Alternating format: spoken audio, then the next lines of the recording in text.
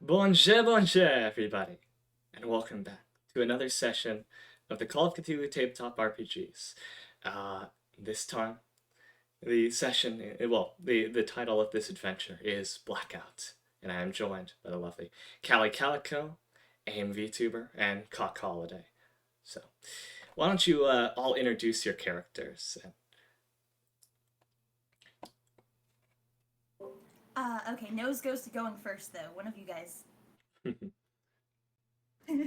Okay, Well, I will do breaking it the then. ice is always the hardest bit. I Yeah. know, that's why I'm not doing it. Okay, yeah, I don't mind going first. Well, I'm Aim to introduce myself real quick. Former Demon Duke, now a VTube to take the edge off. And the character that I will be playing today is named Aim DeSoto Sykes. A bit of a strange name. You can call him either Aim or Sykes. He is a obsessed archaeologist from a long line of such who is looking for the truth in the world at the cost of a lot of personal relationships. We'll learn more about him as we go.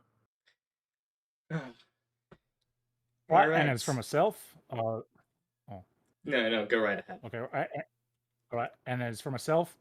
As VTuber, I'm CocHolliday. I'm an outlaw originally from the Wild West. Who runs his own posse of damned outlaws. But as for the character that I'm playing, right? That fellow's name is John Henry Holiday. He's an 18-year-old college freshman on his way to become, or he's a medical student, right? Where he's starting off. Hobbies are baseball and fishing, as well as going out to drink and play cards with friends in underground bars. Got a bit of experience doing some illicit, kind of like basic medical care for the mob. So that's why. But he does that because like he got driven into a corner. You know, he's having to find a way out to help support his family who's struggling to care for his like sick brother. You know. So yeah, that's essentially the character that I'm playing. A very simple fella, with a bit of a rough edge. So he's like a gangster doctor. I guess best way I can describe him. True 1920s man. And now you, Callie? Hi, my name is CallieCalico. I am a Maho Shoujo breaking my probation by being here to play nerd games. You're welcome, Fleur. And today I am playing CallieCalico, one of the younger daughters in the Calico family. She's studying to be a reporter after her sister Carolyn came back from Europe with her mind broke from weird events. And now Caitlin's determined to go around documenting the weird and the strange to try and understand it and maybe fix her sister. All right. That's it. That's me. Now, with the cast of this game introduced, I think it is time to get into it. I gotta remember I think that's the play command for this bot. Give me 1 second. Yes. Ah. All right. Well, ambience aside, we'll figure that out later. Our adventure today begins with this team of upper level college students, maybe grad students, at being called into the office of Professor Anglos Galloway of Miskatonic University, Arkham, a member of the archaeology department. His specialty is Egyptology, and well, he's putting together a team for a little expedition, not to Egypt, but to Providence, Rhode Island, to find something lost, but that might have great historical and archaeological significance. So, pulling into the office, you see this old, haggard looking professor, who even as he calls you in has papers on his table and looks to have been recently comparing them. Well, it's good to see you all here. All right, so I take it that you all respond to my job offer. Was it $200 for successful completion of job, but $50 a day, and regardless, as long as the search provides fruitful.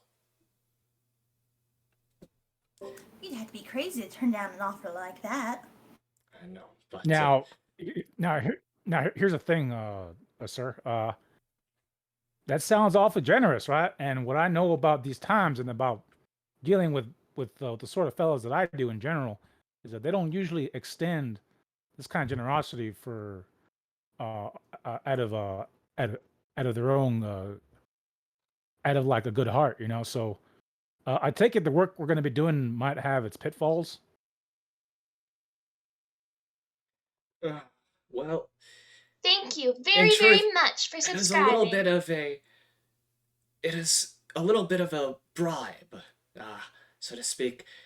What I'm having you go out and look for is something incredibly valuable, and so it would, if I were to underpay on the search and it got sold off to another pawn shop or a or a collector, we would be losing out on a great deal of great historical knowledge. And I'd like to break out of character to say thank you for the subscription, Riker. I appreciate it a bunch. What's a subscription, Professor? Hey, I said out of character.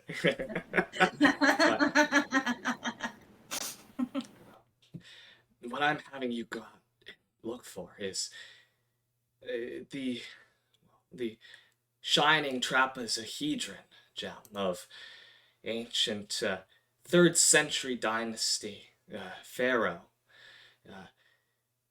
Najit Ka. Now it is said that Najit Ka, his tomb was excavated in the early 1800s, and the gem was retrieved from it.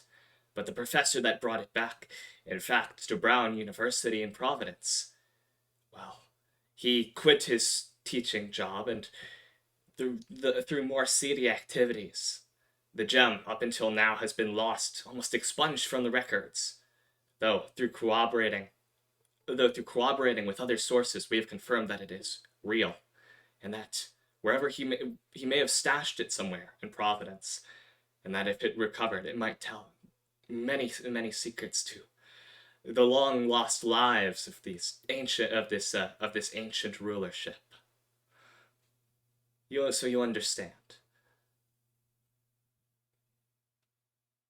All right. Well, Well, I was going to let y'all know that I mean, I don't have any problems with doing dangerous work, but I want to know what I'm getting into. But yeah, it sounds like a very valuable sort of artifact is going to attract lots of bees, you know, to use a sort of like metaphor. But yeah, consider me game. I got a sick brother to worry about, and I got to do what I got to do to help support the family. So. I am glad, though I hope you encounter no danger in trying to go and retrieve this artifact. I hope that it does not fall into the hands of people who would value it for greed or for even for some odd, grandiose ambition than for simple scientific pleasure.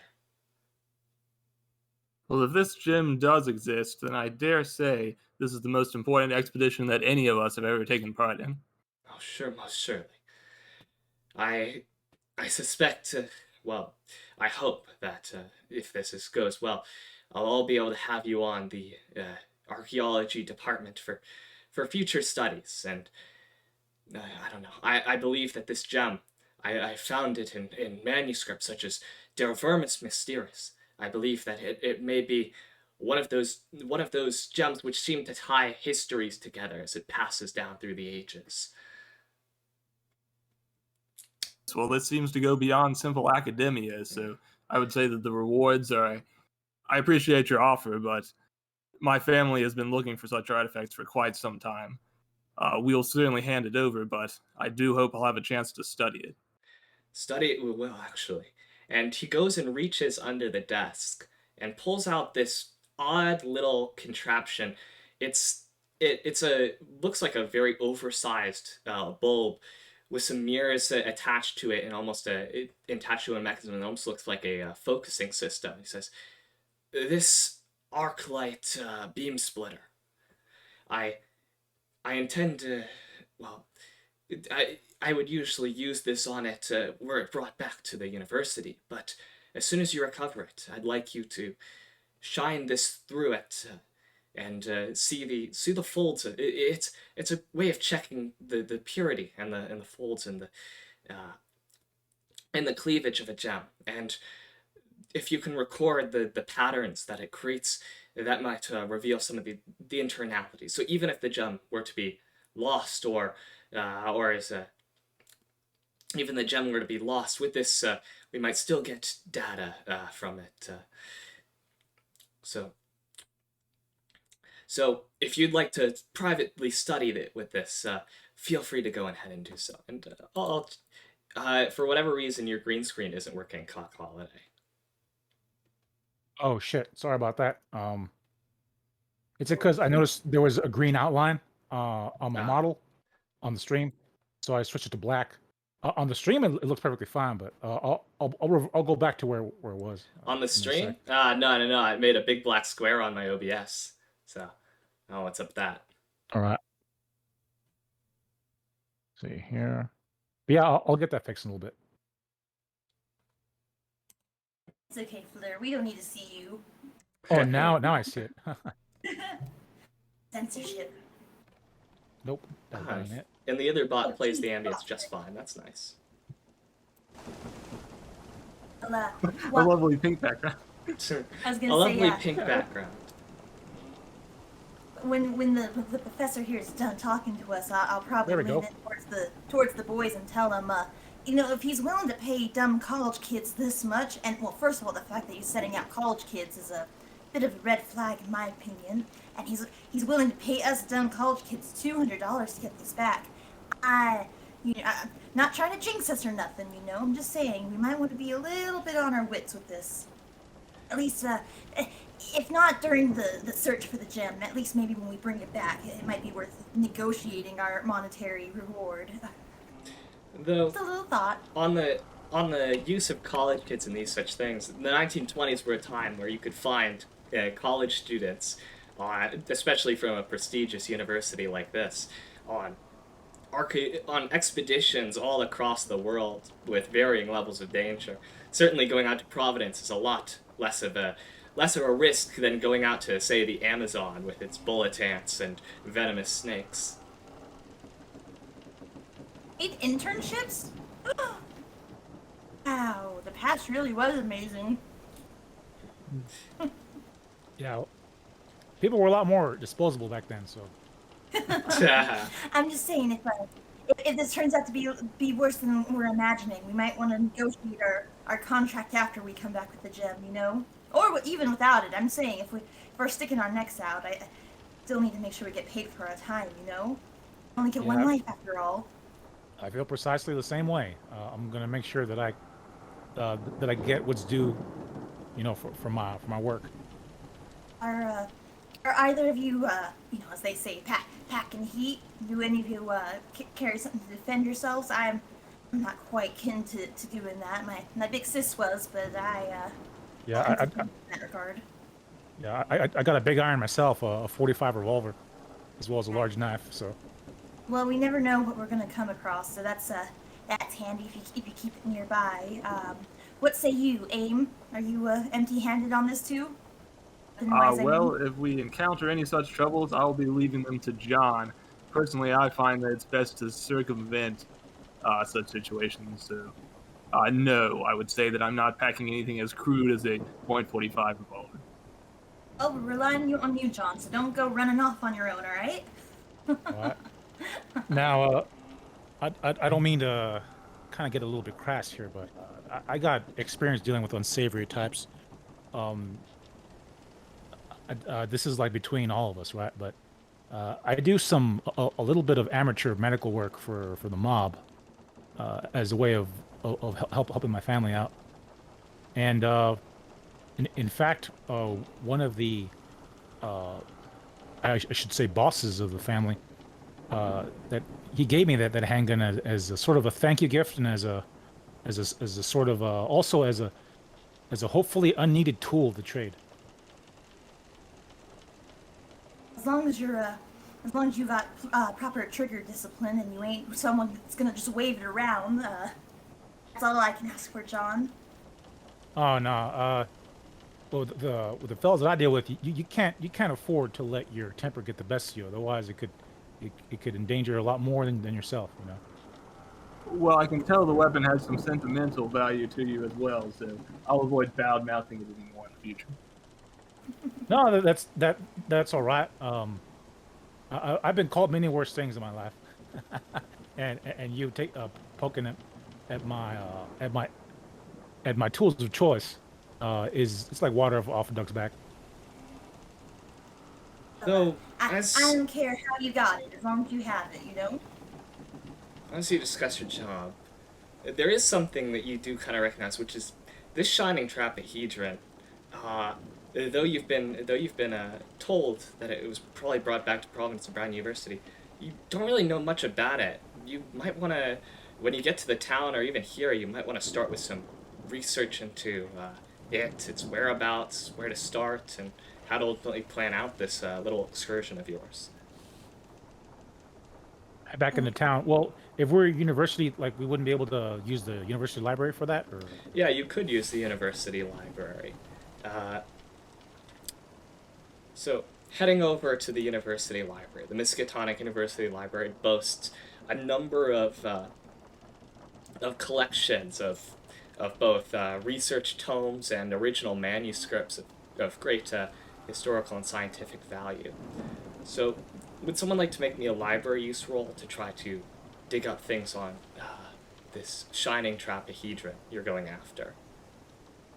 sure, I'll go ahead and give a stab at it, or take a stab at it. All right, nope, not this one.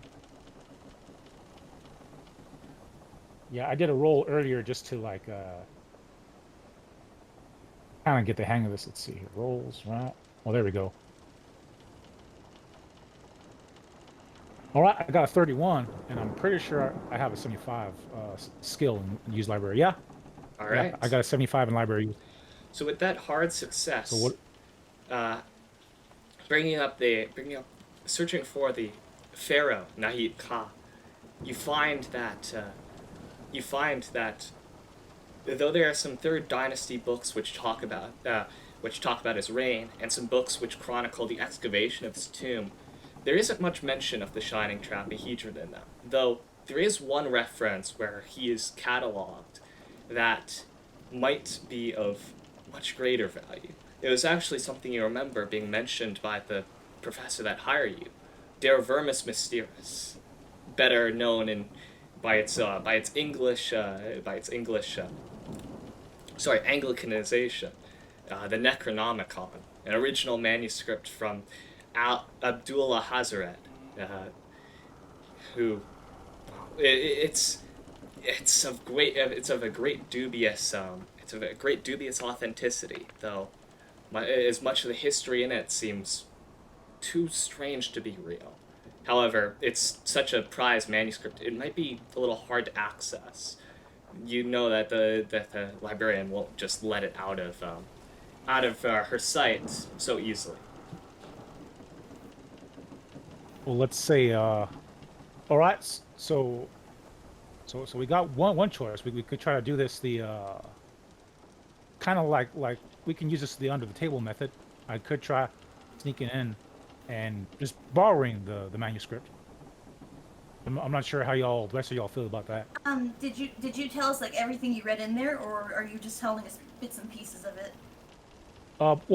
I'm telling like little bits and pieces of it. Well, yeah, I try to share as much as I can about it. Okay, no, just to make sure that like you're not, because if you want to hide something from us, you know, that's fine. I just want to be clear. Oh no. Do Well, we yeah, know? out of character, I wouldn't really hide anything from you. Okay, no, that's cool. That's cool. Do we know where the manuscript is in the library already, or is that something we're gonna have to discover first, maybe? If you get it from the librarian, it would be pulled out of the archives. Though it is one of the things on the registrar here, as one of the prized holdings of Miskatonic, this ancient original document. So Well, Right. Oh yeah. So earlier I was bringing up the underhanded option, right? I don't know how many y'all got enough charm. You might be able to convince whoever is in charge of it to at least give us a little bit of alone time with it just to study it. well, I certainly can. I can certainly try to go in and convince her to let's look at it for a moment. I mean, we are students after all. And what's the point of a library? She ain't gonna let us use the books here, right? Yes, and to me that text seems indispensable, so I would say we need to use whatever means we have available. However, I am at a short of ideas. So, Okay. I suggest we play it straight at first, and if not, we're gonna have to kind of do things under the table. that sounds great. I'd rather not get on their bad side before we try the other options. I don't have charm, but I do have some fast talk, so that should work equally as well, right? Yeah, it Nope. should. Unfortunately, I ain't too good at verbal subterfuge. Most of my stuff is just direct. Oh, don't you worry your little sweet heads about it, alright? Y'all sit here at the table and I'll go speak to the librarian, alright? Try not to look too grimy and shifty in the meantime. All right, I'll do my best. I'll be on my Sunday best then. Excellent, alright. Now, fast talk Yes. its nature is that of bluffing and misdirection. It's lying, kind of stuff. So in this case, to use fast talk to get through this, it would be playing up your status or your reasons to have it. So would you like to try to make a convincing argument to the librarian of why you should get Dear Vermis Mysterious, with as much embellishment as you'd like? Miss Caitlin's gonna go right up to the front desk and she's gonna approach Miss Librarian Lady and request, what was it, the Necronomicon? Is that what you were calling it? Yeah, made by that Abdullah guy. Yes, hello there, Miss Librarian Lady. I'm hoping I could check out one of your archive books. I'm doing a bit of an important thesis paper for class here, and I know you ain't able to check out those special archive books to just anybody. But if you'd be willing to give me maybe an hour with it or two, I might be able to write up this thesis paper and then get done and return it back to you safely. It's the kind of argument. That's what I'm going in with, anyways. I do know of Their Vermis Mysterious, better known as the Necronomicon, but I mean, if it was one of the more common passages, I could maybe find an article where it's featured, though. It's I've been told not to let it out to just anybody. Could you please make me a credit rating roll? A credit? Okay, I've not done that yet. But where do I find my credit rating? It's skill. It's one of the occupation skills. good. It's your social status essentially. Oh, so if you have Blur, do you have my sheet handy? Because Yes, I do. Okay.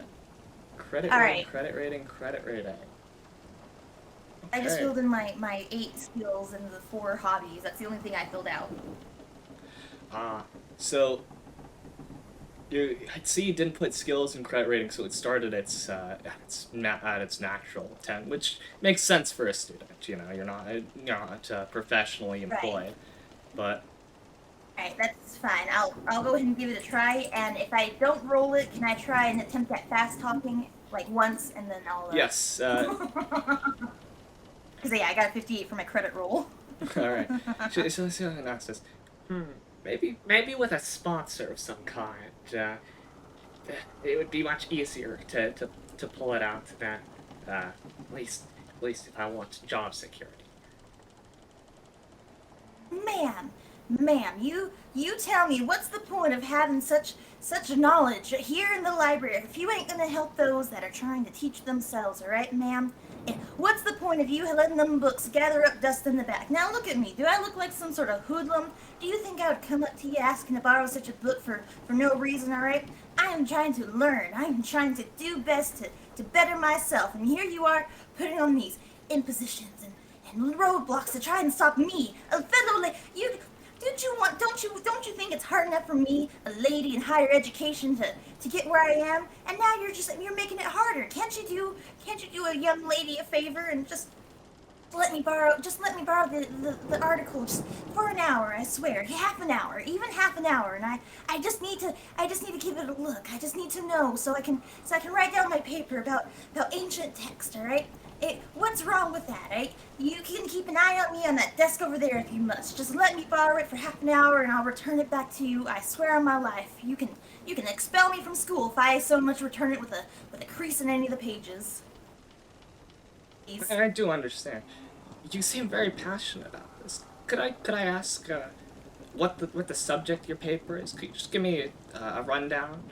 Now I'm gonna ask that you make a skill roll with one of the with an academic subject or something of or something of that nature. Like you're trying to bolster your credibility by adding in academic details here. Right. I chose archaeology as a hobby, so would that work? Because I know Alright. I know the Necronomicon isn't exactly like archaeology based, but could I just like wing it somehow if needed? Yeah. So Oh, actually, I have a very high archaeology score. If I can help with that. oh sure. Oh yeah, if especially if we're working together, I don't mind looking over to the table to be like, help me fudge this, please. Yes. Well, I would be very happy to lend my service. All right. Hey, why don't you come talk to the nice librarian lady over here and let her know what our paper is that we're working on together, eh? Yes, please. Give me Thank one. you. I'm such a brainlet. Okay, now this is where I admit I rolled a 44, but I don't know how to check if it works. All right. So to make a skill check, I do roll a have my 1d100, and if it's under that number, it's a success. Simple as. Okay, so I got a 44 is my roll, and my archaeology is 75 with 37 and 15 next hits. All right. Yeah, so that's a pass. So that's a pass, and you begin to talk a bunch about it. Well, we want to look into the Necronomicon because in the Necronomicon, we've heard that it details all these fantastical ancient forms of civilization, yet lost, and yet that we are only now just unearthing in scattered ruins and half ruined pictographs. It's maybe though written in such a strange style, it may be a missing link in some of the aspects, at least the distortions passed down that fill in the gaps. And the librarian nods and says, "Well, you two seem like a good pair, so I'll lend it out to you, and best of luck on your paper." Well, a pair might be a strange way to put it, but I thank you for seeing reason on this matter. You're very kindly, and we won't do anything unsavory to this book. We appreciate your help with helping the education of a bunch of small little. Well, I don't know what y'all are. I'm getting a reporter's degree. Let's go check it out. I'm not gonna touch that, by the way. What's it look like, by the way? What's the Necronomicon look like? The Necronomicon, well, it's essentially stitched together a collection of old cracked pages, obviously weathered by time, and so holding it just feels incredibly fragile. But the writing on it, parts Arabic, parts English, is still legible in its thick black ink. Searching through it, eventually you find a passage on the trapezohedron of the cosmos, and it reads in the English passage next to the original Arabic. The shining trapezohedron, or the trapezohedron of the cosmos, is a strange bauble, a smallish gem-like stone, closely resembling crystal. It is almost completely black, but has some crimson striations.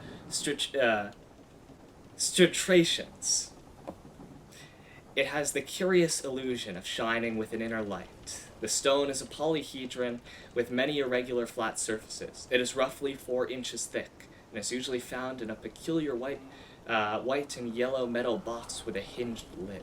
The box is decorated with, yet unknown to me, but dot-formed hieroglyphs. The shining trapezahedron is impossibly old, a gift from the Black Pharaoh of Egypt to those that would follow after him. It is said that the ones before possessed the artifact and mounted it in its yellow metal box. It was salvaged from the ruins of one of their long-lost cities by the man before men, who took it back to Velusia. Then it was sighted over the years in various ancient lands, including Lemuria and Thule, where it was first gazed upon by humans as known. After these cities sank beneath the waves of time, the stone dropped out of sight for a while before it was dredged up by a Minoan fisherman. It was sold to merchants from Kem and later fell into the hands of the third dynasty, Black Pharaoh, Neferka. After many years of use, he buried it along with an enchanted mirror in a sealed crypt. Both were found by the evil queen Necrotis after she adopted the child of the masked messenger in the White Desert, returning to the Black Pharaoh's line each time, though after its end with her fall from power, it has disappeared without a trace, never to surface again. Frankly, we're looking for the worst kind of treasure, by which I mean one that a hapless bandit will pick up just as easily as an explorer such as myself. So we'll be lucky if we manage to find it. But You were able to understand all that mumbo jumbo? oh yes, this is all like second nature to me. You're one of them folks, I see. Well, whatever. So long as you don't start blabbering off nonsense, I guess that's fine, alright? But I'm keeping my eye on you, weirdo. Well, No, I say, doubt these legends at your own peril. I mean, as a man of medicine, I do really admire his dedication to his craft. Oh, sure, it's impressive, but then you start looking a little too deeply in one of those voids, and next thing you know, you come back from Europe talking crazy stuff, carrying around some beaten old Bible, talking about, oh, people are really here with me still. I ain't gonna put up with that again. I don't know. I've had a brush with the crazy myself. I'll tell you a little experience I had as a small child. One night, I was just awoken randomly, right, and I was just asleep in my room, and I saw a black figure, a shadowy figure, right, looked like a man, sitting in a chair in the corner of the room. And he was just staring at me for 2 hours straight, just staring silently, not moving around, not saying a word. And I was scared out of my poor little mind. I was just frozen in fear. But fortunately for me, nothing else happened for that. He just walked up and left. I never saw that shadowy figure again. So What you're describing sounds to me like an apparition, and to me, that is but a symptom. It's not what we're really trying to get at here. So while it is an interesting experience, let's keep our minds open to the greater meaning to everything we encounter.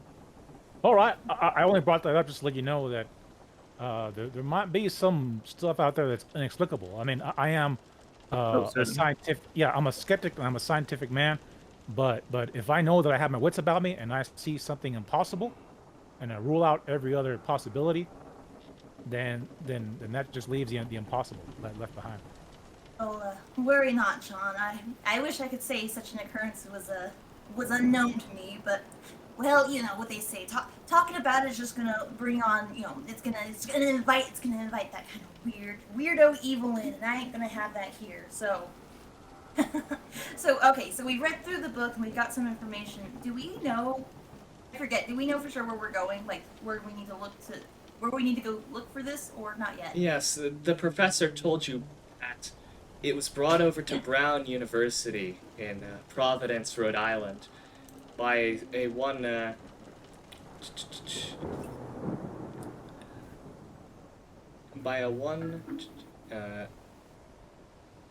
Okay, one second. Yeah, by one Professor Enoch Bowen, in the 1800s, 1843 to be exact. But that it seems that he hid its existence and then disappeared into more disreputable activities, probably taking it with him.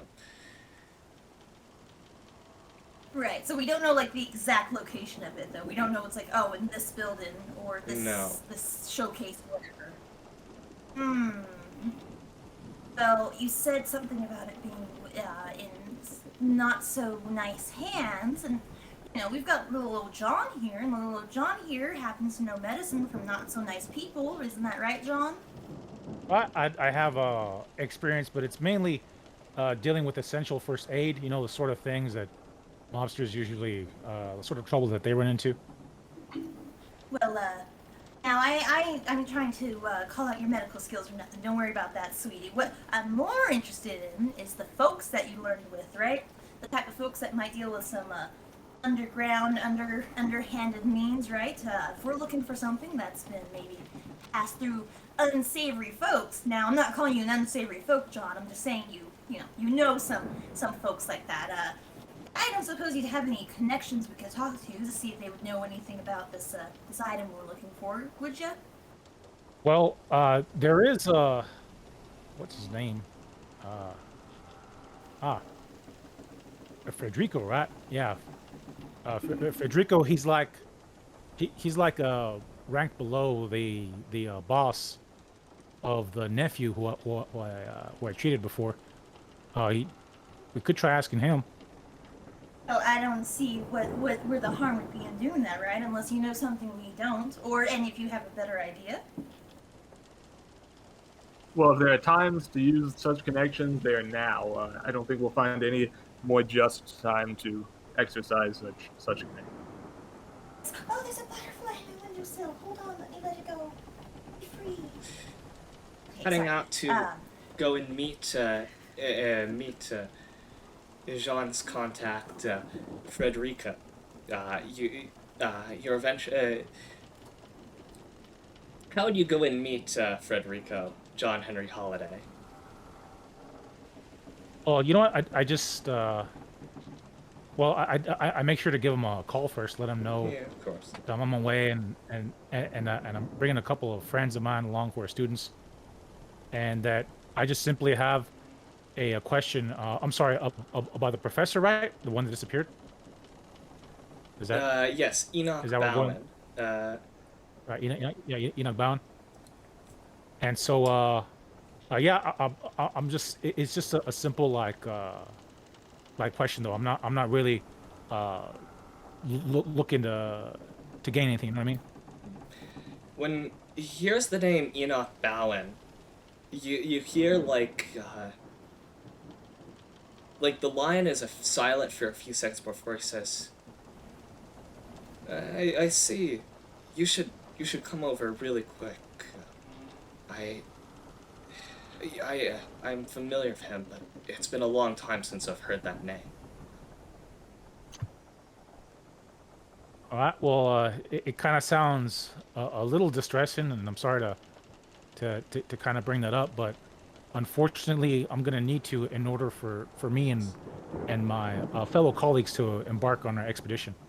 It was just Uh, memories I had forgotten a long time ago. all right. Well, I mean, any sort of any little bit that you know or that you have can like help. We're I mean, any lead to point us in the right direction is good.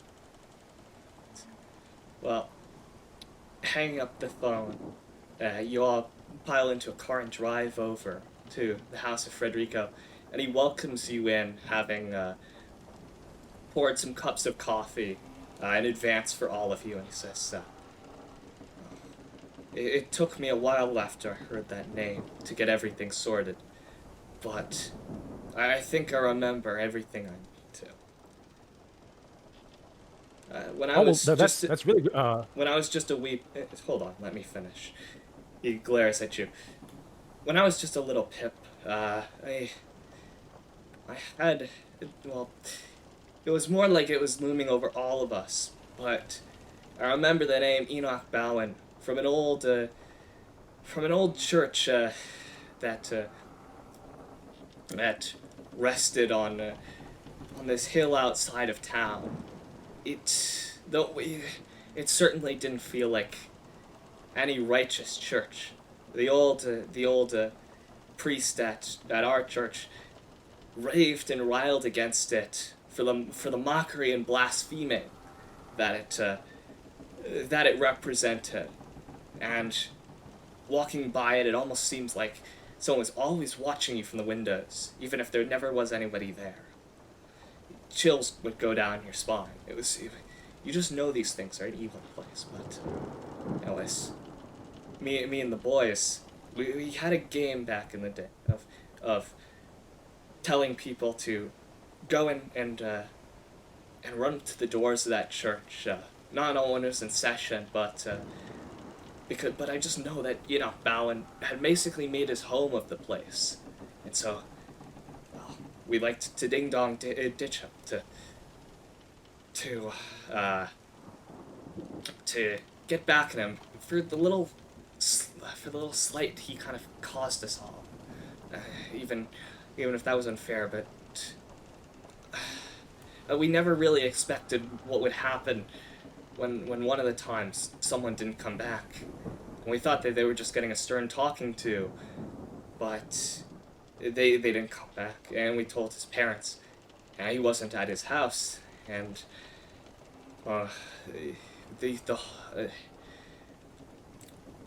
chokes up and says, "To think I've seen men die at my feet, and I'm still getting choked up about this, but he was disappeared, and I'm sure that church had involvement with it. And once he disappeared, well, all the townspeople came in one big mob after hours, and broke every pew and fixture in the place. And I think that Enoch Bowen left town shortly after that. I can't for the life of me remember the name of that place, but even going back to Providence, I stay well clear of that place. Yeah, that sounds awfully unnerving. I really hope we don't have to check that place out. Let's see. Do you have any idea, more or less, where he headed to? No, and I don't think anybody was inquiring. We just wanted him to disappear off the face of the earth. But I don't know. There's something. All I'll say is there's something wrong with that place, and if you want to investigate into them, be very careful going into it. I'll do whatever I can to avoid having to go in there. But I thank you for letting me know, though, sir. You're very, very welcome. By the way, I meant to ask you, how's your son been doing lately? What do you say? Well, how's your son been doing lately? Little kid's been doing very well. Thank you for asking. Oh, well, that's always nice to hear. Pleasure is always to have you over. And he says, but I'll be meeting other people soon, so it'd be nice if you could usher out. All right, no problem, sir. Thank you for having us over. And led away, you're equipped with that little anecdote about the church. What would you like to do now? Well, let's see. Now, just one question. Professor Bowen, he also taught at the university where we were at, right? At Miskatonic? He taught at Brown, not Miskatonic. Oh, not Miskatonic? Oh, damn. So... Excuse me, I'm going to go close the door because the dogs are barking like crazy outside. Those.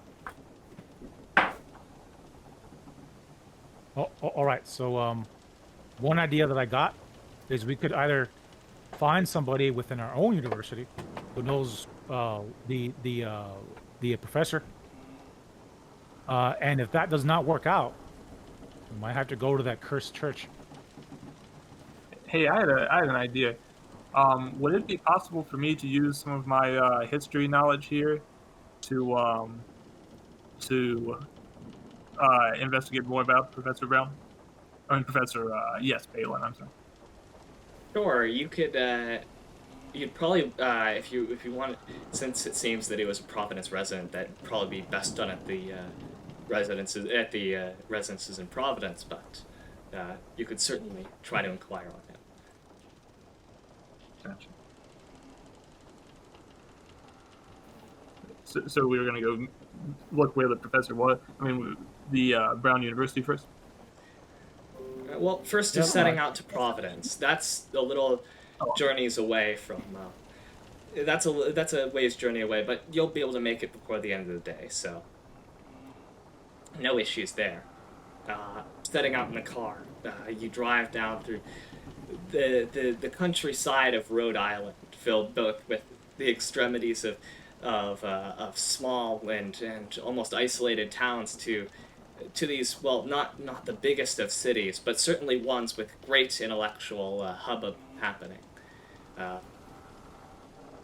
And eventually pulling into Providence, you see that the city is one of the latter. It's though a small and quaint place it seems, with old architecture. The most striking feature is the whole city is lit up with streetlights and various other forms of electrical lighting from inside the houses.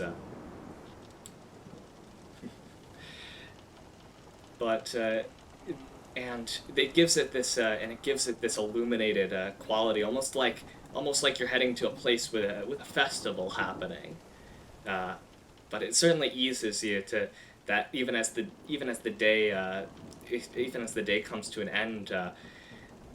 The lights remain on and keep the liveliness going on throughout the night. And I really like this town. Seems like they have a very active nightlife. Callie just got artifact on my end. Oh, okay, we're good now. Am I okay? Oh, Jesus, look at me. Okay, Oh that's yeah, fine. real Eldritch horror of the stream right there. It's a little bit hot here, so my router and my camera keep kind of overheating. That's why my neck keeps breaking. I It's see. okay. It's fine. So if I disappear for a moment, just give me a moment to get back in here. So I certainly ain't afraid to go check out no place, but as long as we're not having to, sneak in and break past anyone with guns, I'd rather not do that quite yet. Not for a measly $200. Good.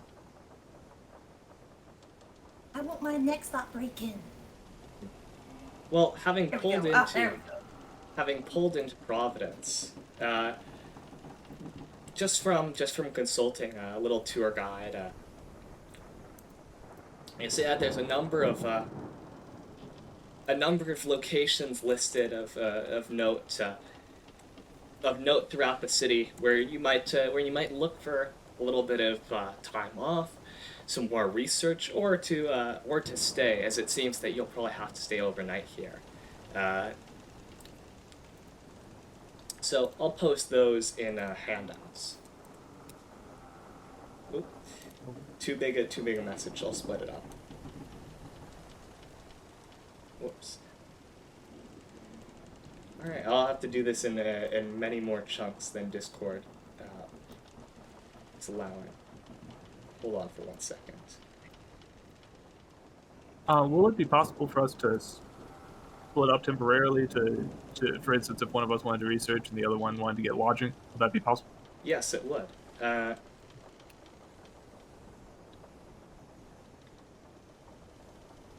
Right, so I guess I'll go ahead and take care of getting the lodging, since y'all are more, I should say, well versed in the sort of knowledge you need to pursue the leads. All right. The main hotels in Providence are the Biltmore and the Narragansett Hotel. The Narragansett is the more old and prestigious of them, and it's harder to gain a room here, pricier, but much better service and is preferred by the upper class. The Biltmore, on the other hand, is modern, but and has a number of private luxuries, though it is much more affordable. Its rates range from 5 per night up to 35 per night for a spacious room, whereas the Narangset ranges from 10 for the smallest rooms up to 75 for a top floor suite. Let's see. Now, if we're looking for this Professor Bowen fella, it might make sense to stay in the more expensive hotel, because we're more likely to encounter some of his fellow colleagues around there, or people, or people of his station, you know. All right. Entering into the Narangset, you do see that this place lives up to its reputation. It has that old New English prestige to it all, in not ostentatious construction, but certainly a place that shows off just great quality in furniture, and in its furniture, and in its service, and most importantly, in the people it is willing to attract. You see many seemingly upstanding gentlemen there, but As we approach him, can I do a spot hidden to see if I notice anything, maybe a bit strange about the room or the guy, like as we're walking in? Nothing, too closely, just something that might catch someone's eye if they were to, give it like a quick little glance. well, I thought that Holiday was going off to get the rooms while you guys did the research. Okay, Well, that's fine. we could also certainly. Yeah, because If you it would, said I mean, if you you'd do split want off to do from the you plot guys, check. but so Oh, okay, sure. Holiday, pulling up to the counter, you ring it and you're offered the room selection. It's $10 a night for one of the smaller rooms on one of the lower floors, but prices incrementally raise up. Yeah, so raise up to of course top floor suites. right, I'm a humble college student with just a 10 credit rating, so I'll just take the cheapest option. All right. And you know what? I'll go ahead and let's see. I'm guessing we're gonna need 2 rooms since we have a lady with us. So yeah, I'll go Hold ahead. on. I refuse. After what I've heard about what happened to my dear sweet sister, I ain't gonna sleep alone. All right. Now I know sleeping in the same room with gentlemen is frowned upon, but I'd rather be called a harlot than to be buried a virgin. You know what I'm saying? I don't want a room by myself, please. I'll sleep on the couch if I must, but don't make me be alone in this weird place. All right, that's okay. I mean, if that's really what you want, then we'll sleep within the same room. That'll save us a lot of money. We might catch the eye of some of the other clientele here, but yeah, I mean, whatever saves us the most scratch is fine with me. Maybe it's good. good that you're the only one paying about for this room right now, and you can clown Carr into the room later. Maybe with a little more subtlety after closing hours, but Right, it sounds like a plan. as for the narration I'll give for Aim and Caitlin's adventures, as redeemed by my chat, it'll be in a hag voice. So, pulling into the old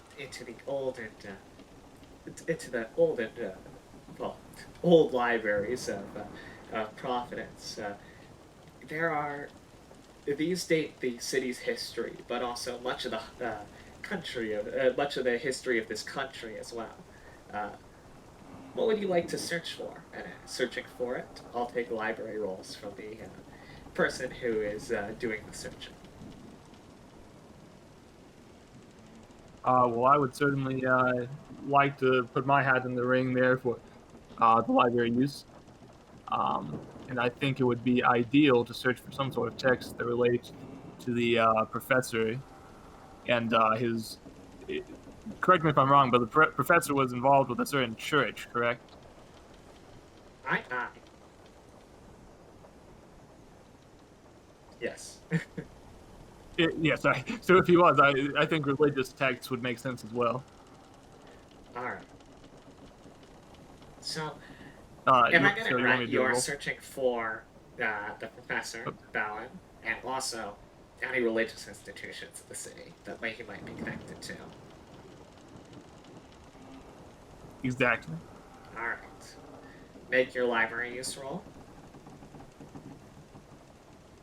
Right.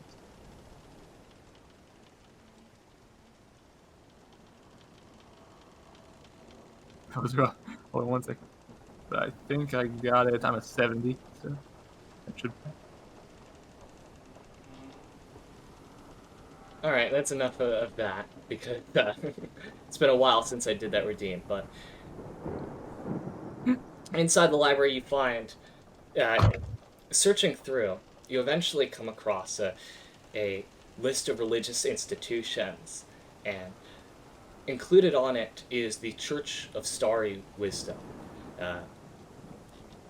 Its headquarters is given as the Free Will Church, and among the clergy registered for it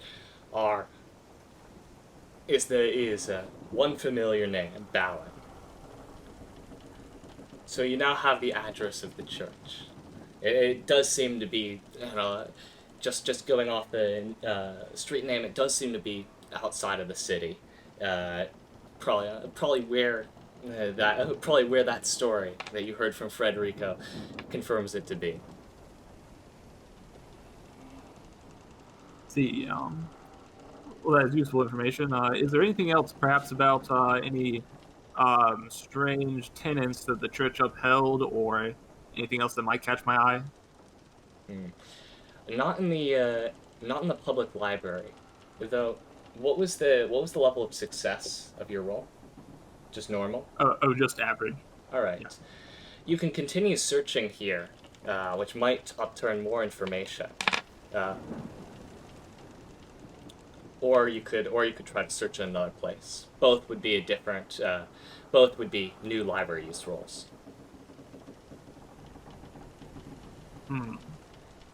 Well, correct me if I'm wrong, but there's another library within the town's grounds, right? Yes, there is. There's the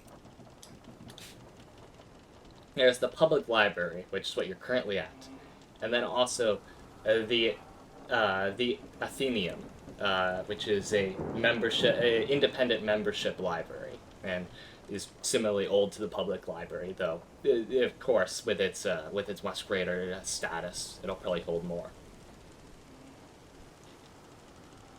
See, well, I am unfortunately going to drag Callie along with me, and Caitlin along with me, and we'll check out the second library as well. All right, pulling up to the Athenaeum, you, as the entrance requirements are made clear to you, clearly sees that it's going to be hard to get into this place. You'll need to be a permanent resident of Providence to gain access to this, and you must pay into a membership. You might be able to get in with somebody else, though you'll have to find somebody that is willing to cover for you. Oh, you mean some lonely fella that needs someone to hang off his arm might be willing to take us in? Well, how busy is this area, by the way? Like, are we seeing a lot of people like mulling around, or like, how many folks might be looking? There are people on the streets, though. It's getting later in the day, and while the streets remain pretty lit up, as I talked about with the street lights, people are still wrapping up for the day, heading home, that sort of activity. Well, Aim, before I suggest any crazy ideas, what would be your course of action if we were gonna leave the plans all on you? What would you say would be the best weekend side? Well, I am loath to say it, but I don't believe that my shining intellect is going to win us any entry into the library. So unfortunately, I must turn this over to you. I think we've seen success with your methods in the past, and I will leave it to you. Well, I can't promise nothing, but so I know spot hidden is to find like hidden things or whatever. But what would I roll to say scope out the folks around us to maybe see if there is anyone a little bit by themselves, maybe a little bit inebriated, or looks a little bit like they might be easy to talk to in this moment, especially for some dumb college kids on the street. Would there be something I could roll to spot someone like that? Yeah, sure. Make me a spot hidden check. Oh, hell yeah. Alright, let me get to the thing real quick. So we gotta find our, what is it called, a mix? We have to find our mark first. How did I roll? Alright, my spot hidden is 70 and I rolled an 11. All right. You spot out on the streets a college student, probably about your guys' age, bring back some books.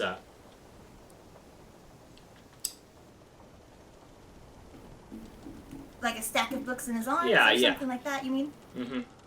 Alright, Mr. Aim, if you want to step back for a moment, and then when the time is right, swoosh on in. Caitlin's gonna walk on over and, absent-mindedly, of course, because she would never. She's gonna accidentally bump shoulders with this man very, very, very hard to try and trip him up and maybe knock his books to the ground.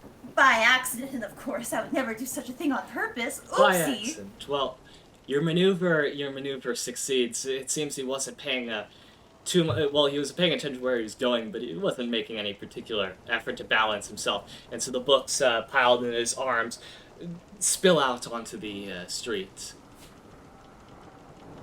Oh, pardon me. I really need to be careful of where I'm walking. Oh dear, let me help you out there, mister. So he does it look like he is part of Providence though? Like, is there any telltale signs of that? Like he's not just some rando? Well- Rando, I mean. Well, when you saw that he was a college student, you did recognize that that he was wearing a Brown University jacket too. So. Excellent. Oh, I'm so sorry. You clumsy me. You know how it gets when you're thinking about 10 different classes and 20 different papers that are all due at once.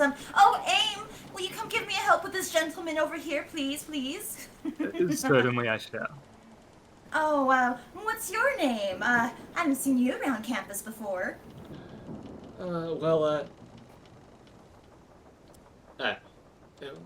Nice to meet you all. My name's Robert.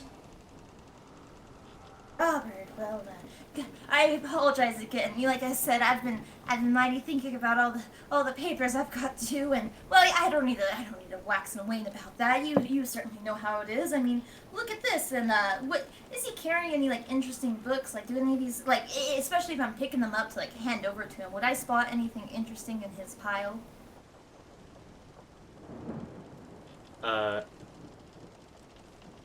Looking through his pile, it's mostly a collection on books about biology. Nothing too striking. Nothing like the Necronomicon or anything. No. So it looks like you might be studying to become a doctor, huh? Or Yes, that is very right. Well, more a biologist. I don't have plans for medicine, but I am very fascinated by living things.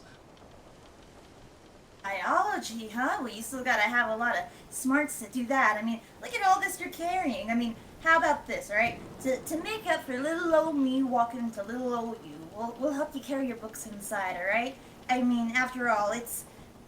Oh, like I said, seeing you struggle with them is hard enough, but then here I go being rude. Me and my brother here, of course, would be willing to give you a hand. Ain't that right, Aim? Yes, of course.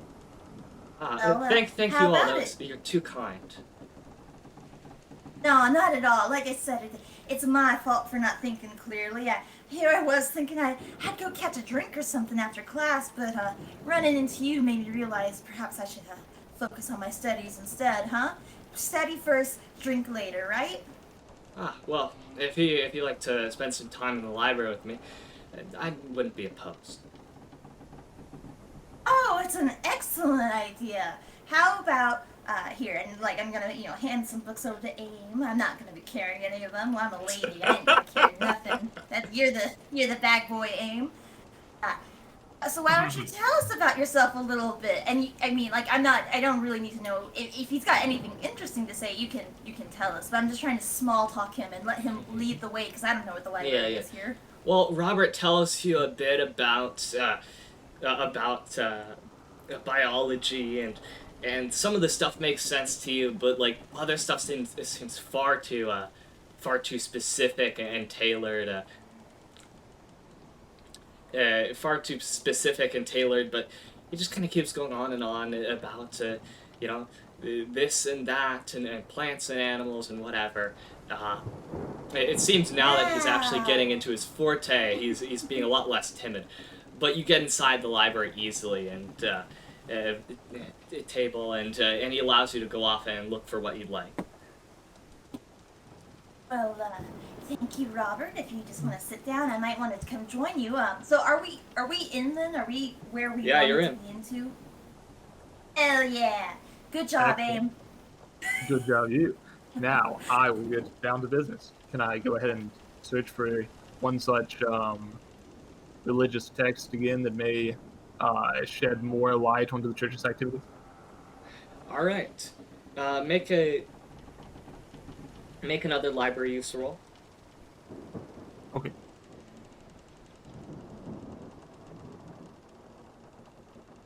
Oh, God. After all that, I just failed my life. Aww. What did you do? These books are so poorly kept. I can't find a thing in here. Well, you try to peruse the libraries, but you either missed it or it's not here. You're not sure. You could try to spend more time, but it is close to closing time, so this would be your last chance for the day to find anything else. Well, why don't we just ask our new best friend that we made here? Perhaps he could give us a second eye or a third set of eyes to look around. I mean, I sure as hell don't know what you're looking for, but if he's actually from this library, he might have a few clues to help us, Certainly. Can I instruct him to look for a religious text as well? Or rather, can Caitlin instruct him? Can I tell Caitlin what we want? Can Caitlin tell him? Yeah, if you tell me what to look for, I'll go over and be like, "Oh, Robert, not to be a bother again tonight, but you know, these libraries and their Dewey Decimal Systems and all whatnot that just doesn't make sense to my poor little lady brain. If you have a moment, do you think you could help me find book title?" It's more just anything on related Starry to- Wisdom or Robert Bowen. Oh, okay. Yeah, could you help me locate where I might find something about religious text? I know it's not quite in your biology forte, but if you happen to know, maybe you could at least point me in the right direction. Alright. Now, would someone make a library use roll with a bonus die? So roll 2d100 and take the better, because you have a second set of eyes. If you trust me, then I shall do so again. I believe in you, because I ain't got library use. I ain't a geek. Roll 2, you say 2d100, right? Yep. Choose the best one. Okay, then Ooh, 9 is nine. one. Well, thankfully that saved you from a complete failure. So as you peruse the library, you accidentally bump into a bookshelf, and it's only through Robert's quick thinking. Hold on, why is that message suddenly going off in my landline? Okay. Only through your quick thinking is through his quick thinking is the whole thing falling over and causing a real racket through the whole library, but but eventually, as you look together, you do find a book actually written by Robert Bowen. It's an Egyptology guide, and the other book that you find, well, it's another one of his books, but this one looks a lot stranger. It is the Book of Starry Wisdom, and it's only big enough to say. It's only big enough that your pinky easily dwarfs its size, but it appears to be more of a short manifesto of some kind.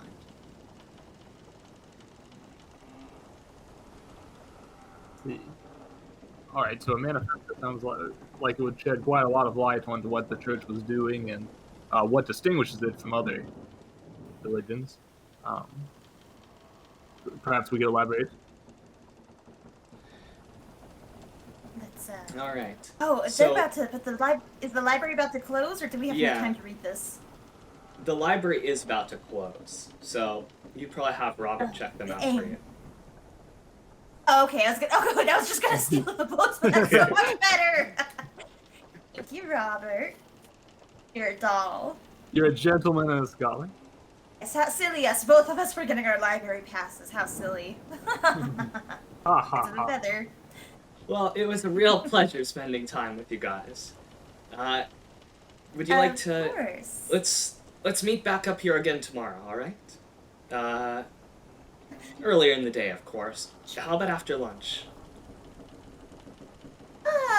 Sure. I mean, if I don't fall asleep in the middle of writing such boring papers, and don't try not to wait for too long. You know how it gets. But of course, Robert, and thank you from the bottom of my heart for this. You are a doll. You're very, Mwah. very welcome. Well, parting ways. You take both of these books back to the Naga set, and you have more time to read them through the night. So, starting with the book on the Starry Wisdom Cult's Manifesto, it at first appears to be it at first appears to style itself a guide into the traditions of religion and spiritual practice and humanity, but it becomes pretty clear that this is more a dressing for its own comments on what it believes to be a source or a path to starry wisdom, to enlightenment. It mentioning as a dark haunter that in ignorance and darkness can be called forth to almost bring a divine revelation, a long being that has seen all and recorded all since the dawn of time, yet can only be perceived by the eyes of the faithful, who are willing to go to it blind. And it exalts this legendary source of power, before finally ending with a little screed against the light, against that which we know, that which we think is revealed, and most of all that which is seemingly revealed to people that they hold in trust in the faith of light. Finally ending with true greatness cannot emerge from the dark. Well, Aim, I hope you was able to understand everything that said. Yes, I believe what we found here is an extremely important text, and I believe that the rewards we find from investigating this church, and I do believe we should investigate this church, may be greater than just even the simple, I say simple, even the great treasure we're searching for. Oh, you mean the scary church that we were warned about, right? Yes. Of That's course. very true. $200 ain't something that's gonna be easy to make, is it? It just simply couldn't be easy. It couldn't be something we just go in, take a picture of, and walk out. Okay. Let me put it to you this way. $200 would be a nice thing to have. This treasure, it would be the crowning achievement of my entire family lineage. But beyond that, it's beginning to seem to me that something deeper, pointing towards the the very larger answers we've been searching for may be contained here. I don't think it's a coincidence that this gym was in this church. Oh, listen, as long as you, like I said, as long as you don't start mumbling off some strange, dark mumbo-jumbo at me, I'll follow you wherever. But as soon as it starts getting hairier, right? I hope you don't expect me to go along with this. The way you're talking kind of reminds me of them fellas that stand on the street talking about the world's end, you know? No offense, but you and your weird readings really got me. Believe me, there's a place of rationality that I come to, and I will keep my head about it. But as Well, a as long as seeming you hold that validation comfort. of your initial suspicions, as you finally close the book on its back end, you see needled into it, sewed into it, is a little curious geometric shape, a trapezohedron. Would we be able to? I don't think. Okay, I am a reporter, but I don't think I'd have a camera on me. I don't think I would just have one on me. I mean, if this was like modern day, that'd be one thing. But 1920s, I don't know how doable that is. But do you suppose maybe we could take a moment to? I guess if we want to be terrible, we could just tear out the page. But I'd like to maybe copy down the image we're looking at, just to be sure that we're looking at the true thing later, and not like a fake copy or something. You know, just a little bit of extra safety backup for us. All right. You copy down this little trapezohedron reference. It'll probably be good once you encounter something that looks trapezohedronish, if you ever need to confirm that. As for the other book, just to be sure. the book on Egyptology, it chronicle in it. He begins, though it is more general reference. He begins it with chronicling his journey to the tomb of Nefer Ka, where the trapezohedron was rumored to be. And though he actually mentions a rumor of a starry crystal held by the Black Pharaoh, he says that he found nothing of the sort, but that the journey and that discovering knowledge was a true prize all along. Knowing what you know now, that's a bold-faced lie. I can appreciate the sentiment, but yes, I do think that he had some greater vision in mind than a simple journey. I've been on plenty of those myself, and I'm no closer to the answers I seek. Oh, bad men and their books, I tell you what. Well, I suppose we should try to go find John now and see what he's up to, huh? Yes. Right. So me, I'm in the hotel by myself. So I'm just doing what I like to do. Just enjoying a little bit of drink and looking for somebody to play cards with. All right. Well, as they find their way back to the hotel room, I probably assume you would maybe go down and look for them from time to time. You eventually all pile into the room that you got. All right. So how did your little expedition go? Why don't you sum it up for us, Aim? You understand it better than I do. Yes, it was quite fruitful. For starters, and I'm not sure you're going to want to hear this, but the church must definitely be our next destination. It certainly seems that some very. I don't think that this tetrahedron. It's even the trapezohedron. There we go. It's even the crux of what we're going to find there. I think that many other answers may be looking there as well, based on what I've read. Okay, but the bottom line. Right. So bottom line is we're gonna have to go to that freaking church, huh? I would say so. Yes. Yes. Okay. All right. Should we go to it tonight, or should we perhaps take an evening to prepare ourselves? Well, let's see. That church has a black history, right? If we go to it during the day, we might attract a lot of bad attention from the local townsfolk. Oh no, are you talking about maybe some breaking and entering in the dark? I think that It seems like that's what we got to do.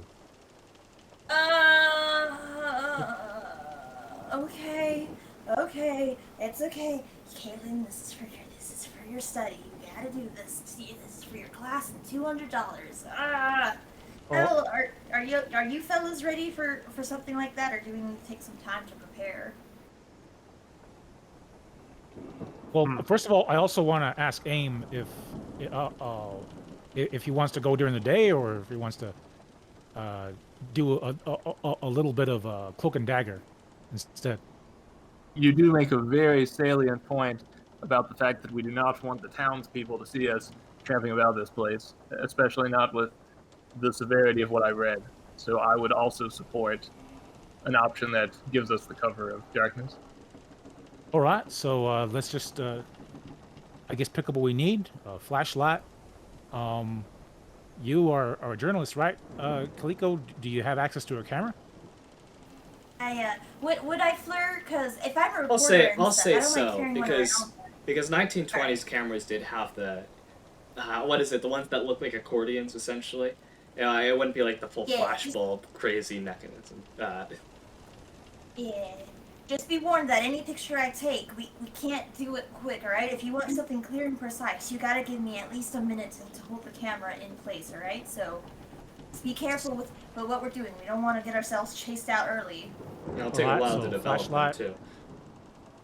Yeah, I know how the old cameras works. I gotcha. I just didn't want to say, yeah, of course I have one, and then you're like, for like $1 million?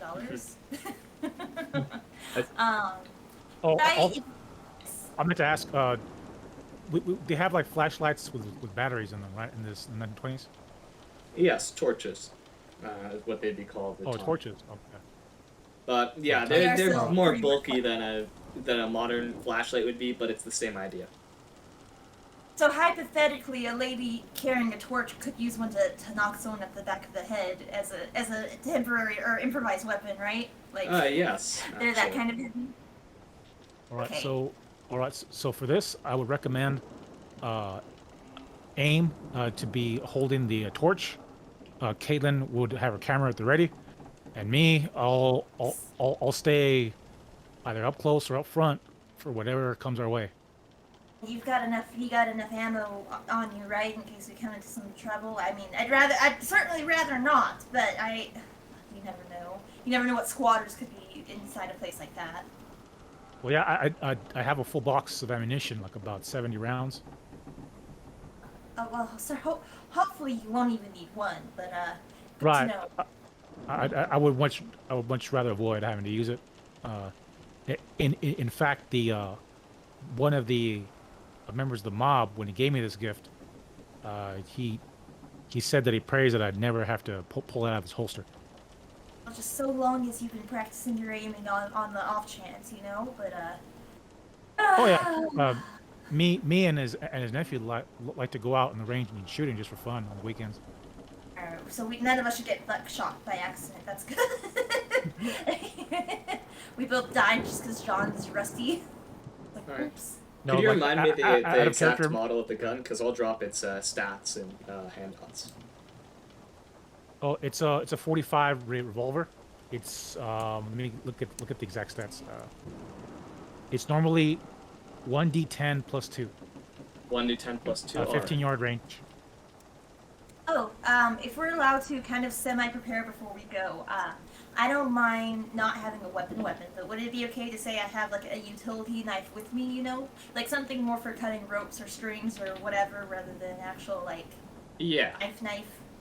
Yeah, okay, cutting knife. Like I wouldn't expect to carry a weapon, but that way I'm not completely like, you know. I mean, a knife is a knife, but a utility knife is a utility knife. It's easy. Yeah. Because I didn't write down items because I was like, I don't know. But, alright, just wanted to establish that before we go in. Is there anything else y'all need before we go? Let's see, I got my large knife, and I even got my doctor bag in case I have to use that. Hopefully not. Oh, good. Let's hope not, though. Yes, weapon-wise, I'm pretty short-handed, so I'll just have to use the flashlight if push comes to shove. Well, you know what? We could always stop by the store and get you some kind of at least a pea shooter or whatever. An extra hand and an extra gun is always welcome. Are you sure you should put in someone inexperienced though, John? I mean, I trust you, but no offense, Aim, but I'd rather I'm not. sure it couldn't be that difficult. However, I will yield to the fact that I've never used fire. All right. Well, I mean, it's just simple. Just point and shoot.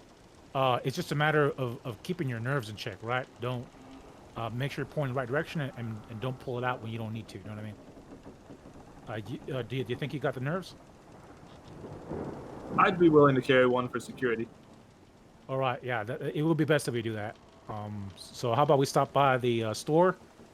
I'll just walk in because I'm kind of experienced with these kind of things, and I'll go ahead and help procure you a reliable weapon. Not sure what your taste is. Some people like a Derringer, something small and concealable. Others want something that hits hard with a good kick to make sure that you'll need one shot to do the job. Or do you looking for something in between, like a 1911? Something small and concealable sounds like a useful trait to have for one such as myself. I want to hurt All your right. hands. So I guess along the way we all stop by the store, or I guess to a firearm shop and get Aim a weapon. I'll actually say because it's night, I'm not sure there would be many firing stores open. Like generally utility right, stores, it's sure, night, yeah. but gun shops Oh, at no. this time of night, they're probably locked up. Oh, that's right. Yes. Right. Well, damn. the place is in bad repair, right? Perhaps we'll find something like an iron poker or a candelabra that I can use in this. All right. Yeah. Improvised weapons always good. All right. Fine. I He's mean, got that torch, so those are big and bulky. Certainly can do a bit of a number on someone if you smack him in the back of the head with it. as for you, Caitlin, what sort of gear you got on you? So I've got my trusty camera here, which is going to take up most of my hand holding. However, I've got a nice trusty little utility knife here to cut my way through if I'm ever a damsel in distress. I have delicate little hands. All right. So let's see here. You know what, Aim? I'm gonna trust you with my with my large knife. All right, that would be appreciated. All right. So it's time for us to head over, I guess. Right now that we got all our gear prepared. All geared up. I'd You say drive so. through dark, well, not very dark, but still very lit Providence until you're outside of the town and there's just moonlight and your torches to illuminate the way.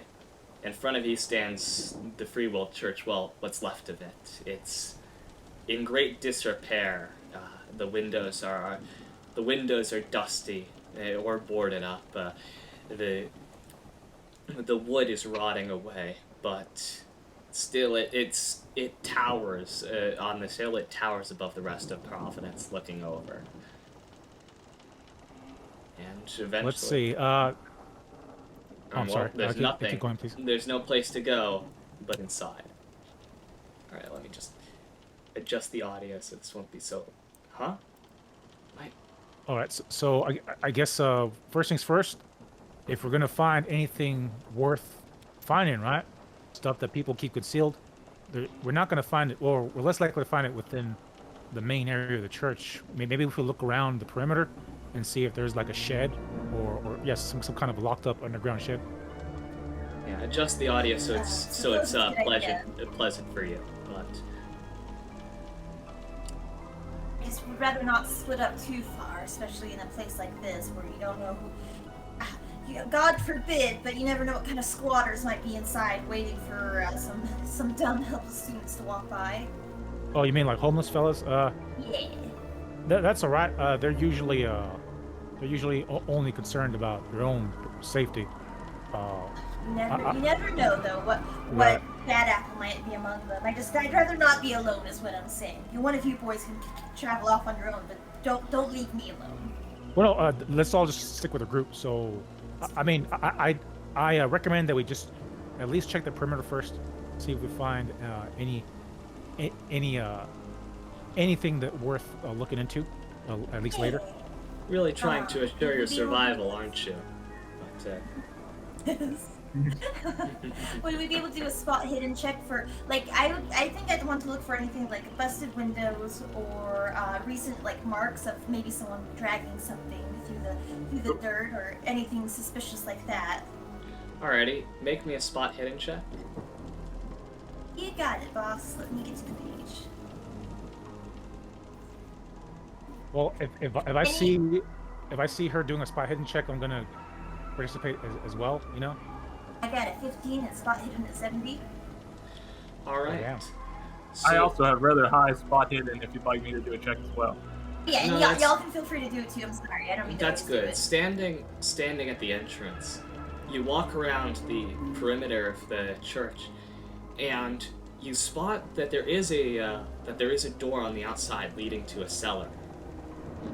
It's been buried by overgrowth, but it shouldn't be so hard to access. Well, who of you lucky two would like to get your hands dirty? All right, I'll go ahead and try to get this thing open. As you do, I think I should also mention that the church, as you pass by the entrance, you see inside a main room leading up to a pulpit pit full of pews. Of course, most of them are overturned, destroyed, rotten, and the like. But towards the back, you do see a staircase leading up towards the steeple. There's that. But back at the cellar door, could you make me a strength check to try to pry this open? I'll go ahead and do that. Let's see here. Nope, that's not it. And 1D100.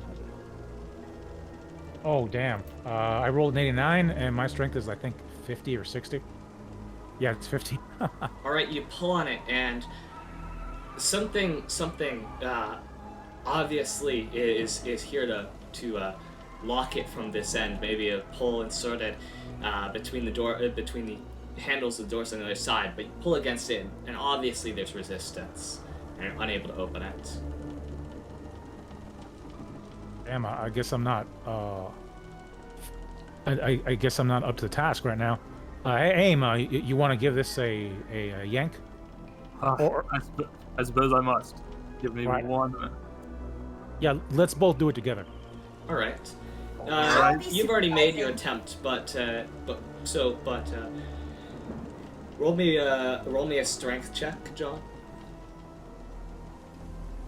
Right. Let's see here. Should I roll one as well? No, just John. Okay. All right, let's see here. Okay, I've got a 49. This time I got, because I know my strength's normally a 50. So That's barely. Well, taking the different barely made it. approach of kicking at it, you do hear a crack from the other side, and a few seconds later, you're able to open the doors. The plank barging them, obviously broken, though it appears to be have rotted away, so it wasn't posing much resistance to begin with. And down is the dark stairwell to the cellar. all right, so Aim just sat on my back. I'll go ahead and take the lead. And Caitlin, just go ahead and have your camera prepared in case we find something. Hold on before you take your first step down. Would there be like a stick or something, like, or would there be any trees or anything nearby, something that have, a bit of a long branch that we could borrow to just, test the way before we go stomping down into a basement that hasn't had anyone down it since who knows when? So a stick to press against the stairs, or that like? Yeah, just a little bit, if anything, to clear away the cobwebs. You don't want to have something back in your face while we're out. I get your point. You test the way going down, but thankfully the staircase here seems to have been reinforced enough to withstand the test of time. And leading down, there's a small cellar room here, and a small archway ahead that leads to what appears to be a crypt. I mean, these coffins on the floor, And towards the back, there's a sarcophagus propped up against the wall. Probably one of the finds of Professor Ballin before he started this church. All right. My So word, to think something like that was down here. okay. So hi aim. If you prefer, I can take the light from you, and you can check out what's on the sarcophagus. Yes, that would be good. Now, I have a few different ways I could approach this. First of all, I should ask, is the sarcophagus heavy at all in terms of if you were to attempt to open it? I'm not going to attempt to open it yet. Let me get some pictures of it before you disturb it first, before we Very valid, yes. make changes. Alright. So I'm gonna go ahead and take a picture or two of it while he's looking it over. Okay. Well, the materials of the coffin, of the sarcophagus, would probably be wood, but of course embellished with many fine materials. So the actual door of the coffin wouldn't be that hard to remove. I see.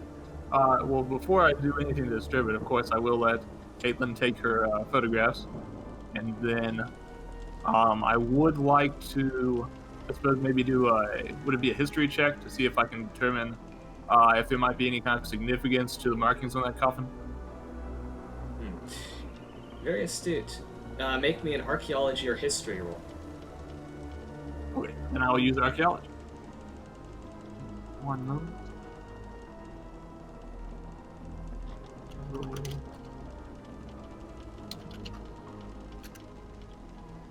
Aha, I got a 12. So my archaeology is a critical. Alright, critical in archaeology. You identify these as a third dynasty coffin, by its markings and the various hieroglyphs on it. So this is in his field, though it might even be a retrieval from that very tomb where he supposedly found the shining trapezahedron. To think that these people were walking just above such a treasure down here. It's amazing. Well, it certainly doesn't seem like there's any danger inherent in this coffin from what I can tell. But could you also make me a spot however- hidden roll as you look it over? Oof. Yeah, I was just about to mention, out of an abundance of caution. Let's see what we can find. We didn't open it yet, right? I had to get up to No. get a drink. We have not opened. Just Caitlin, double checking. And as I was you- able to take pictures. yeah, you have time to get a picture before you open it. But Caitlin, as you get in position to take a picture, your phone crushes on some bone. It's just fragments, but there's small pieces of bone that litter the floor here. It becomes apparent as you glance the torch around. Oh boy. John, dear, would you maybe take a look and lie to me and tell me that these are rat bones beneath my shoe, please? Oh yeah, don't worry. It has to be like some dog that wandered in here and died. Oh, that's lovely. Would you like That's to make lovely. me? Would you like to make me a medicine roll, John? Good to know for sure. Sure, definitely. Oh, my bedside manner. The result? Oh, I got an 86. My medicine's at 75. All right. Picking it up, these bones are too dashed for you to tell what they are. Sorry. I perhaps should have taken a little more of a glance first or walking around, but I didn't expect nothing like. I didn't expect the bones to be outside the sarcophagus.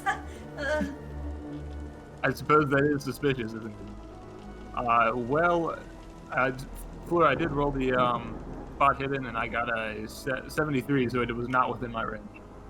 All right. Yeah, there doesn't seem to be any. You look over the coffin, but everything feels. There's nothing that seems to be under the surface to it. All right. Well, I judge that if we are to continue, and especially if we're looking for an ancient Egyptian relic, we could do worse than to check inside this coffin. If there are no objections, I will do so now. Oh, hang on. Let me Caitlin's gonna arrange herself because for any good archaeologist, they always have a nice picture of them taken as soon as they discover their magnum opus, right?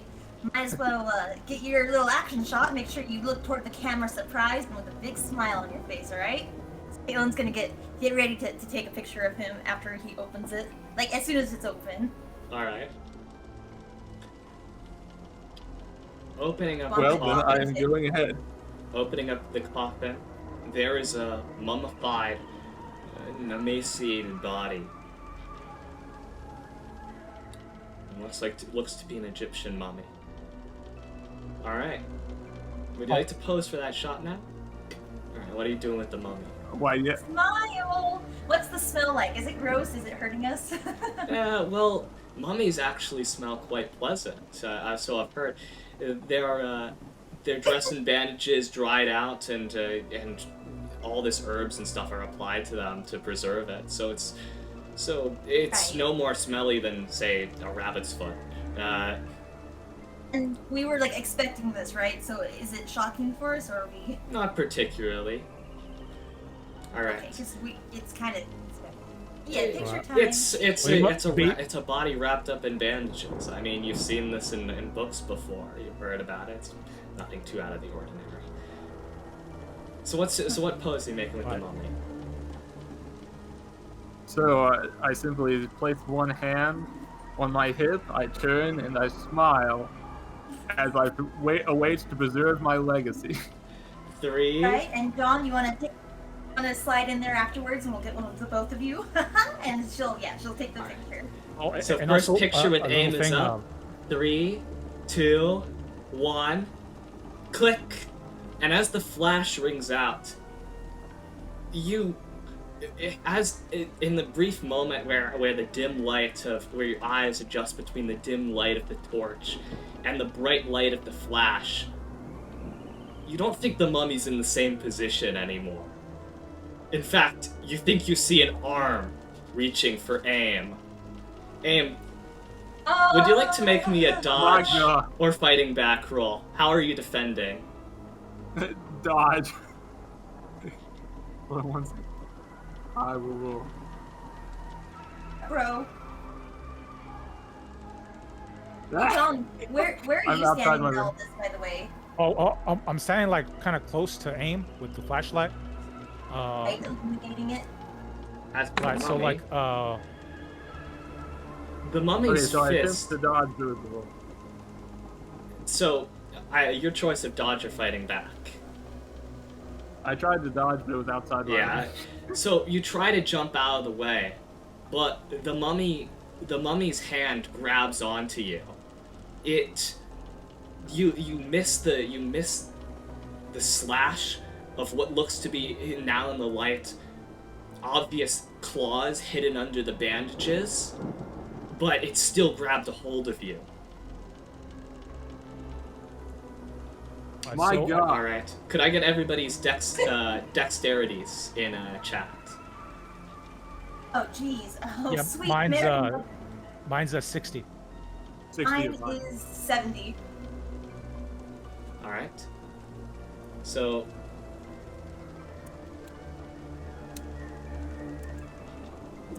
$70 Callie. And yours, Aim?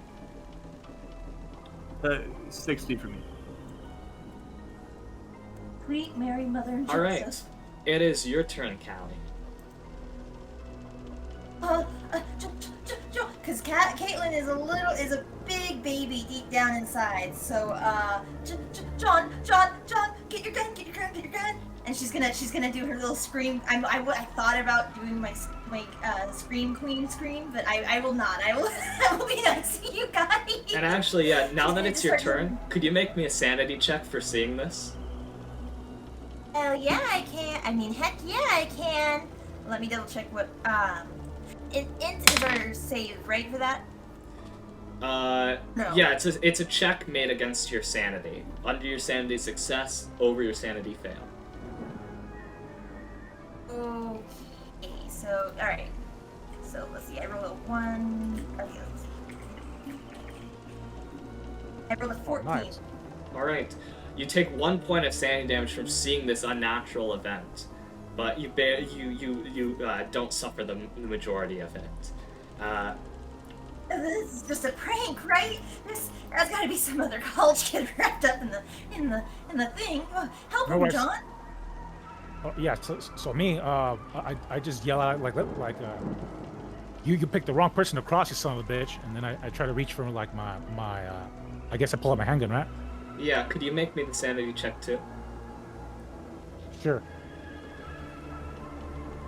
Let's see here.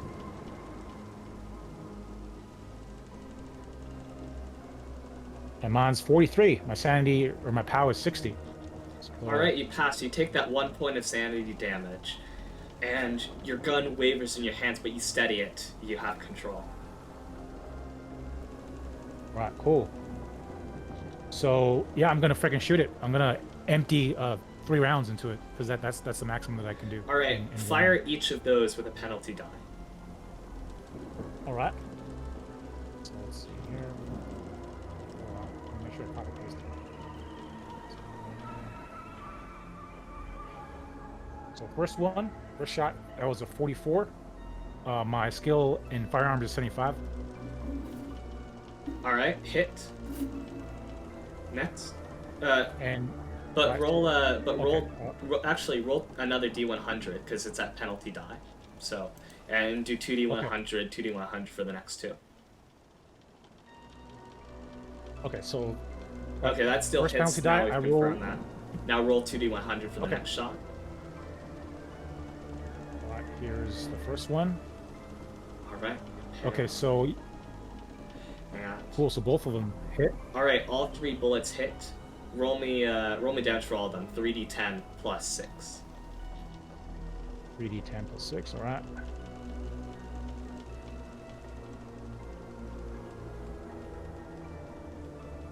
Nine. Oh, result 31.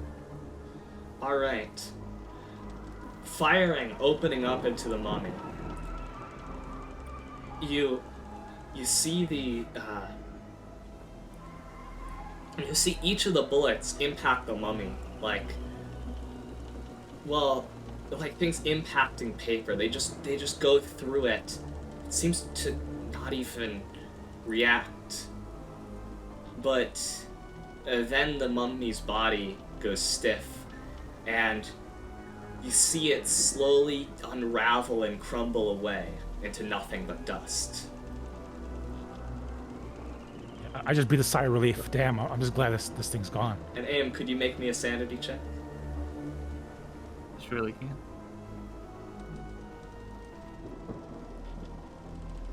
Oh, and I obviously ask Aim if he's all right. I mean, I'm a medical student, so I'm immediately checking on Aim to see if he's injured. Before I answer you, I just got a 73 on my sanity check, which is my current sanity is 50. Alright. Oh no! Having been attacked by the mummy, you take 4 points of sanity damage from this harrowing experience. Okay, so that puts me at 46 sanity. Smile for the camera, Aim. So, first of all, I scream loudly, still having a bits of the mummy's hand connected to my leg or wherever he grabbed me. He was grabbing you by Yeah. the throat. By the throat. So, first of all, I must profess that this is my first encounter with such a creature, and I hope that it may be my last.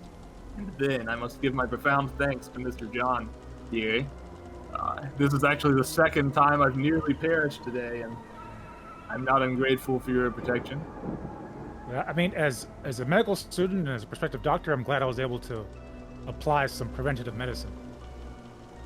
Yeah. Surely this was a prank, though, right? There ain't no way a mummy could. This is no prank. I felt the creature's hand around my throat. Sure, Hey, you surely saw- there's some mechanism inside, right? You've seen what they've been doing with sideshow puppets now. Those strange things that'll sing and dance for you. Perhaps they can make one that chokes you too, right? I mean, if we could look around for wires and mirrors and stuff, but I'm guessing that for your own well-being mentally, we shouldn't do that. Let's just chalk this up to like a prank. Well, if I may say, I have been the victim of an attack just now. However, there's no denying that was a preserved mummy, and I think we should still investigate the inside of this sarcophagus, as unpleasant as that task may be. Well, it's already gone, so I don't see the harm in that. Yeah, there's nothing left of the mummy don't- but pieces of cloth and dust on the floor. Oh, maybe cover your mouth before you go in and do that. I don't need to take you in for asphyxiation later on. Of course. Now, unfortunately, it seems like the mummy, as unexpected as he was, we probably expected to find an empty tomb. Well, now we've got one. There's nothing left to investigate here. I can't determine its origins or even its species.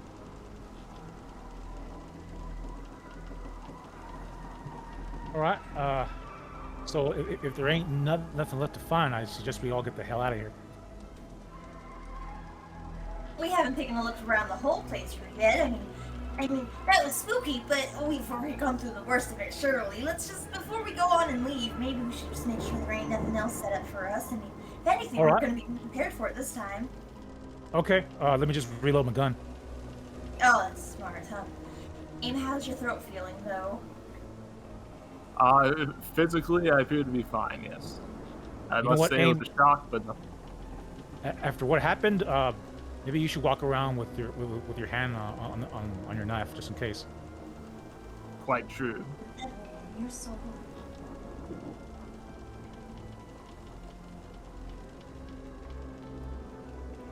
And- how big is this room, by the way?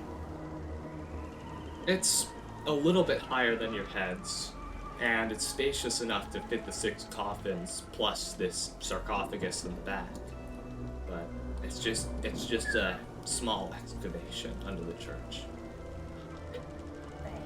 What are you gonna do, John? Oh well, I mean, if y'all want to continue investigating the area, I'll go ahead and proceed along with you. Yeah, because there's 6 coffins in here. You know, I ain't nothing but I ain't planning on grave robbing or nothing, but it might be worth making sure that you know, if you're gonna hide an item like the hexagon and I'd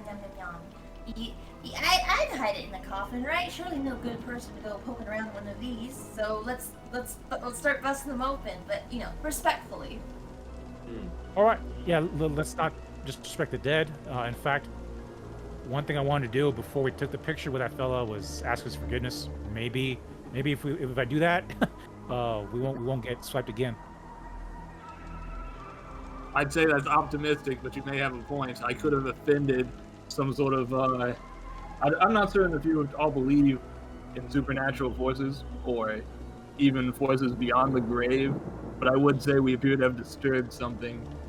It would not be a poor decision to make the extra effort. Yeah, let's do that. If we find another mummy or something, let's try to be as cordial as we can to the sensibilities of whatever entities are around.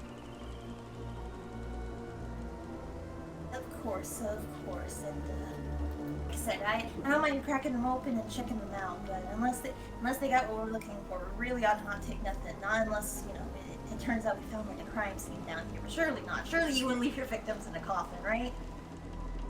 Right. I mean, if you're doing something bad, you're gonna want to cover it up as best as you can. And they just left this here in the cellar of the church. Who would do such a thing? Aim, would you like to open maybe the next one? You seem rather adept at it. I would be tickled pink to open another one of these. All right, so let's Are all the attempt. coffins the same looking, by the way? Or are they similar enough in like size and shape? They all So- seem so to be this time similar wooden coffins. Okay, like there's no like super fancy one compared to the rest. All right. All right. I have my handgun out because I don't want to take chances. All right, so is this another situation where I should roll a spot check before? No, there doesn't seem to be anything. Again, there doesn't seem to be anything special about these coffins. Wooden lids on wooden frames, preserved, I but see. Then let's. it's just standard. Yeah. So with one hand on my knife, I will attempt to open the door. Alright. Opening the door of a coffin, you find inside this ancient skeleton. Everything living has been picked from it, and the bones look brittle, but it's clear that it didn't die anytime soon. I think we can take from the fact that that mummy was preserved in a different manner than these skeletons, which could hardly be said to have been preserved at all, that there was a difference, perhaps in class, but at least in origin. These others who were dead here. Now with the skeleton here, I guess. Well, I don't really. I do have archaeology. Would it be possible for me to check out the skeleton structure, or even perhaps date the skeleton? It would be harder to date it, but make an archaeology roll. Okay.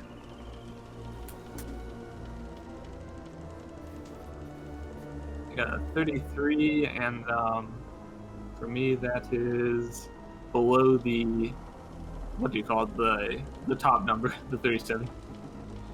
Well, you know that mummified pharaohs were often buried with the skeletons of their retainers. Sometimes these were mummified as well, but it was not required. Not the same level of consideration given. I see. So chances are these actually did have the same origins, just lower class. I see. Well, it appears that whatever is being done here, it's actually carrying forward the religion of ancient Egypt. As strange as that may seem, I suppose that ties back to the professor's studies. I'm not actually even certain. I suppose we should make a quick work of opening the other coffins, but it seems very unlikely we're going to find our prize inside of any of them. Right, but you can never know for sure. I mean, who would have guessed that something like this would be beneath the church in the first place, you know? Very valid.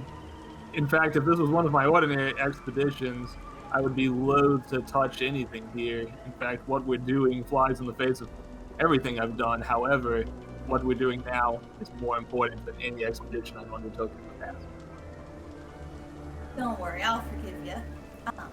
While you're opening things up, I'm gonna take another picture while Aim's in the middle of opening up the next coffin, just to try to get all the coffins in a row and him in there. Sure. Alright. Alright, I attempt to open another coffin. Opening up each of the coffins, you find 3 of them empty, and 3 of them with similarly ancient skeletons. Empty? Yes, I believe this has some disturbing connotations. Either, and I hope this is the case, the other coffins were prepared and never used, or worse, someone may have made off with the bones. But the door was locked. Can't imagine that being the case. Quick question, Aim, if you don't mind taking a closer look inside. These are dead bodies. Surely they'd leave behind some dead body juice or something, if there'd been a body in there in the first place, right? You're asking that I check behind the dead bodies? I'm asking to check the empty coffins to see if there'd been a sign of any dead body in the first place, or if they're like brand new, you know? Good idea. Yes, I'll check the inside of those coffins. So, should I do a spot check? Sorry, I'm a little confused as to what you're actually doing. Just checking the coffins. Oh, sorry, we're checking inside the empty coffins. We just want to see if there was ever any kind of skeleton or dead body inside of it. Yeah, if they were ever used in the past. Alright. Just looking at the bottom of these coffins, you don't find any bone fragments, just a layer of dust. See, so it appears that these coffins were never used. We can thank I don't want to say heavens after what we've been through, but we can thank whatever higher power there is that the skeletons haven't simply walked off. Hey, Aim, just for funsies, since you are an archaeologist and all, why don't you, respectfully crawl inside one of those and we'll get a picture of you, alright? Just for funsies. So let me get this straight. After what arc words of this session. After what I've just encountered, nearly being strangulated by an ancient monster. You want me to crawl inside one of the coffins and make for a nice pose? Is that it? Yeah, and if you won't do it, you do it, John. Well, there's three coffins here. Why don't you both do it? It'll be a good family picture to show off later, you know? Well, with all due respect, ma'am, I think that's a horrible freaking idea. I mean, remember what I said before about trying not to piss off whatever entities or are present here? Of course, but Aim went and took a look inside, and ain't no one been inside these coffins. So there's no. Let me say this: there's a profound difference between taking apart these coffins for the sake of finding an ancient relic and playing with these coffins. And I won't be party to the latter. Right. You boys ain't know how to have fun. Right. Well, I mean, I'm all for like playing a game of baseball and doing a nice relaxing session of fly fishing, but playing with like malevolent entities ain't really my idea of fun. Oh, you'll come down here and get your hands dirty, but the moment there's some good clean fun to have, you're all like, oh, Caitlin, not today, Caitlin. Whatever. Here's a question actually though, if we're talking about the coffin still. So we know the outside there's not much, but let's say inside the coffin, on the cover of the coffin or something, there's like nothing written down or any signs of anything like scratched into them, right? Nope, just the wooden interior. Alright, they're just plain Janes, that's fine. Just making sure. I'll go ahead and get a picture of like the empty coffins too, though. I mean, if the boys ain't gonna want to pose in them, I'm still gonna get a picture, but All less fun, more scientific. Man, I don't mind standing in front of them as taking a respectful picture. Fine. Just go on and get in there and do it. Fleur. So I'm just gonna assume for developing these photos, I'd actually have to go to a dark room, right? We're not going by Alright, just future. Okay, we're not going by future rules. Just double checking. Now say cheese. Cheese. Cheese.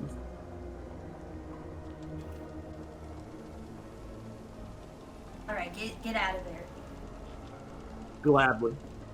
On get. Well, I suppose what we've taken from this is these were probably brought here rather than being created later. I say that even with the three coffins. It's actually a bit hard to tell, isn't it? The coffins in their origin seem as though they were perhaps even newly populated with bodies, but I can't. It's all too hard to tell. They could have even perfectly reproduced that ancient relic. It's very difficult to say. I think we'll have to investigate the inside of the crypt before we know. Reproducing the mummification process? That sounds pretty horrific to me. It certainly does. Jesus. Well, anyhow, yeah. Let's go ahead and look around some more. Stuffing full of formaldehyde. What's wrong with that? Mummification. Right, but the question is where they got the bodies from, if they're new bodies. Well, I assume from like the 1920s, right? You might have someone offering them. So, actually, here's a question: Is there any sort of I don't want to be cliche with it, but like an insane asylum or anything that might have some undesirables nearby that might be expendable for such a project? In Providence, there is Dexter Asylum, one of the earliest asylums to be built in the country. It boasts a pretty low cure rate, but it's more considered to just be the final home for people unable to care for themselves. Well, I certainly won't be saying what I'm thinking out loud, but I am thinking it very hard and very judgmental. Yes, if it was simply an ancient coffin down here and a few accompaniments, then I would not assume ill intent. However, that thing inside there was very much alive. I can only assume it's related to some occult practices, evidence of which may lie inside that tree. Alive. Aim, I know you were scared out of your daylight, but that doesn't mean we have to go making up such silly ideas like that. I mean, you said it yourself, these things have been dead for how long? How long, actually? How long was it? Years, right? Like, I mean, yeah, with these skeletons, it's like bones falling apart, you know. Yeah. Ancient. so that's what you and your clumsy hands and feet, maybe you just tripped and happened to think that it reached out for you. You know how I am fast it still is. perfectly in my sound mind, and I know that a creature attempted to strangle me. Whatever you say, sweetie. Keep an eye on him, John. He's Oh, well. Well, I don't want to spend another minute in this crypt. Well, if you Yes, ain't got nothing else this to look crypt at, is huh? wearing on you. It might be best to explore somewhere else, lest the overpowering kind of dread of this place get to you. All right, I guess I hand the flashlight back to Aim, and I take point. Ooh. I don't know if y'all can hear it. It might start raining here IRL, by the way, so if we get Oh, that's Oh, pretty cool. nice. Perfect. Atmosphere. But I did hear that let's big crypt. take one last look. Oh, while we're there going up, I'm gonna take one last look at the room as we're leaving to see if I can see anything weird. No, you've Guess we're going thoroughly up the steps. investigated this place. Alright, that's nothing moving around. That's silly. It's just going crazy. Alright, back at the Calm main down, entrance to the Aim. church. Again, you see the main room of the church, the pulpit pit in front of you. To the side, a steeple staircase, and on the other side, some doors that probably lead to some back rooms of the church. Then this main entrance hall. In it, there are destroyed and overturned pews, dusty windows, well, the ones that aren't broken, mainly the stained glass ones at the top, so dusty you can't see through them. But most of the windows closer to the ground have been smashed out and boarded up. Quick question. So they've been smashed out. Is the glass smashed inside or outside? Like, were they smashed from someone standing outside of it or someone standing inside of it? Outside, it seems What? to. Inside. It seems like they're smashed from the inside. But the glass is like out on the grass by us. Yeah, some of them. Would be Other like- ones appear to be from the outside.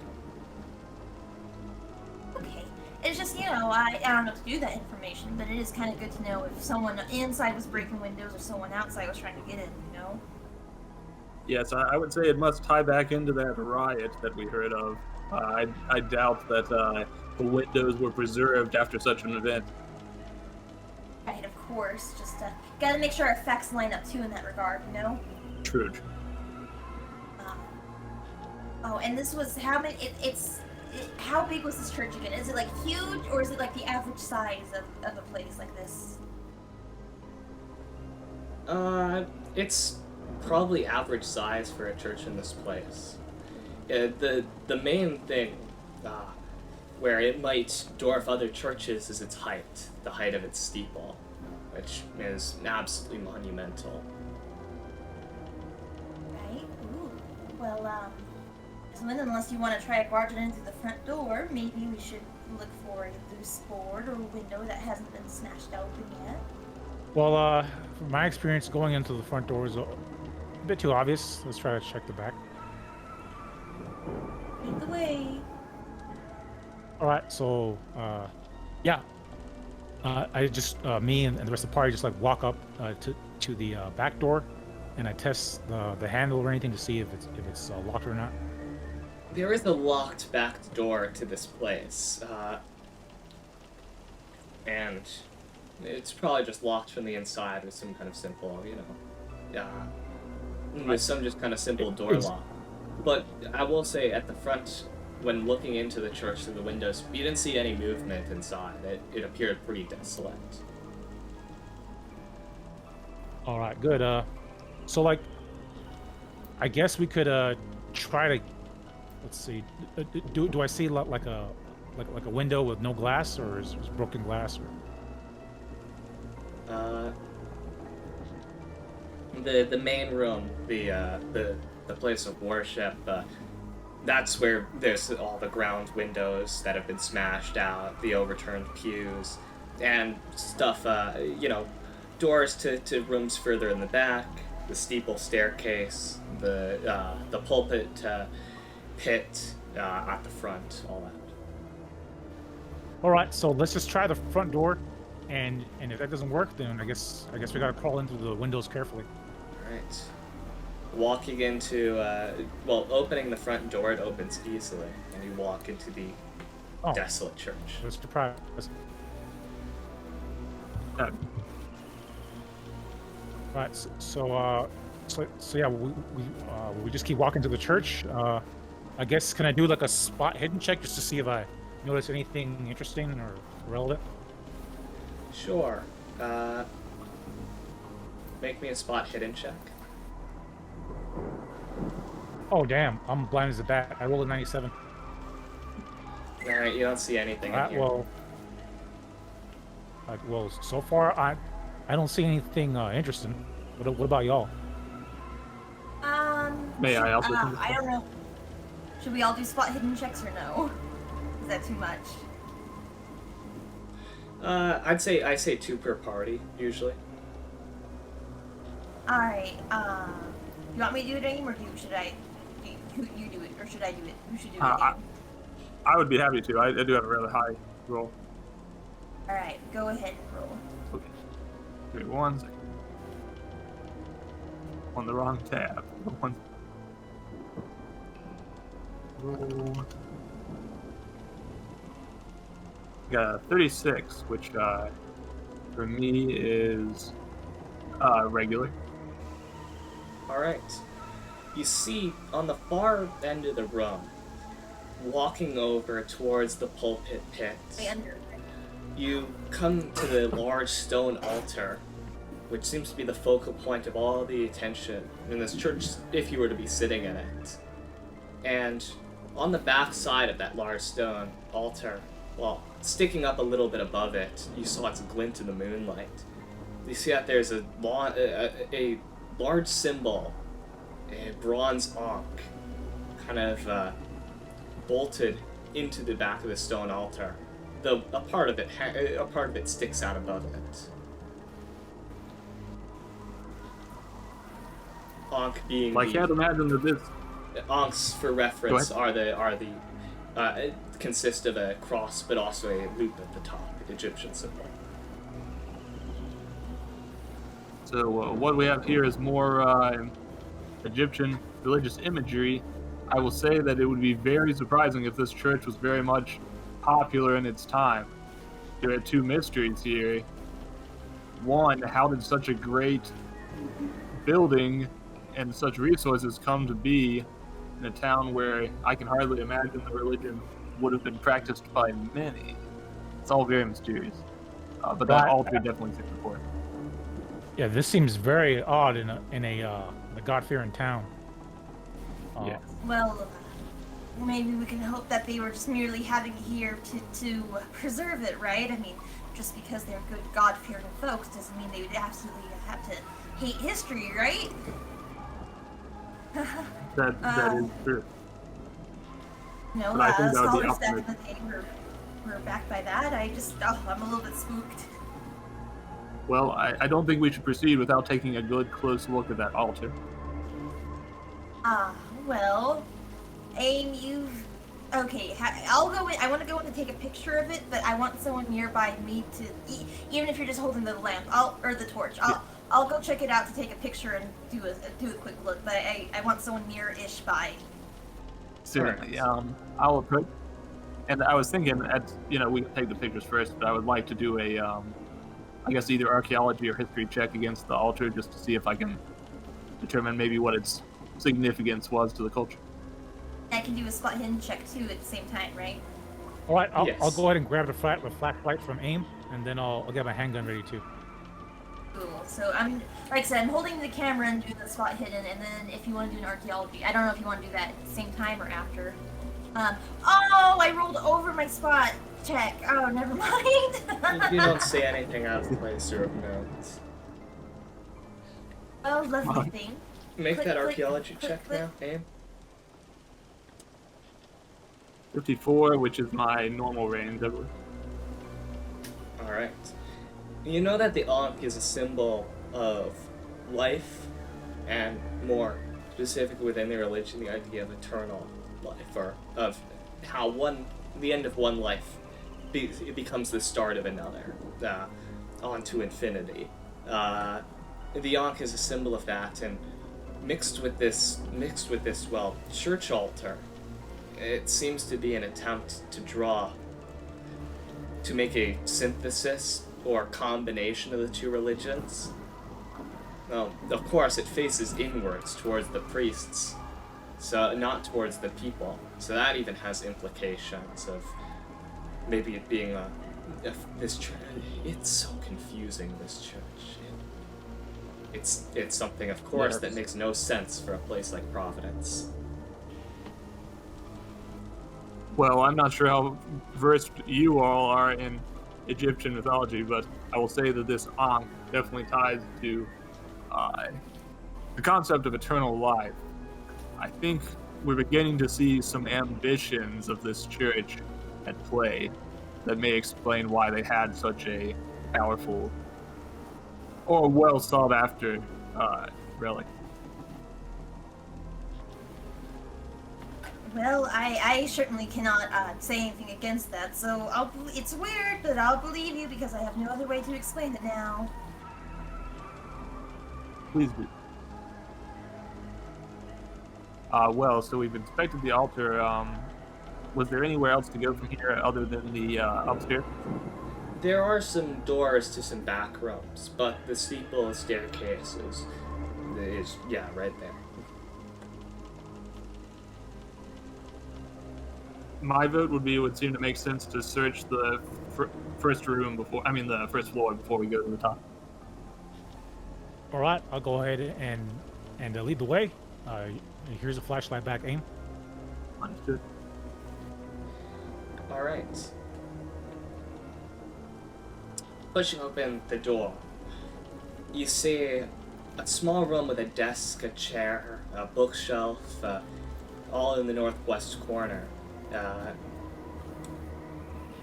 And the whole place is covered in dust and cobwebs. There is a book on the desk, though you can see its pages have all been eaten away, covered in rat dung and mold. There's a bit of the title sticking out from the front cover, but even that's been mostly eaten away.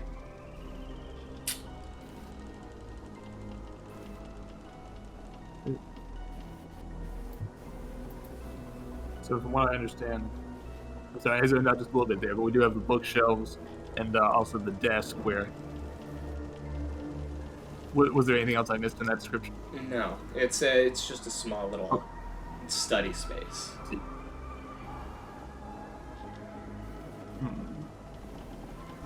Well, if there are bookshelves, then I would like to examine them with either a used library or whatever check you think would be relevant. All right, I'll go ahead and check the corners of the room for anything interesting. Well, checking the rest of the room, there doesn't seem to be anything apart from the desk. Though, looking in the corner of the desk, would you like to make me a spot hidden check? Sure. Let's see here, 100. My model keeps disintegrating. I know. Yeah, I rolled. I'm gonna call it I rolled a dinner break 21. soon, so we can work on fixing that during that. All right, cool. Yeah, I rolled a 21 and my spot hidden 75. So that would be a hard pass. Pulling out a book wedged in the space between the desk and the wall, you find another book. This one much more plainer than the one you found in the library, but it is also labeled Starry Wisdom.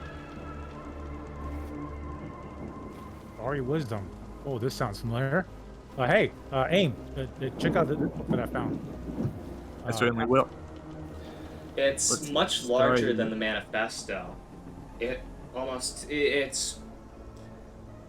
the size of a good hearty novel. It would take some time to fully peruse. See. Perhaps I could flip through it and see if we see any imagery that relates to the artifact we're looking for. Oh yeah, All don't right, forget we drew that picture of the one from the book earlier, so you can make sure they match. Sure. All right, so I'll go ahead and just hold the flashlight over you.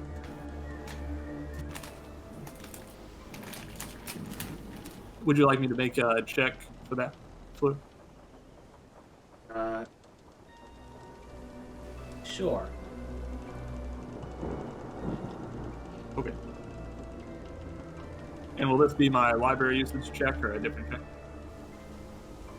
Make a library use check. You're just trying to quickly skim for anything that strikes out. Alright, I think I'm in my normal range, yeah. Alright.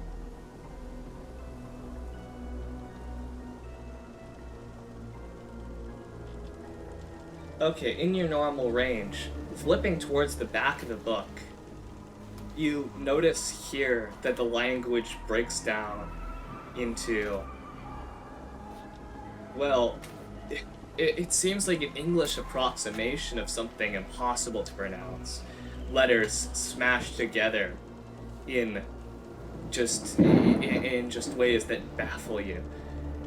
But the way that these pages are arranged at the end of the book, it feels significant that they were put here. It might be easier to pronounce these if you. It might be easier to pronounce these if you didn't. Even though they violate the rules of the English language, it might be easier to pronounce these.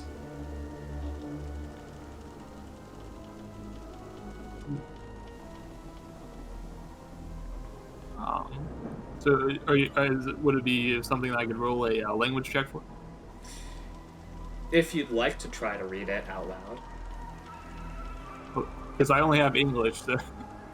Yeah, you could make an English language check to try to read these out loud, if you're so inclined to do that. Certainly will. Bear with me, folks. Okay, I actually, have make me an a- intelligence check and an Sure. and an English language check. Alright.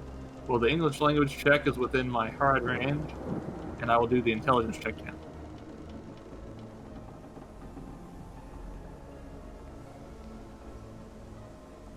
The intelligence check is within my... shoot. It's outside my normal range. Alright. You try to put these together, but though you are able to pronounce some parts of them, you realize that the order is probably wrong, and so that trips you up as you try to go from one word to the next, and it doesn't make sense. It seems like this might also be like the way this written is quite obtuse, and so you aren't able to finish a quote-unquote one chant of this. Yes. Well, I would say this is something that I'm going to have to study more profusely. However, we do not have time tonight. I think if it's all right, I would like to put it in my pack for now. All right, no problem. Well, let's go ahead and I guess keep looking around, right? See what else we find. Yes. All right, so I give aim back the flashlight and I take point. I guess let's see what other rooms are in here, right? Well, this is the only room past this small little study area. And are we on the first floor or second floor, or is there only First floor. one level? There's this, and then there's a staircase that leads up through the steeple. All right, so I guess it's time for us to head to the second floor then, huh? Ascending Yes. the As long as you're steeple willing to lead steps, the way. they creak and moan under you guys, but they remain stable enough for you to get up, and you get into this small, almost entirely dark room. There's windows up here, but they've been so far boarded up that the moonlight outside only streams in as little slits of light. And even then, that's probably from faults in the wood, not from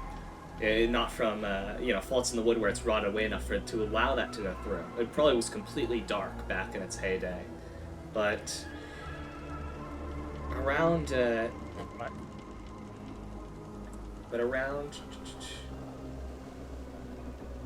Okay. But most striking is this marble pillar in the center of the room, about 4 feet high, and on it there's this yellow and white box. All right. Its lid is open. I guess I do. Okay, so the first thing I do is, I guess, just head and check to see if there's anything around it. Well, actually, I should also I should also mention arranged in a circle around the pedestal are 7 wooden chairs, simple wooden chairs. But make me the. Yeah, this looks. But make me your spot hidden check. Well, I rolled a 27. Mine's 75, so it would be a hard success. You see a pile of dust in the corner, and something appears to be sticking out of it. Going over and dusting it off, it's a reporter's badge. And oh, what the hell? And it doesn't appear to just be a reporter's badge on its own. What? It was a reporter's badge. It's sewed into a piece of cloth, probably from a suit, that it's still attached to, but that was maybe ripped off. Along with the badge. The badge is for the Providence Telegram paper. What the hell?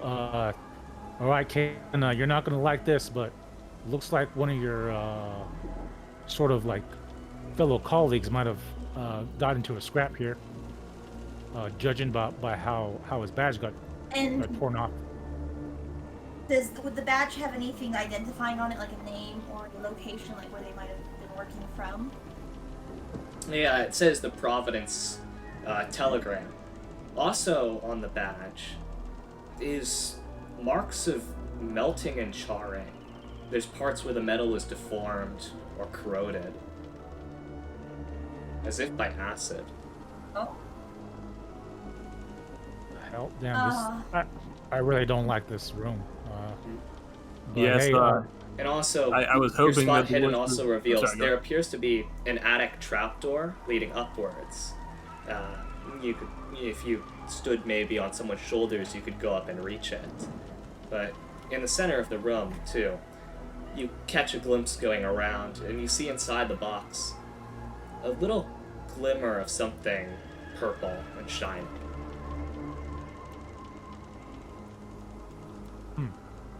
Well, I'll say what everyone's thinking.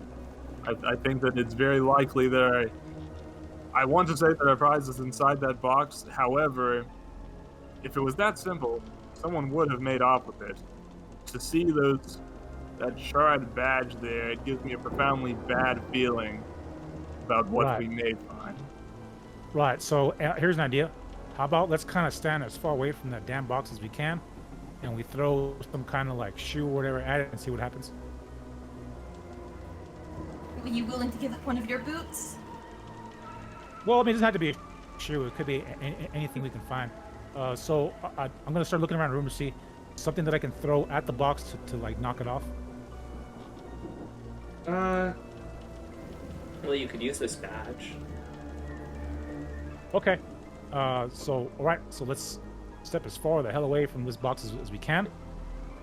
Can I have my camera ready to take a picture of what goes on?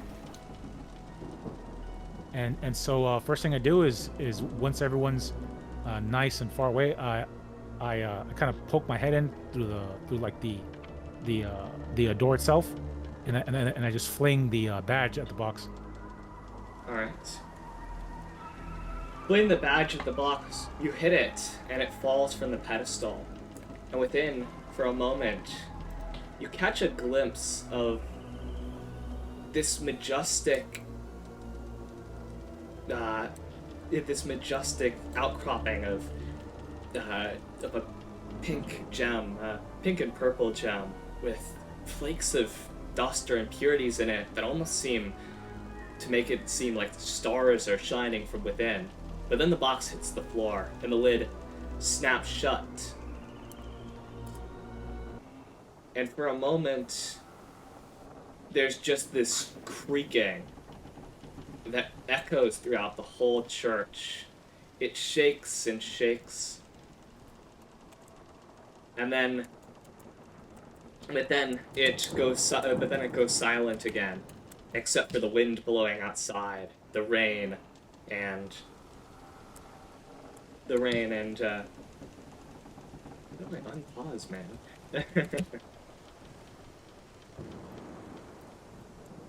Alright, so okay, so Okay. it looks like it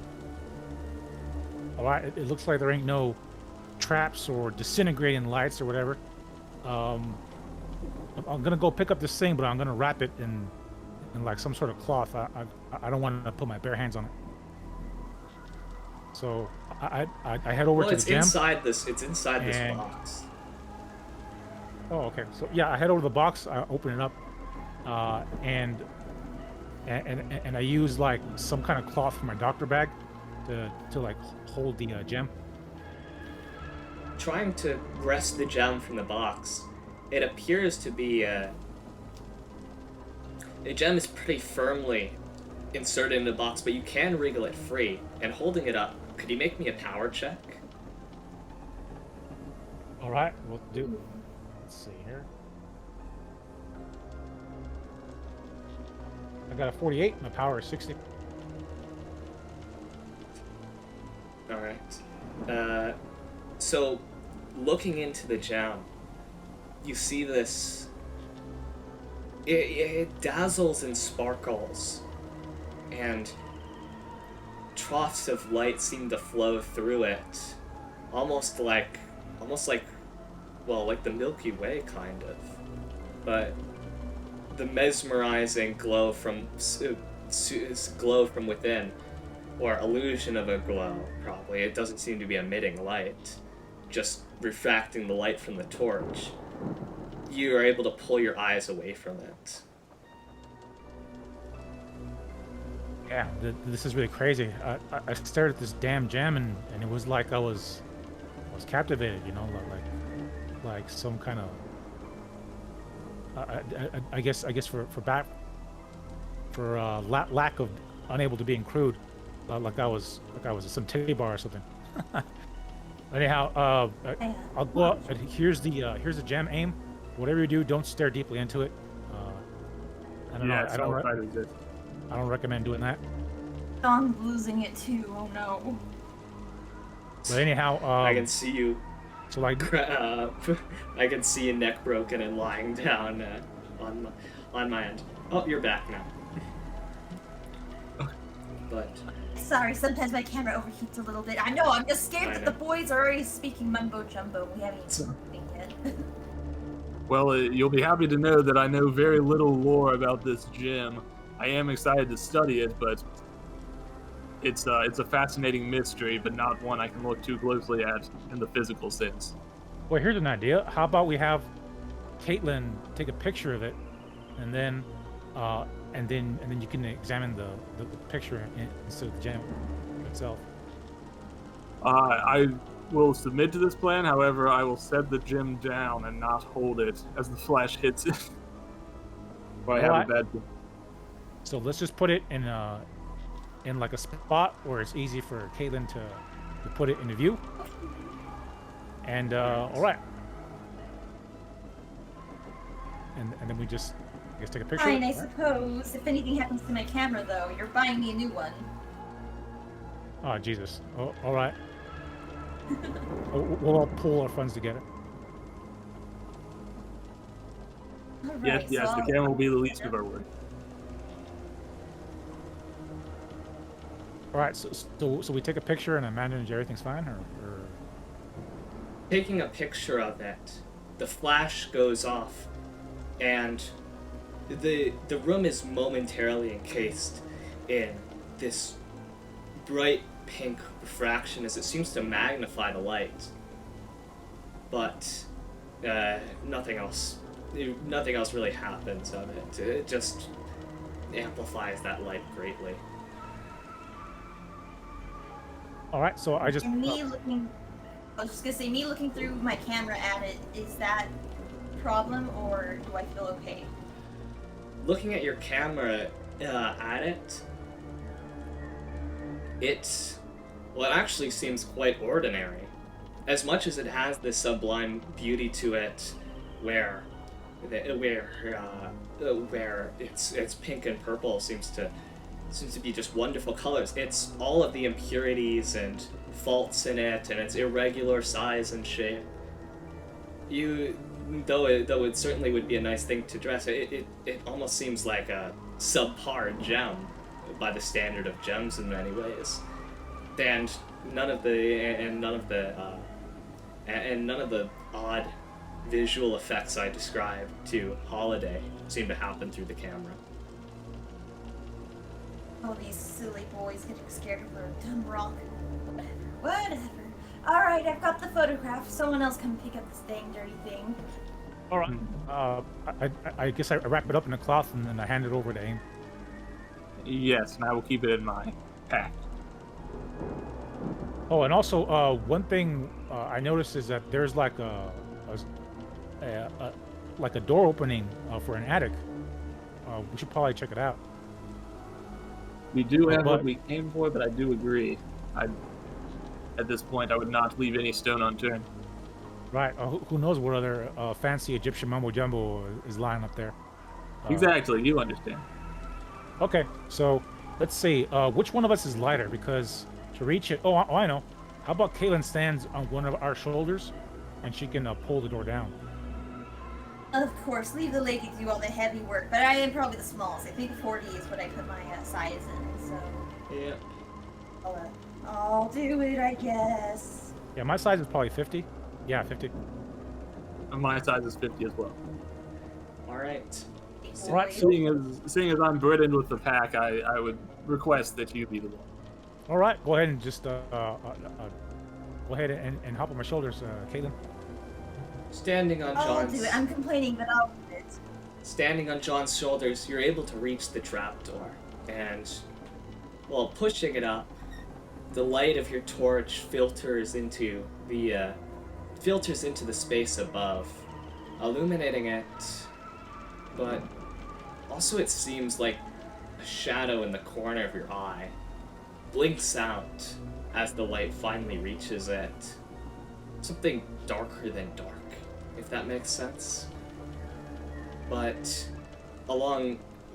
that wouldn't surprise you too much. You'd probably play it off as a trick of your imagination, if it were not the whooshing sound and that follows it.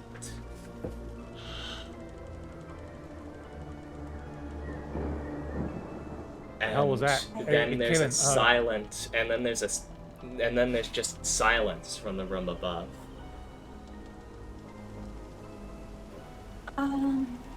Alright, Caitlin is not going to say anything about that. She's gonna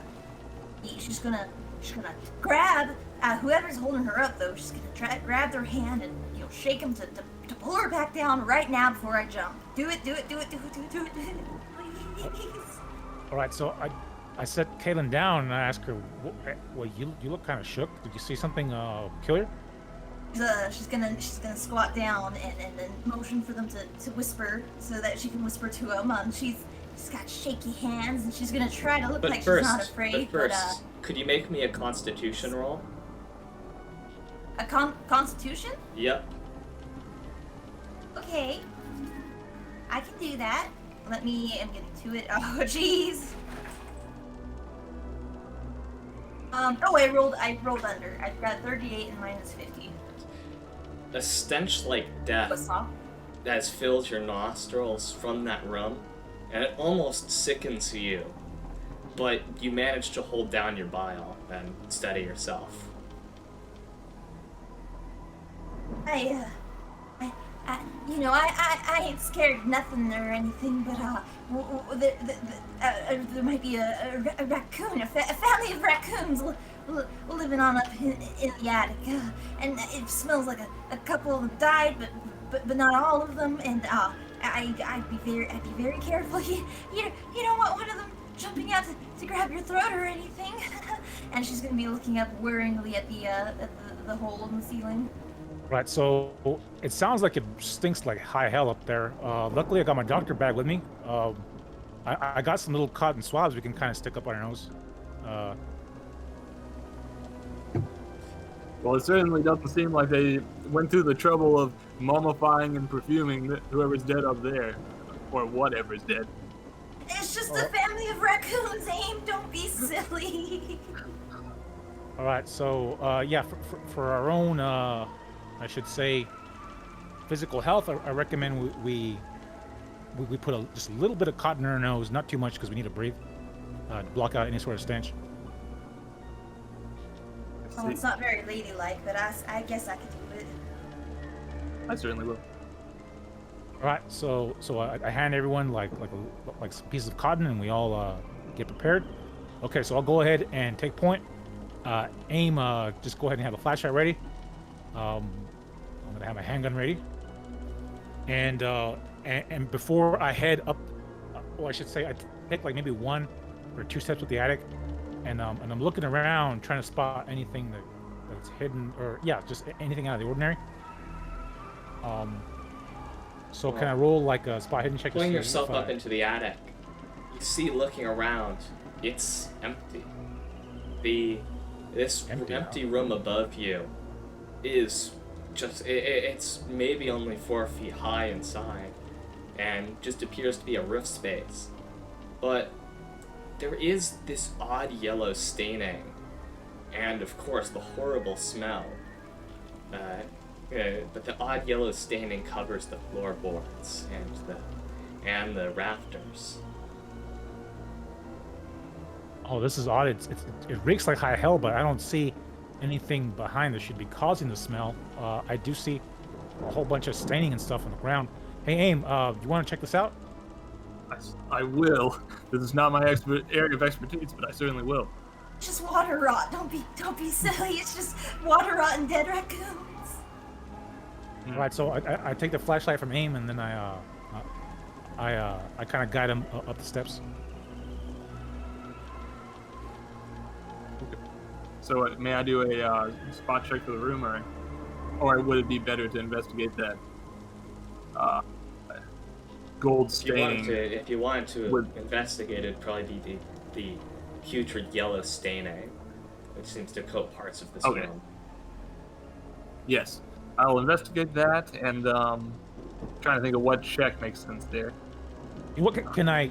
It would just be. It would just be. It would just be. You know, your basic senses, and well, with that, you can tell it smells terrible, but getting some on your fingers, it's sticky, and it's sticky, and it feels a bit acidic. There's like a tinglingness to it. It seems to mostly be some unknown material. Right, so what I suggest we do is we take a sample.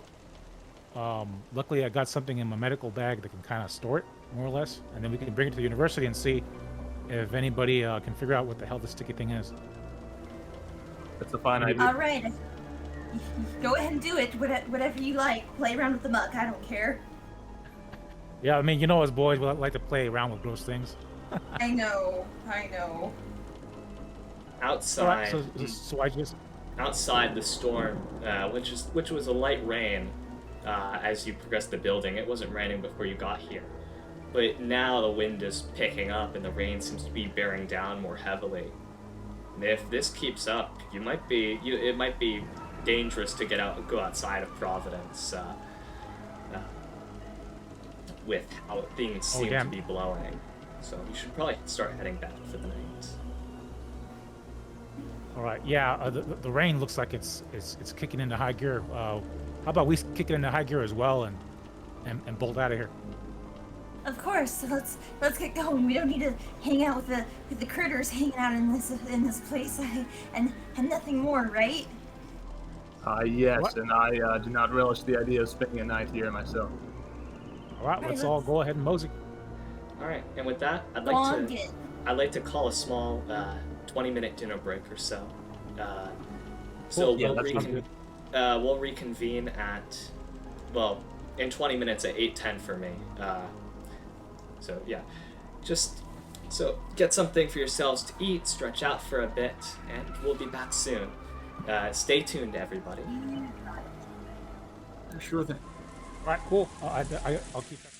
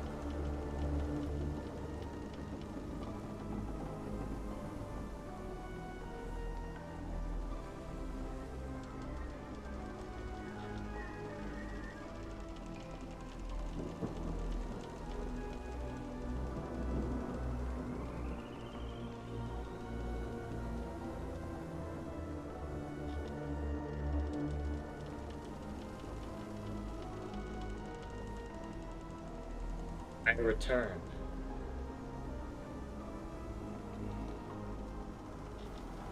I am also here, and I'll turn off my AC once we start up again. Alright. I'm back. Okay. So.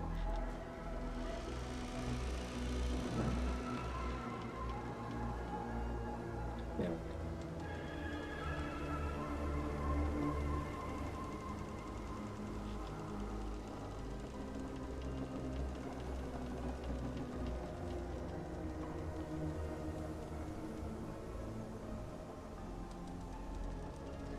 That's a funny angle, Callie.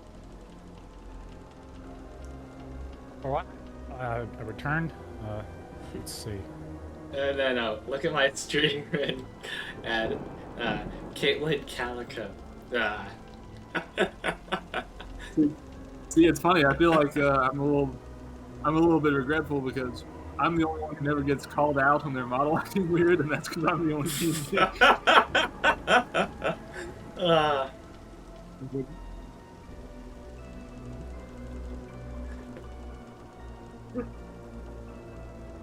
Alright, Okay, who's so, using the Gmod physics gun on Callie? No, I'm fine. It's okay. It's just a little bit of The Exorcist. Alright, A little bit of alright. exorcism. Oh yeah, Fleur. You might Sorry. need. I was just using my astral projection to mess with you.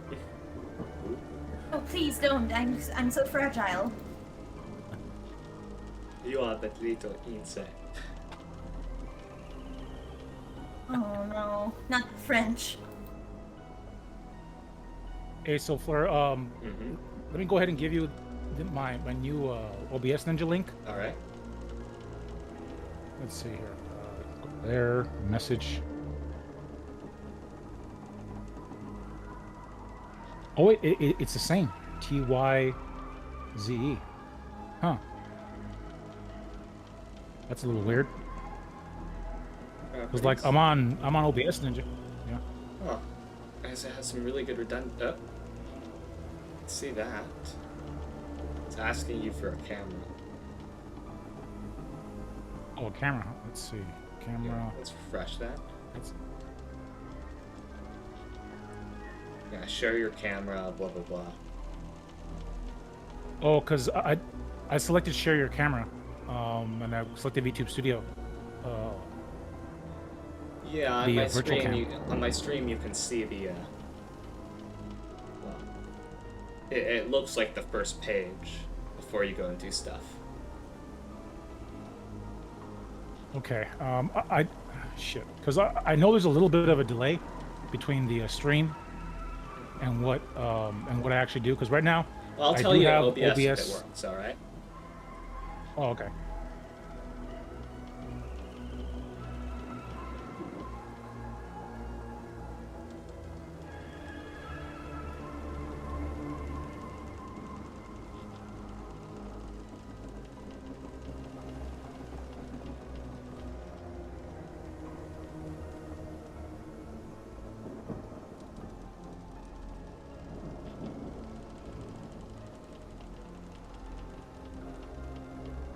Yeah, because earlier I went ahead and resetted my router and everything. Alright. Well, I'll move that to the side for now. Try to re-add the VTube Studio camera, but in the meantime, I'll give a recapitation to everybody who's now joining us for the second half of the session. So, our good fellows, a student team of investigators sent to retrieve a shining trapahedron lost by one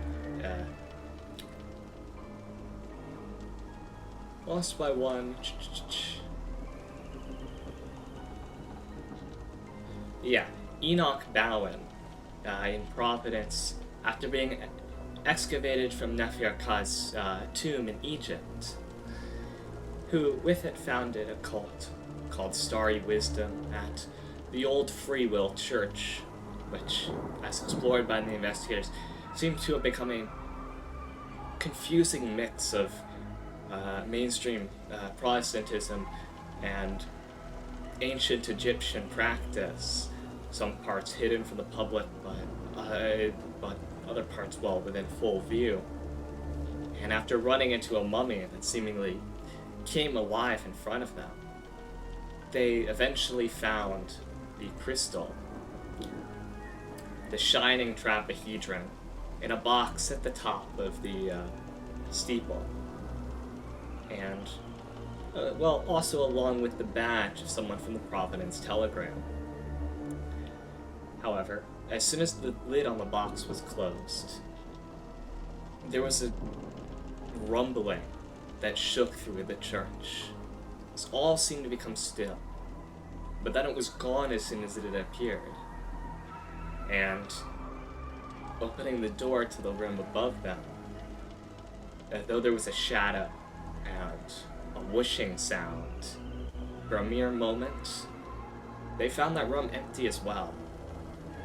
And so, with the crystal in hand and more questions than answers, the students set back out to the hotel to regroup, catch their thoughts, and maybe take a better look at this crystal. Of course, you still have that arc-light beam splitter with which you're told to analyze it, so that might provide more answers. And that recaps all.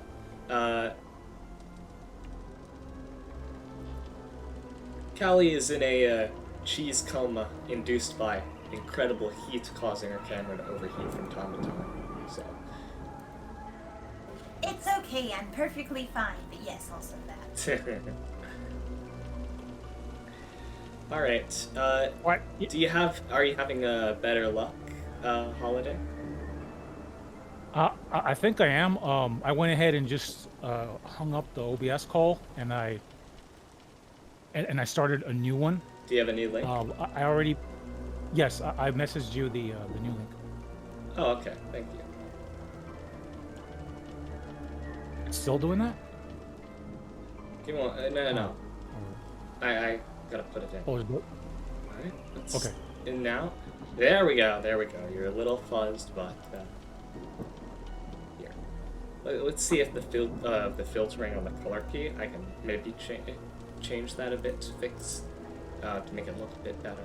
But, yeah. When you come on my stream, you might get deep fried. That's just the danger of entering. All right. Yeah, because as a godless outlaw, and me being like around a nun, it's kind of like causing a little bit of ripple effect more. Mm-hmm. Burns at the you're currently inside a monastery, so a little bit of burning is to be assured. Oh, that before we leave, Fleur, is it okay to say that that at least one of us grab? I mean, I'll do it, but like, can I grab that reporter's badge before we go? Sure. Unless someone else already pocketed it. All right, yeah. Unless it was like too gross to pick up, I'd like to take that along. Please. It's good. Yeah, it's good. All right. So getting back in the car with the rain and the wind beating down upon you from this incoming storm, you drive back to the hotel room and get set up with this little find from the Free Will Church. What would you like to do? We're going back to our hotel room, right? Yeah, you've gone back to your hotel. Yeah, we've had an awful long night. Yeah, I definitely do not want to have Aim, actually, I'm gonna be a nice fella and let you go take a shower first, because you got grabbed by whatever was in there. You should probably, wash it off. Yeah. Yes, and I did unfortunately put my hand in some of that goo, so I think I will go to take the first. Hey, and can you do me a favor? Can you give me a little sniff test? Tell me if I stink. I suppose. Boys are gross. Yes, I think you will be requiring a shower as well. Damn. Because I really want to head to the bar right now and grab a drink, but yeah, I guess that's gotta wait. Well, your own hygiene is your own concern. If you want to go with the unwashed masses at the bar, I don't think they would find you out of place. Right. So yeah, it would be prudent that I wait my turn and take a shower first. Oh, just don't use up all the hot water, boys. All right. I assure you I won't. I'm eager to get into that book before I rest. So then I go to try to take a quick shower. Well, showering, cleaning yourselves up, and getting into your last downtime activities before bed. Do you have any? I know, Anne, Yes. you'd like to peruse that book. Holiday. Okay. Yeah. After what we all went through, I think at least one of us needs a drink. So I'm gonna head to the hotel bar and get a couple shots of a bourbon.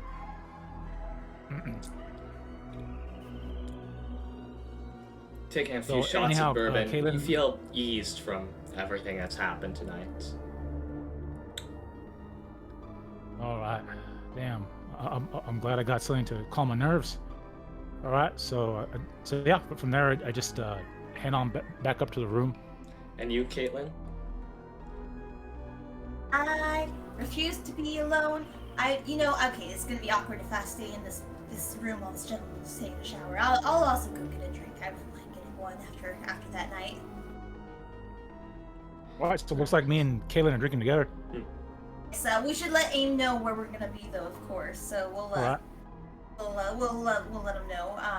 If anything weird happens, AIM, don't be afraid to shout. And I'll just provide the fan service scene. Yeah. All right. Cue the gratuitous shower scene. This one is only for tier 3 subs. All right. Subscribe now.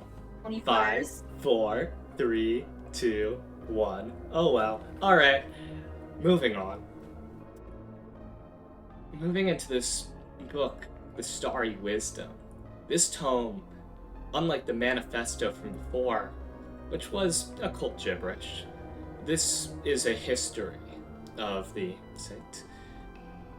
It traces itself to that first expedition, and the expedition of this shining trapezahedron, a link to the one who has always been there, the thousand-faced, endless consciousness of creation, the crawling chaos, but also a haunter of the dark, who has never been allowed in because of the light of reason and well, a more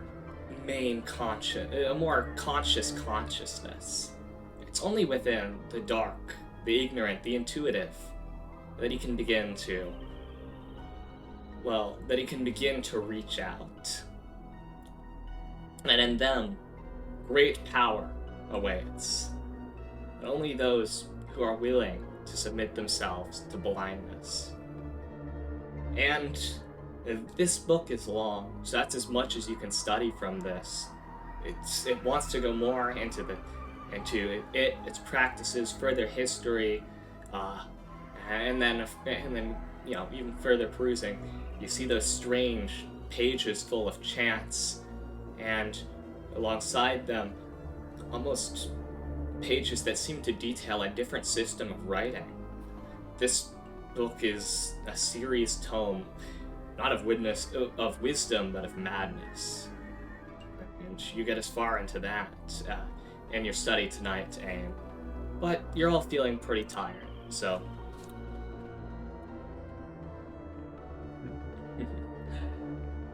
And of course, I will keep this to myself, but privately, I think that there appears to be something worth study in these words, but I keep that to myself. Perhaps what seems like madness at first might just be an unintuitive way of hiding something wise. Who knows at this point? But it's best to sleep on it. You've got the job done. And, well,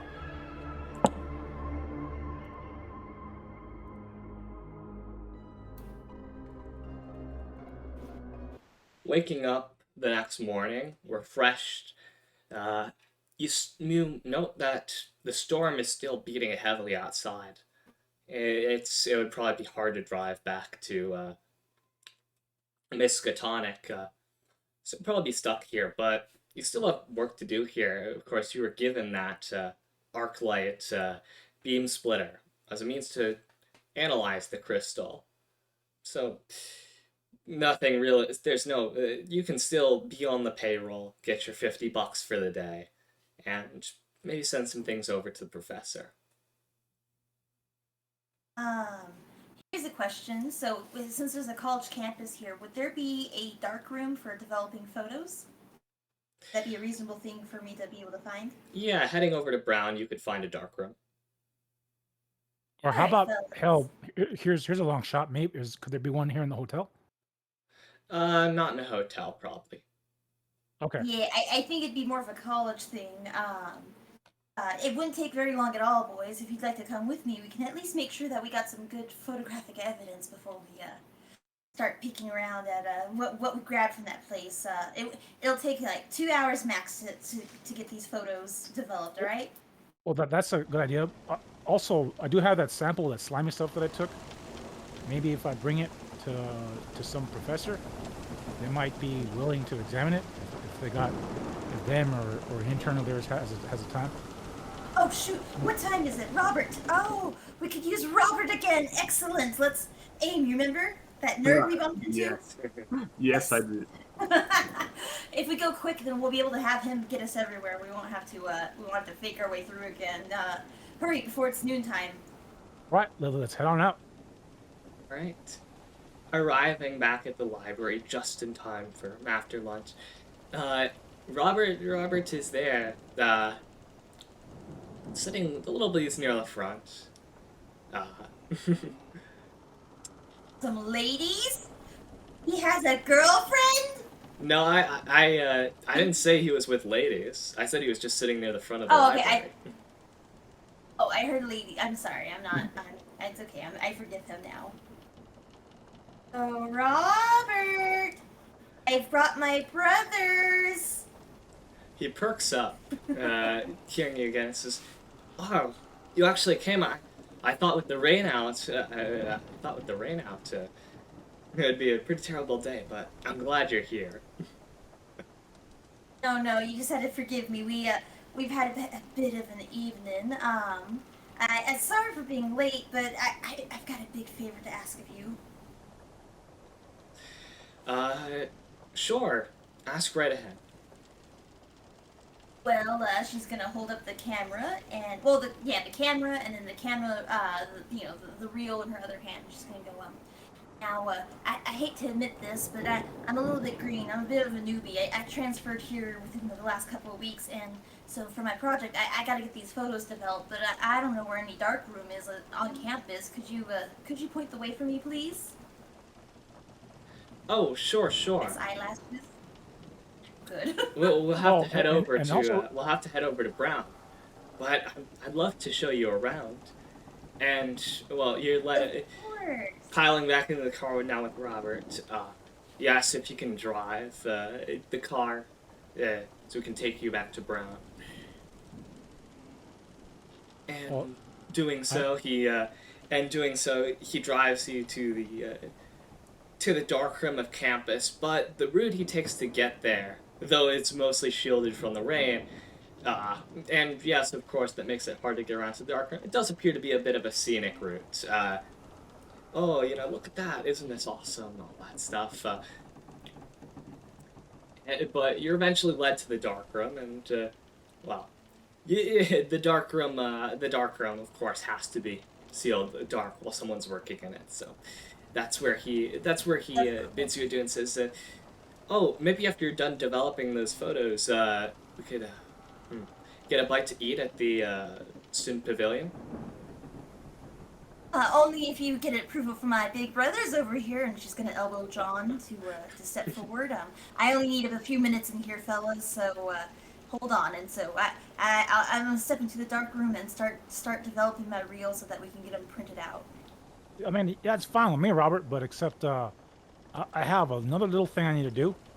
I would like to get a sample that I took from an abandoned house. It's like some kind of a weird looking kind of like a bad smelling slime, but it doesn't look like something that occurs naturally. So in other words, do you know anybody within the university who be able to like His would be his willing to interest examine it? is perked once again. Some weird slime? Do you? I mean, I could take a look at it. Do you think it's some kind of Oh, even biological product? it seems like it certainly has a biological smell. I'll tell you that. uh, and as a man of medicine, this doesn't look like anything normal that I find, you know, in the operating theater. You know what I mean? So, who knows? You might have something rather peculiar on your hands. Oh yeah, it's back to Kelly in the dark room. As you begin developing this footage, you can start to see the outlines of it, and well, you can realize that though maybe in the moment you are overpowered by the sense of adventure, in some of them you can see the hand wrapped around Aim's neck. You can see the bones in the coffins, and in a way they almost seem more real in picture. You can see the gem, and you can see the whole destroyed remains of the church. All that wasn't just a dream. But back to Robert and John. Robert is Robert leads you to the laboratory, and and with the sample, a number of chemical tests are run by him as he tries to work on it. And well, firstly, this stuff is acidic, and it is biological. The and though it's going to take a little while before he can uh, get more, relay more than that to you. So he asks you that you if you would leave a phone number he can contact you at. Sure. I leave him my number. Yeah, the I hotel imagine room number. Uh, right. but where's the info on this? All right, I'll get to you back to you with that when we find the info. But yeah, this Well, strange yellow stuff seemed absolutely perplexing. Uh, it's though he says that if he elaborated why now, he'd probably just end up confusing you. right, well, I mean, I really appreciate you taking your like a hard-earned time, you know, for you putting it into this little, uh, experiment that I brought for you. I'll go ahead and I guess put a good word for you with Callie. Oh, that would be wonderful. All right, so I like I shake his hand, and I let him know that he's welcome to join us for a drink in any time we're all free, and I head back to the group. All right.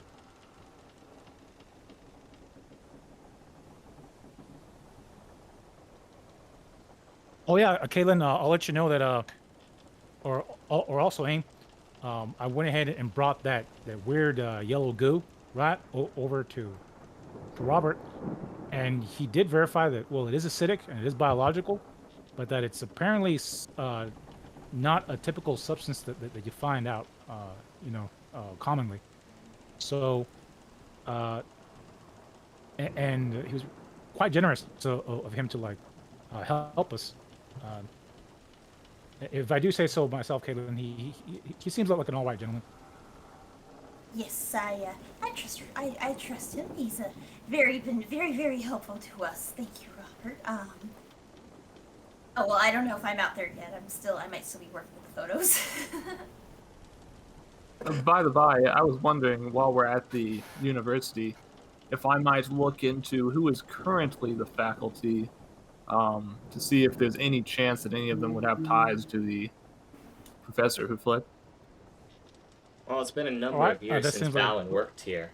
By the timetable, that expedition, which was probably in his early career, was in was in like 1843, and then he went on to found Starry Wisdom about 20 years later and operated it for like another 20 years. So Yeah. now probably the staff here now doesn't have a connection to him. Well, we could always check the school records. Maybe we could find any work of his that might be cataloged. Robert's you a think that player. might be He makes worth the checking out? girls go crazy when he wipes out his pocket protectors. Oh my. But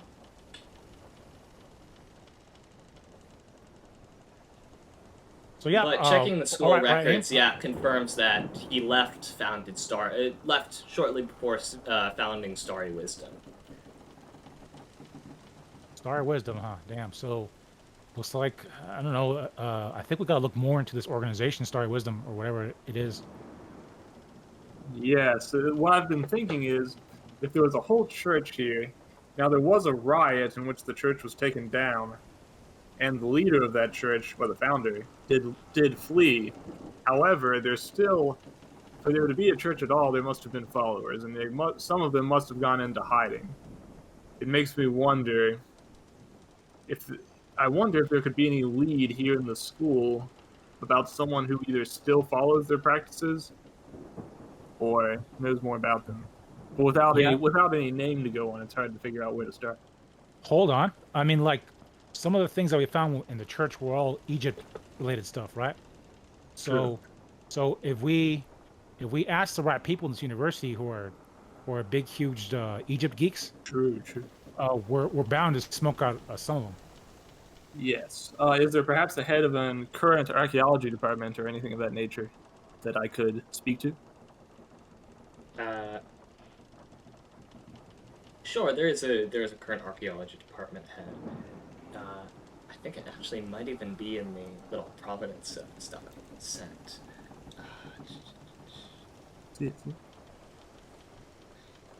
Nope. But they do boast the only Egyptology department in the United States. So. I see. So well, with I probably specialty can't barge in Egypt, you in could and just easily start volunteer. Yeah. Trying to think what would be my best way to approach this man. I think for now what would be good is if they have a public building, if I could head to the Egyptology department and see what sort of, if perhaps they have literature or even projects there that could be seen. All right, heading over to the Egyptology department, much like it, you find a number of classrooms. Currently, it doesn't seem that classes are in session. So you probably need to go find the teachers elsewhere on campus. But there were also some things around the classroom probably to be used in the lessons. Small curios and artifacts, pieces of pottery and hieroglyphic pictographs and all that. It's probably nothing, but out of an abundance of caution, I will again. Would it be possible for me to inspect some of that and see if it correlates with my usual studies, or if it may be something closer to what we're seeing with this Starry Wisdom? Cool. Make an archaeology check. I sure will. Roll one.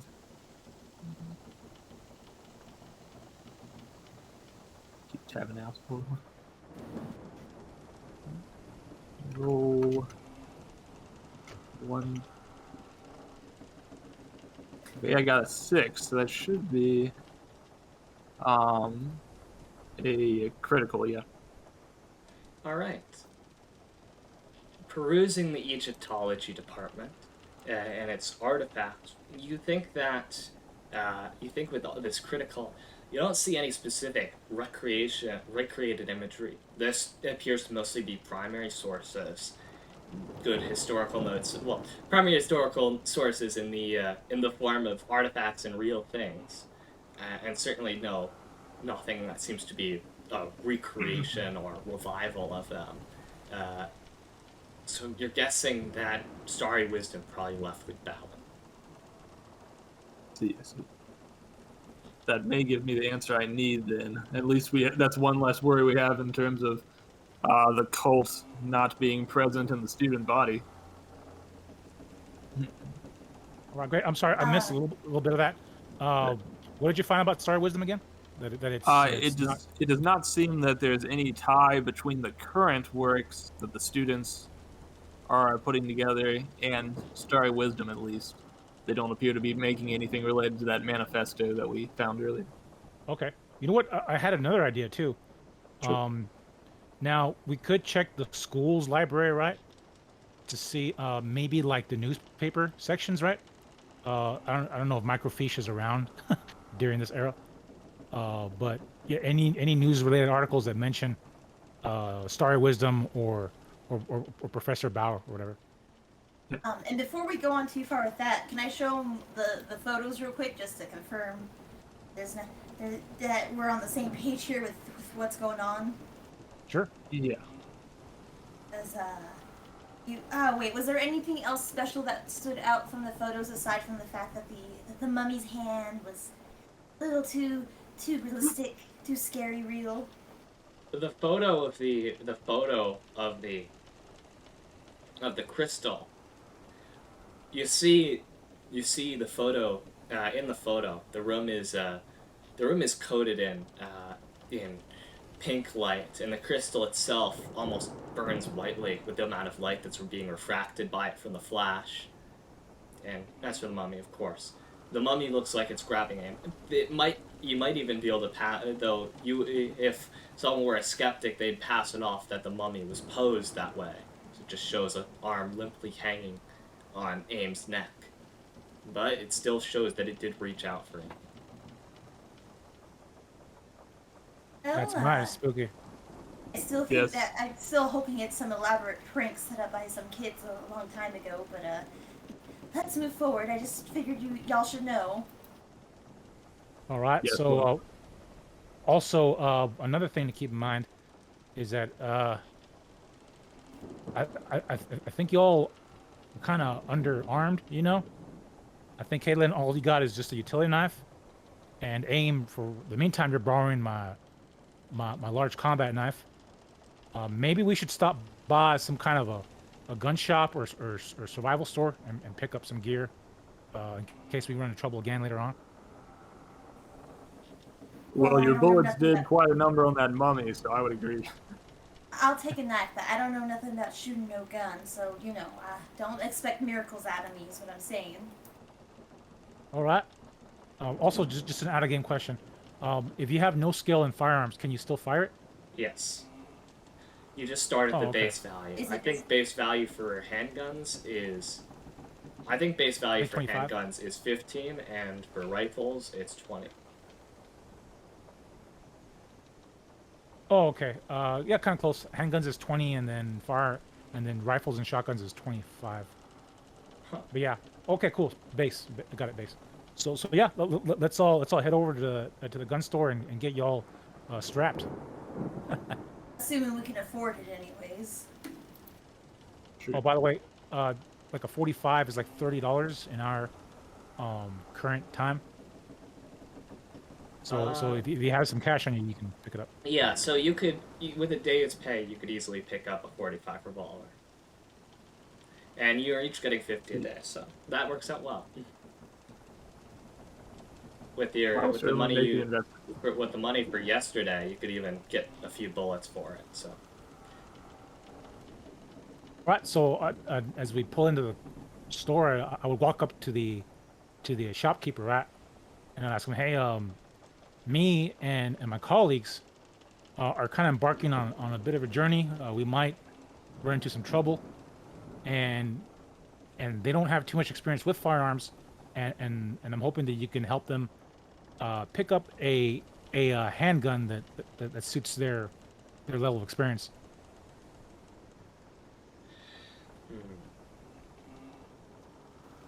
Well,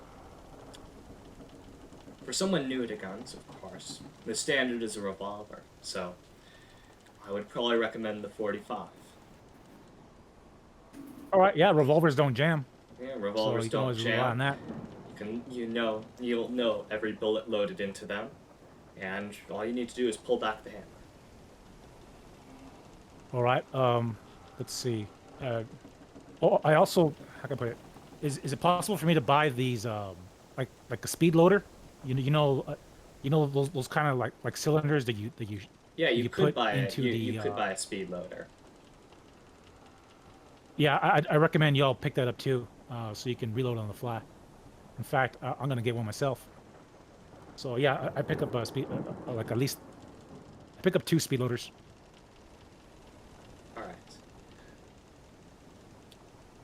See, So what is the cost associated with that one? the speed Uh, loaders, I'll say they're probably a few. They're a novelty product, so I'll probably say like $10. I don't know. Okay. Understood. all right, and what I'm gonna pick myself up like a spare knife, like a large knife. All right. Knives are cheap. Since aim right now, A few bucks. yeah. So cool. About one of those two.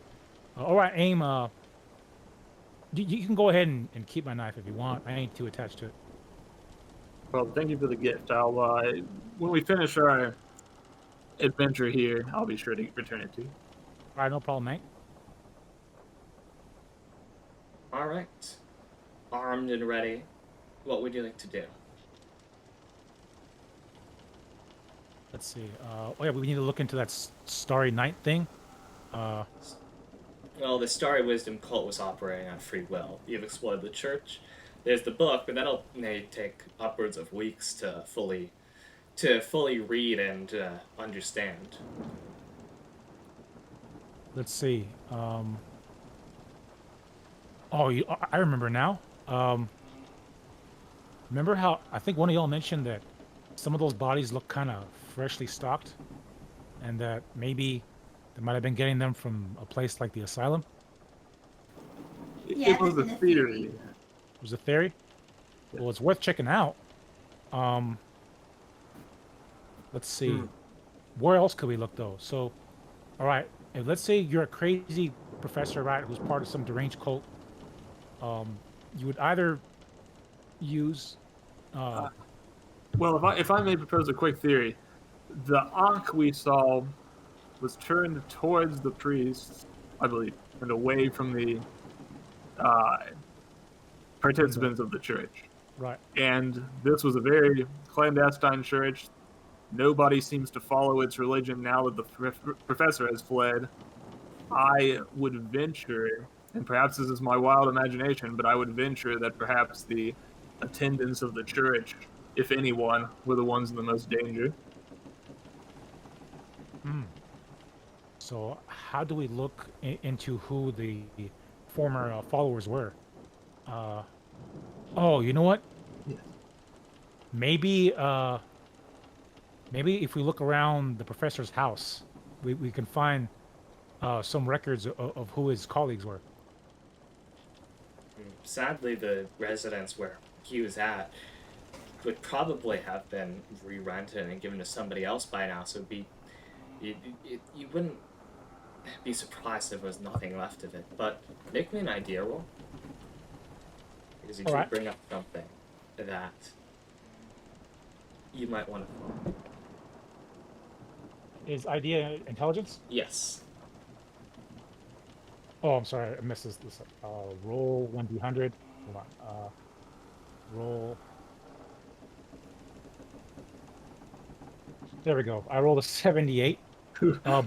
But I think my intelligence is at 70. Yeah.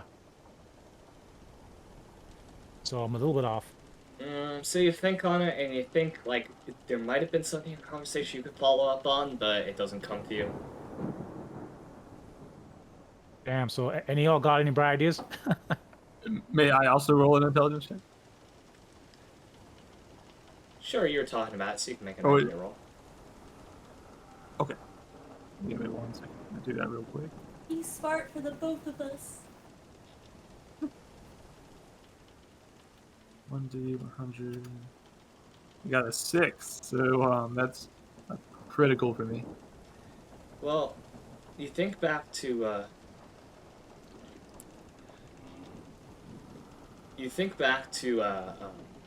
John's contact in the Italian American Mafia, and well, he mentioned that most of the people in his Catholic youth Italian community really detested the Star Wisdom cult. Perhaps their churches might still have a memory of why they dislike that place so much. Yes, I think we should definitely go around and survey some of the other religious figures in this community. If they used to hold a grudge, and probably still do, against the cult we're looking at, then there's a good chance they've kept adequate records as to why they hated them, and even specific instances they may point to. Oh, that sounds Unless they great. can, yeah. That also gives me another idea. Sure. We could tell a white lie, and just tell them that we're looking after a problematic member of the Starry Wisdom cult. We're trying to bring them to justice, and I'm confident that they'll be more than willing to divulge anything that they know about it. Yes, and while we're in their company, we should make certain that they do not see any of the books that I've collected related to Starry Wisdom, nor, of course, the gem. Right. Well, luckily, yeah, I get what you're saying, but luckily we have a bit of the truth on our side. I mean, we're doing this as part of an archaeological project. We're not devotees or anything, but if push comes to shove, we're gonna have problems trying to convince them that we're not. So yeah, I get what you're saying. We'll go ahead and keep all that material under wraps. Well, And Alright, so- surely this will be a lot better than having to break into some godforsaken place like we were last night. Oh, yes. Right. I'd rather not have to empty my pistol into something again. The thought of that being a possible human being kind of unnerves me a bit. driving over to the local Spirito Santo church, you're greeted at the front door by a rather large-looking man who identifies himself as Father Merluzzo,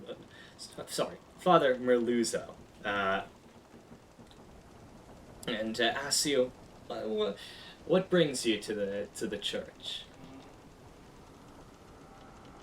Well, me and my compatriots are on a bit of an expedition, and part of it involves bringing a member of a certain how can I put it, organization to justice. One that I don't know if we're comfortable hearing the name of theirs again, and we're wondering if you might be willing to help us out. Do you mention this name Starry Wisdom?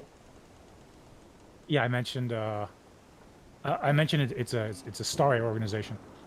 Starry. I think I know what you talk of. And it's not a good thing. Right, which is why It seems hard for me to believe that it has survived in the absence of, well, its leader.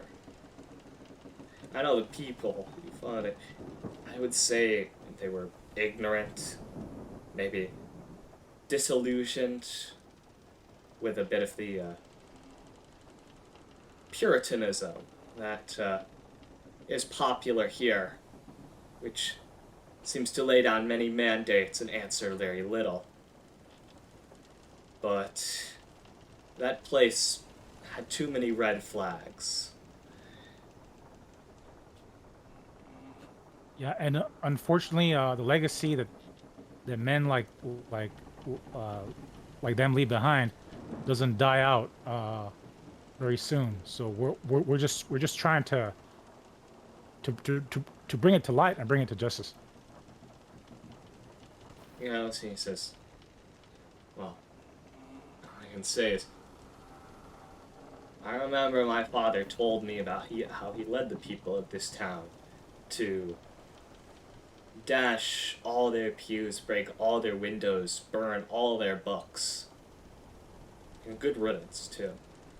After one of our youths disappeared on their grounds. And the police, citing a lack of evidence, thought to tell us that we should not interfere. Really, that was just a call to take justice into our own hands. Was it just the one boy that went missing, or was the church known for folks to wander in but not wander back out? Oh, there were others. There would always be people who would be in the area and disappear, and we all knew it was that blasted church on that hill.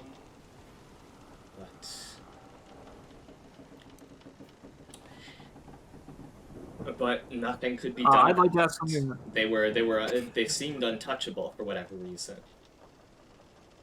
Yes, I'm wondering a little bit more about the history of that church. How did they manage to construct that church and get a following there? Did they come from somewhere else, or did it just sort of pop up here?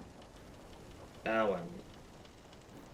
As far as I know, Bowen the leader, paid for every square foot of that church and its tall, high steeple, all of its construction, with some fortune he had amassed. Somehow, I don't know.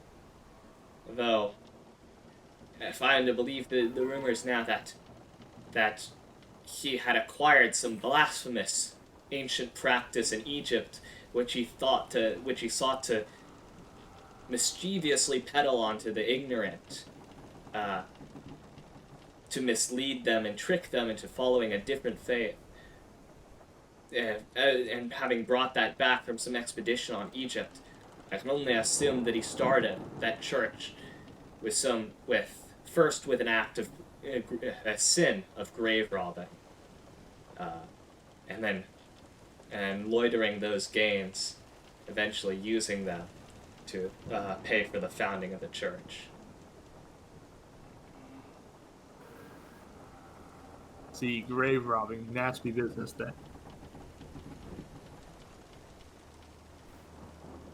Isn't that what archaeologists do, though? Listen, we archaeologists are not grave robbers. I mean, as long as you bring it to a museum for everyone to enjoy, no harm, no foul, right? There's a difference between bringing something to light for the betterment of humanity and using it only for one's own selfish enrichment. Whatever helps you sleep at night, sweetheart.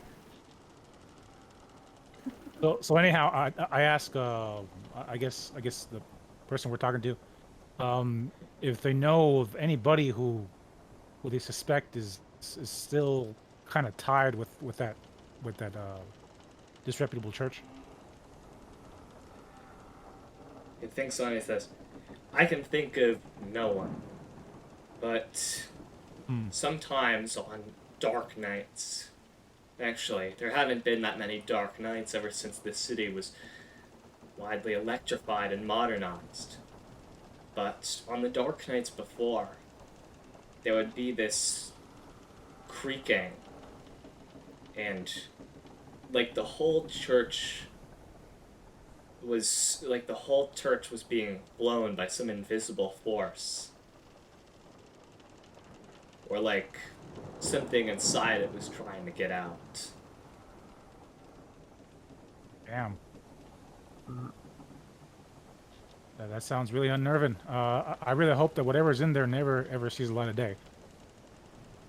I'd say that devil worship probably fears the light. If only the sun shined all the time, then it would probably be nothing but a forgotten place.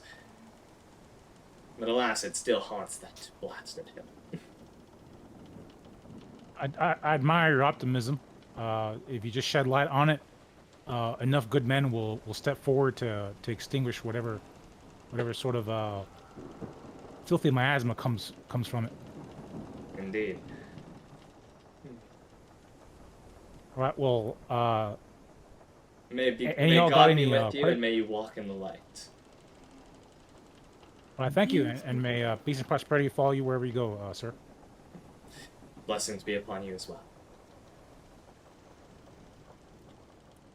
All right. So I guess as we're walking away, I let y'all know that hey, I think I got another idea, right? Cultists are freaking crazy, right? Of course. Seems to.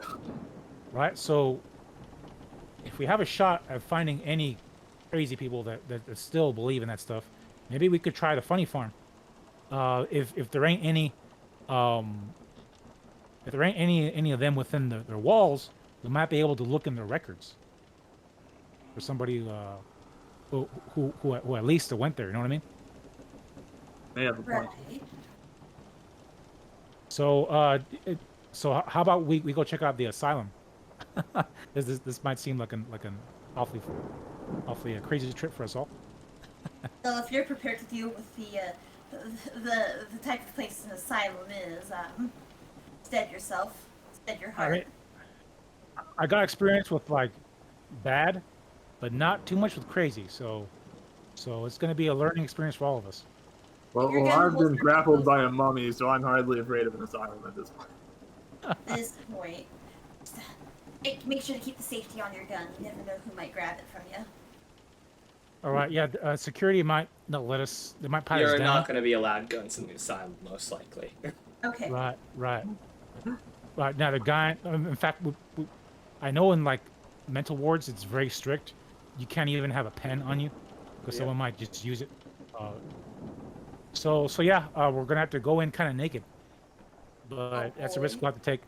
And we also, actually, may I stop us for a moment and point out, my pack is currently in possession of at least one tome of Starry Wisdom and also a very valuable treasure. I think we may even want to find a place to hide that pack rather than have it checked through security. But, well, I mean, we could hide it in the hotel room. No, hold on. No. Actually, no. What about the vents in the hotel room? We could try. You know what? Let's go talk to one of my contacts, right? And ask them if they know of a spot where we can hide things. And believe me, they know where to hide things. That would be Whatever scary. it takes. All right, so I guess I would head over to like not like a boss or like the boss or like one of their underlings, but like more like I'm sorry. I would want to head over and speak to not somebody high ranking because I don't want to waste their time, but somebody regular in the organization who I work with. I'm guessing his name would be Benelli, right? So let's go talk to Benelli to see if he knows of a place where we can stash something. Well, All right. Are you sure that they won't try to take it, right? Let's see. How do you convince mobsters that what though, you have is not valuable? Do you want to entrust mobsters with hiding a maybe valuable crystal? Right. It might be worth just renting the room for one more night and then maybe sticking it in the vents, just a la Country for Old Men style, where he puts it in the well, I assume there'd be something similar to that. Yeah, but see, here's a problem. What we found is very valuable, right?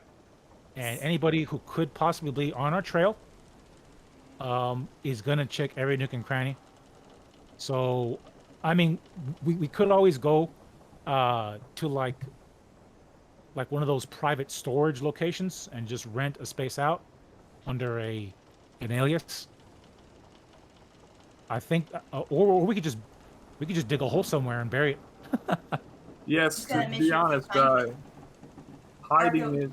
Sorry, go ahead. I was gonna say Fargo style. Yes. To be honest, I am in favor of that plan. In my opinion, us being the only to know of its existence would be preferable to entrusting it to any sort of business. All right. So So let's go to the hardware store and get us a shovel. In fact, maybe 2 shovels. Actually, I do have my thing about I have my archaeology pack. Maybe I already have something Well, on hiding that it would work for that. in the hotel room, before you think about burying it in the woods, you were asked by the professor to basically shine this arc light with a beam splitter through it, so that you could see the impurity patterns it creates, and mark those down. So that would probably get in the way of that if you had to go and dig it up anywhere anytime you wanted to access it. Yeah, that's fair. It would, Well, let's I'll just say, say, hiding it in your hotel room would be effective enough. Okay, sure. There we go. Alright. Let's just hide it in the vents. And you know what we'll do? We'll ask them to change rooms. I'll slip the bellhop, or I should say the clerk, an extra $2. To just keep it under wraps. You know what I mean? Yes, well, so the less we have to make the front desk people worry about what we're doing, the better. It's already bad enough that 3 of us were sharing a room last night. Okay. Yes. Let's all head back to the hotel. All right. Heading back to the hotel, you enact your plan to get a new room. Grab that new room, and put the crystal in the vent. Okay. Well, looks like we're more or less set and ready to go. Let's see. Yeah, I was thinking of what else we can put in the room to kind of throw anybody off, but at this point we should just head out. Yes, the less we spend waste time here, the better. Right. Okay, so off to the funny farm.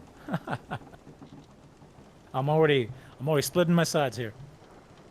Oh boy, I do not look forward to it. It reminds me of my sister. God bless her soul.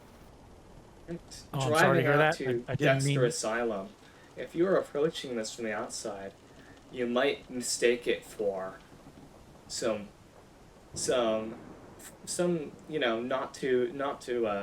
not too fancy but not too shabby manor house, or a hospital of some kind. But upon pulling past the gates, past the yards, and up to the actual entrance of the building itself, its nature as a white painted, metal coated asylum is made very, very clear. It looks like you see that there's a pretty big hassle to get in and out of this place. There's gates everywhere, of course,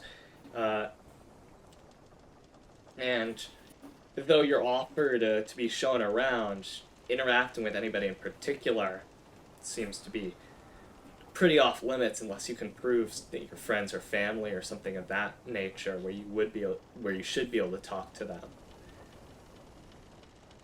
Alright, fellas, if you want to maybe take the back seat again, I'll walk our way through this. Unless you have a better idea. Don't let me just go steamrolling through. All right, I'm gonna come up with a really wild idea.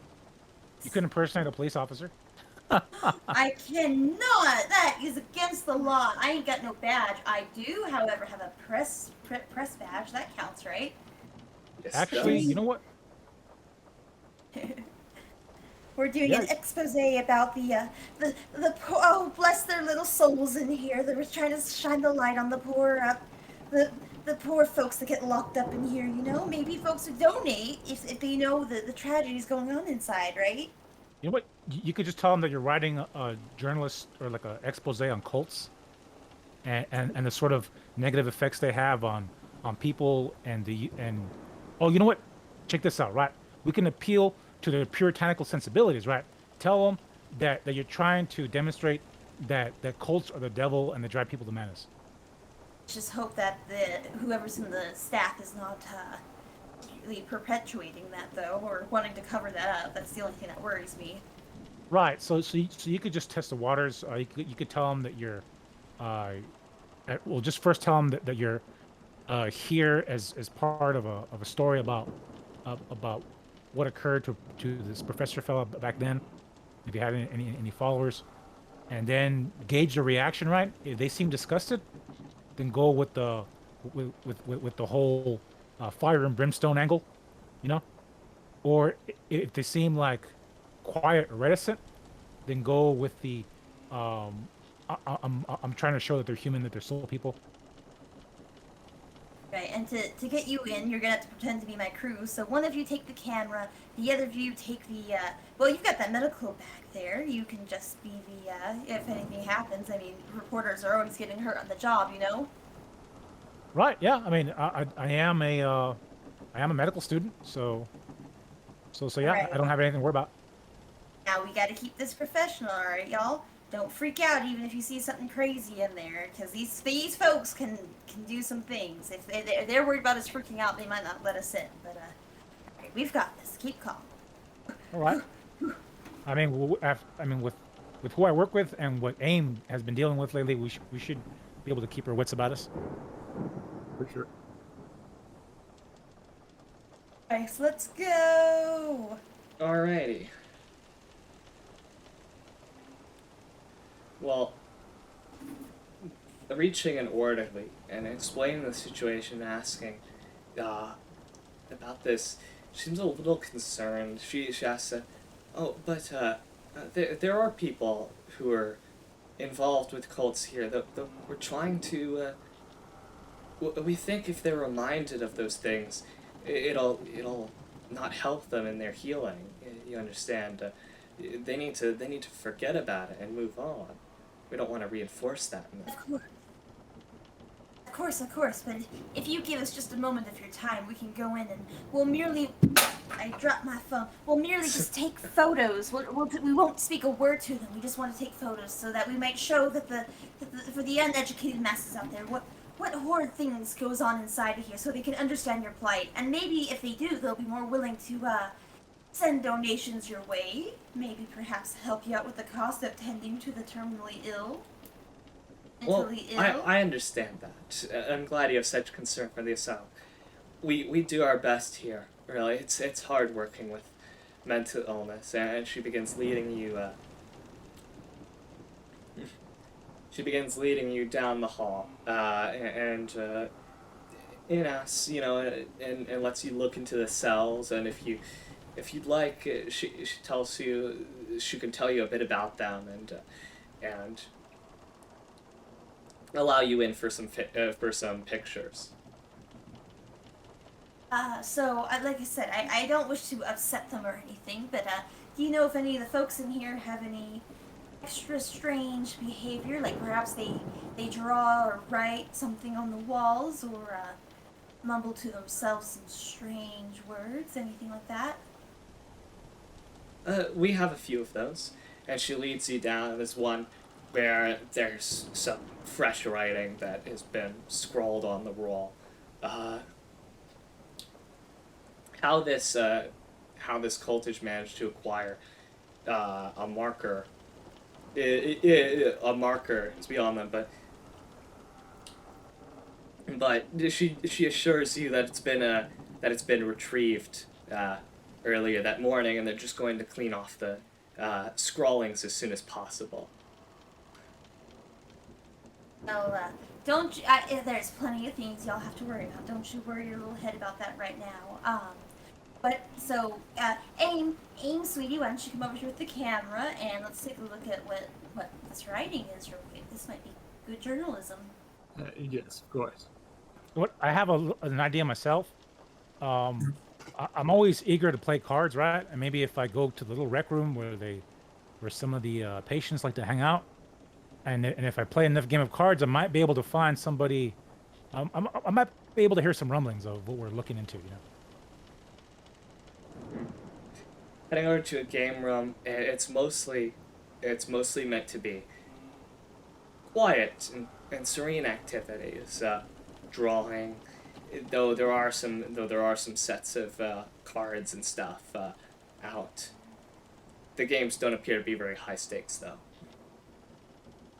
Okay, yeah, I ain't looking to gamble. I'm just trying to, I guess, organize like a whole bunch of card games for the patients to participate in. That way, and then from there try to see if I can ask them, little by little, what they know about Starry Wisdom. Organizing some card games for the patients. You making their day a little bit better. A lot of them, though some of them reject you outright and seem antisocial, some of them appear to be cheery if a bit lost, and it's hard for them to focus, but you do get through a few rounds. And eventually you're able to broach the question of, does anybody remember Starry Wisdom? And it seems like most of the people here only knew of it briefly in their childhood, but they say the same thing. It was a bad place. They felt some of them say they felt bad things, or they felt from the windows something watching them, and they assure you of it, not in the way of a bad feeling, a chill down your spine, but in the way of almost feeling it breathe down your neck.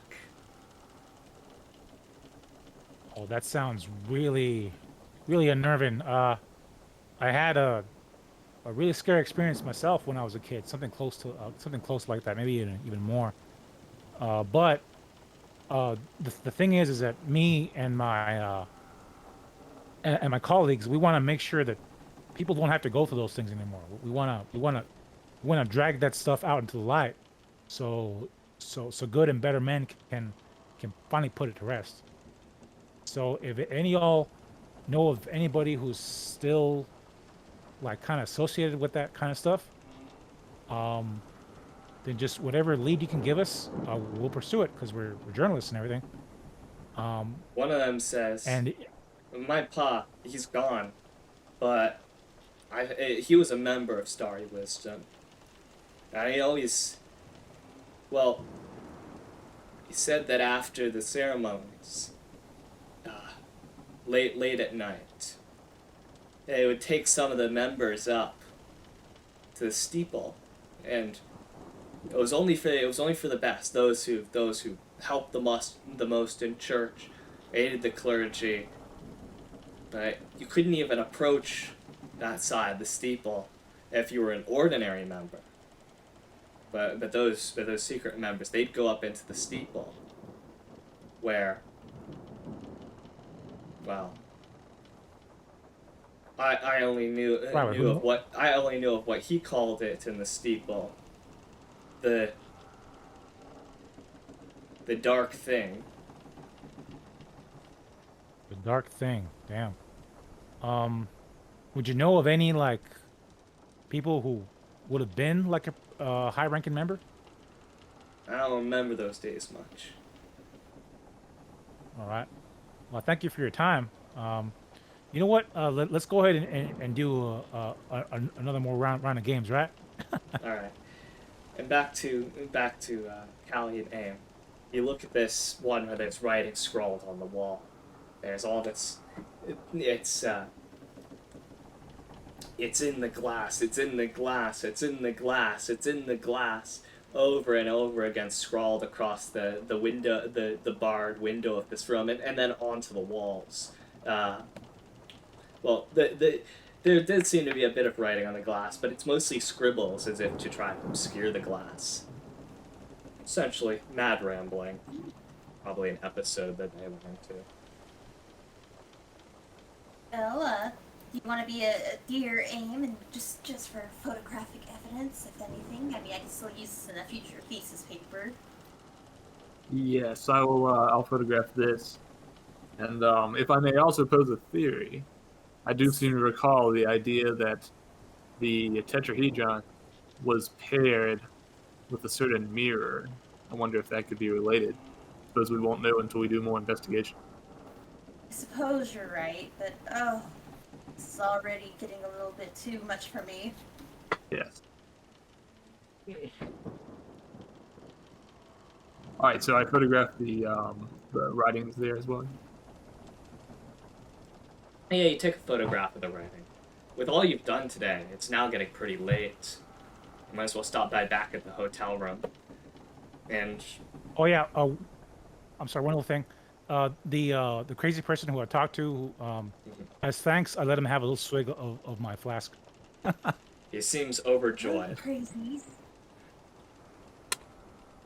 Great. I'm glad to be of service. I'm sorry. What were you saying before, Flirt? It's getting into the evening now. So you could still maybe visit stops and stuff, but it's probably best to go back for the day and Back to the back to the hotel. hotel and right and brainstorm again. All right. Yeah. Well, as I've said, Let's there is mosey, that everyone. one thing which you're supposed to do. So you could go back and do that. Yeah. Oh yeah, Yes, the whole sorry. the reflecting the light thing. Yeah. Correct. Arc light beam splitter. Yeah, let's take care of that. We gotta earn our pay for the day. Yep. Heading would back be- to the hotel, you pair the gem up next to this beam splitter, and well, once it's been plugged into the wall and given power, you quickly see the purpose of it. This, well, it generates a very, very powerful light even before you put the crystal in front of it. In fact, it's almost like a focused spotlight or projector. And fun fact about beam splitters: these were the precursors to lasers. But following the process instead, you put the crystal in front of it, and the light that shoots out the other end is like a clear projected image of all the color and of all the little stars hanging within it. And two, also the swirling. Those swirling bands of light like the Milky Way going across it. A cosmos contained in this little gem. It's beautiful. Absolutely beautiful. And then from within, these bands of light dance across it. They form together into an image before all your eyes.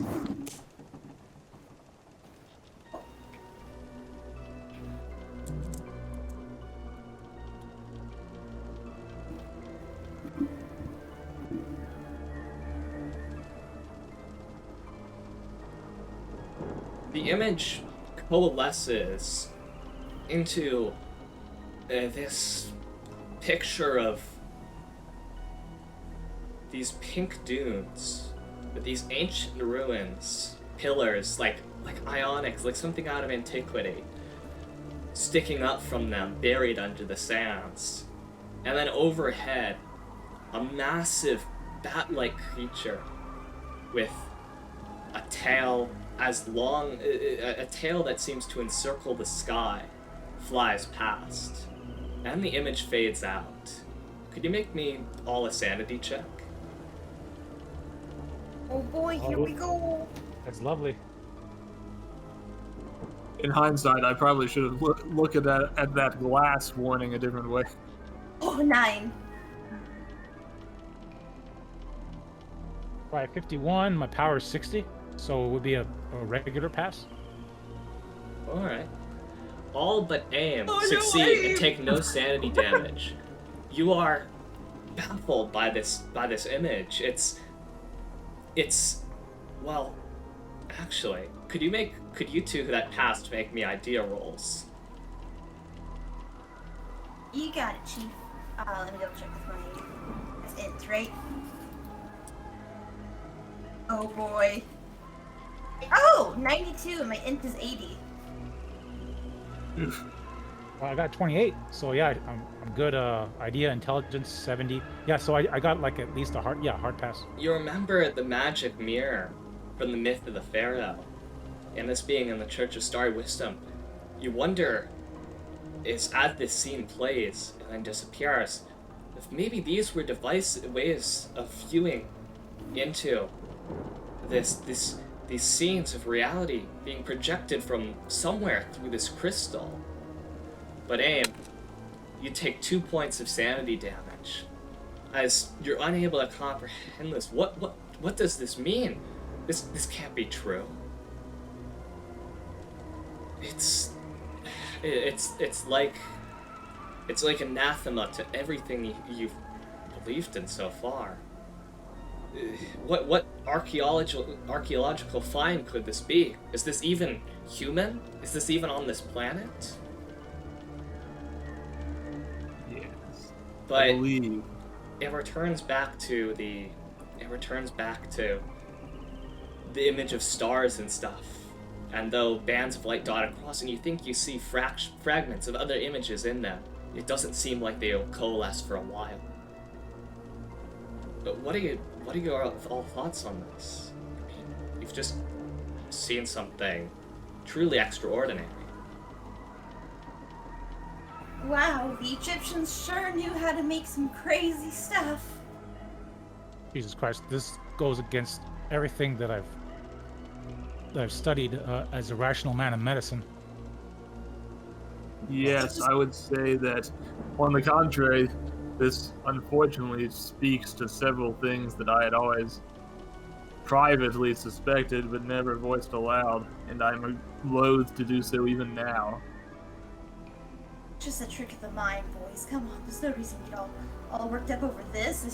It's always some sort of trick to the magician's show, right? There's always something behind the scenes doing it. Well, it's ancient Egypt. Their society was very advanced for their time and given. So I wouldn't put it beyond some like crazy pharaohs to have cooked up something rather wily, rather wily illusion of the mind. Exactly. A crude way to put it, but you may be correct. As you talk, the scene coalesces again. This time, it's some ancient-looking sewer where water flows, but statues seem to hold up the ceiling along the wall, and the whole place seems carved out of sandstone and covered with moss. With some light or sight that isn't sight, you see in the darkness as a man, bruised, disheveled, and though wearing clothes which wouldn't be too out of place in this time, runs. And as he runs past whatever viewing allows you into this scene, you see following him cloved-hoofed, dontrigade legs, rubbery and leathery skin, and deer-headed humanoids chase after him. And then the scene fades out again. Could you all make me a sanity check? Yeah, sounds like I need to. Hey, I roll a 6. That's like an extreme. Yes. Because my power is 60. You take no sanity Got an damage. 83. And you, Aim? I'm hurt. I got a 48. My power is 50, so it's just inside. It's under or over your sanity. Oh, I'm sorry. My current sanity is now under 48. My current sanity is 44. Alright. Mine's also hurting me.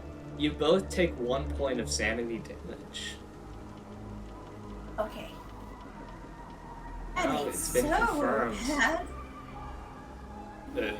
This seems like a recent event. Like maybe it was even happened concurrently to now. Wait, what? I thought this was from ancient Egypt.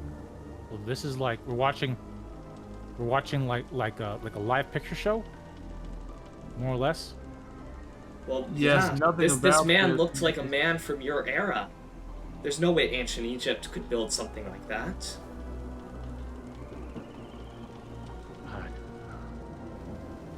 Yes, Okay. and further, I've never seen anything in my studies that matches so closely to those deer-headed humans.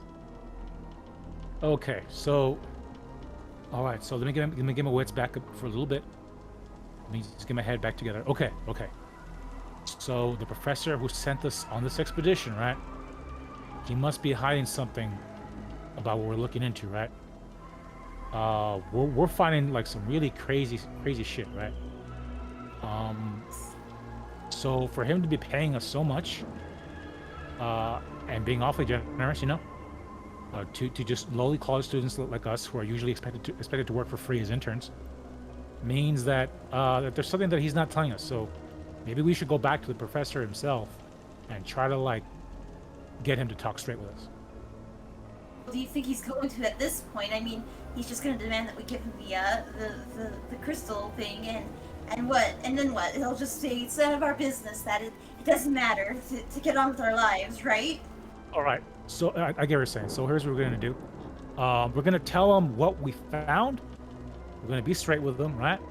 But we're not gonna hand him over the gear until he lets us know what the hell it is that we're facing, or what it is that we're trying to find. Because we've been through an awful lot in a real short time, and I understand that he is paying us well for our efforts, but I mean, for us to be kept in the dark like this is not good. Well, I will mention this as well. It does not seem that this gem is very well documented in any fashion. He may be very much like my own family, eager to possess such artifacts, having no idea of what they actually entail. So I agree that we should keep our caution around him, but it could be we're being presumptuous and thinking we were misled. All right, yeah, I get what you're saying. I'm probably being a bit too cynical. I mean, given who I work with, I can't quite say. I don't think you should hold that against me.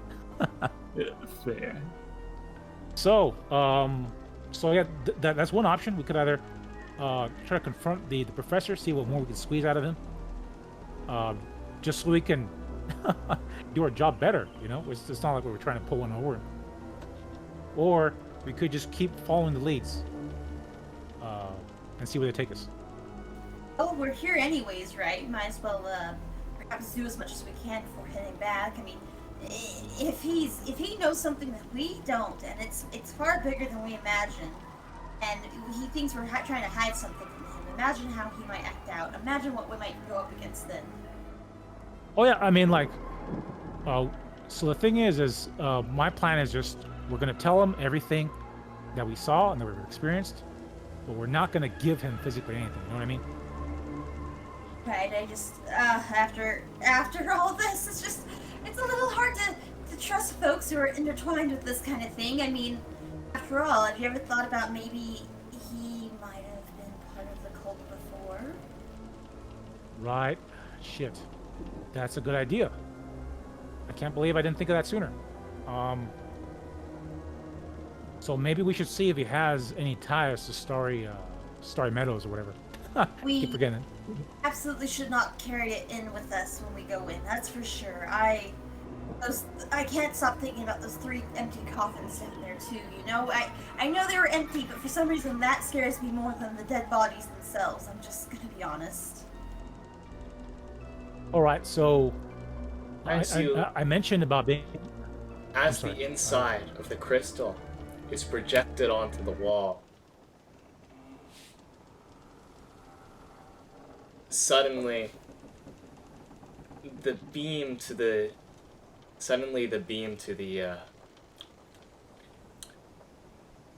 beam of the beam splitter dims and goes out just before the image was about to materialize. Oh, Jesus. In fact, Oh, you can boy. see it flickering. You can see it flickering a little bit. You might just need to tap it to get it to work again. All right. Those All right, goes. Aim. Go ahead and give it a little tap to wherever you think it should be. Yeah, Aim. I certainly will. Suddenly, okay. Giving it a tap. It seems like whatever misalignment in its thing, in its mechanisms, was causing it to falter. The circuit reconnects, and the light shines out.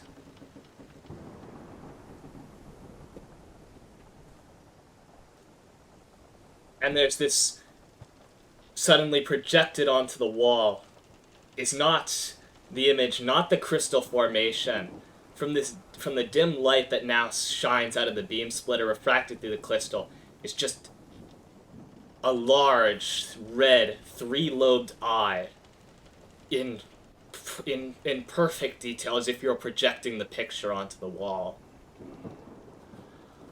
And then the beam splitter dies entirely.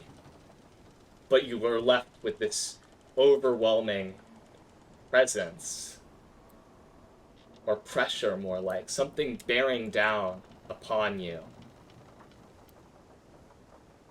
He who looks in the abyss should expect the abyss to look back into him, right?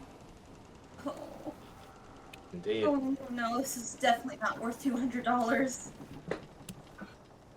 The lights in the room. You see what I? The lights in the room flicker. I'm sorry, keep going. And is the music not working? I don't hear music at the moment. Oh. I I think I have to play again to get it to unpause. All right. The radio comes on by itself as the power continues to flicker in this room.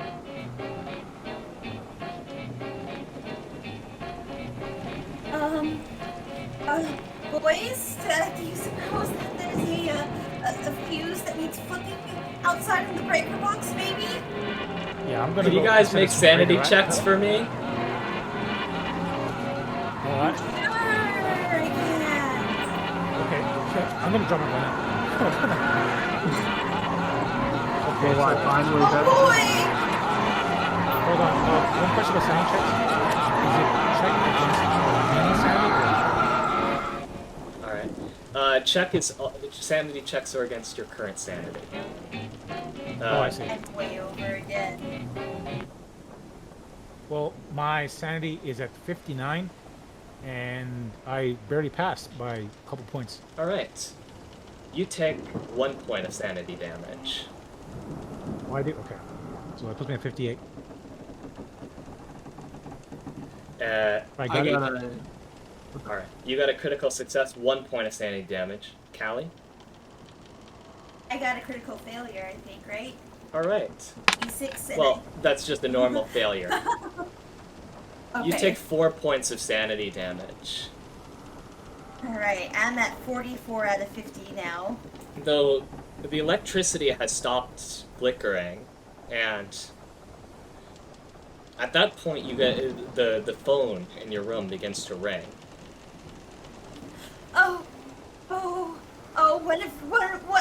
One of you answer it, please. I am not quite in my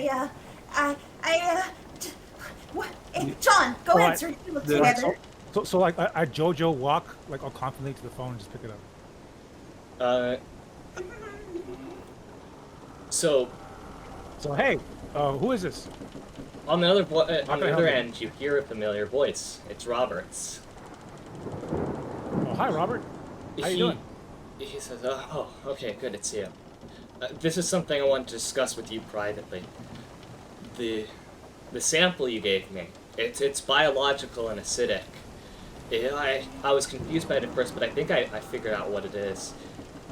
There's signs of both oxidation from burning and oxidation from acidification, almost like it was fried and melted at the same time. I really don't know what could do this to an animal, but you best stay away from whatever it is. And also, I just want to let you know, the storm, I think it's affecting the power in the city. Already some parts have gone dark, and, well, for the first time, some people are saying that there's sounds again happening throughout the city. I saw them going out with some torches to keep the light going or whatever, but they were heading to somewhere outside of town. Anyways, try to stay safe and don't do anything dumb while the blackout's happening. Since we're calling each other, I can only assume that it hasn't hit you yet. And as he says that, the room, the lights in your room, like as he's saying that, the rooms in your light flicker and go out, though the phone continues. Oh, Jesus. Oh, So- sweet mother of Jesus.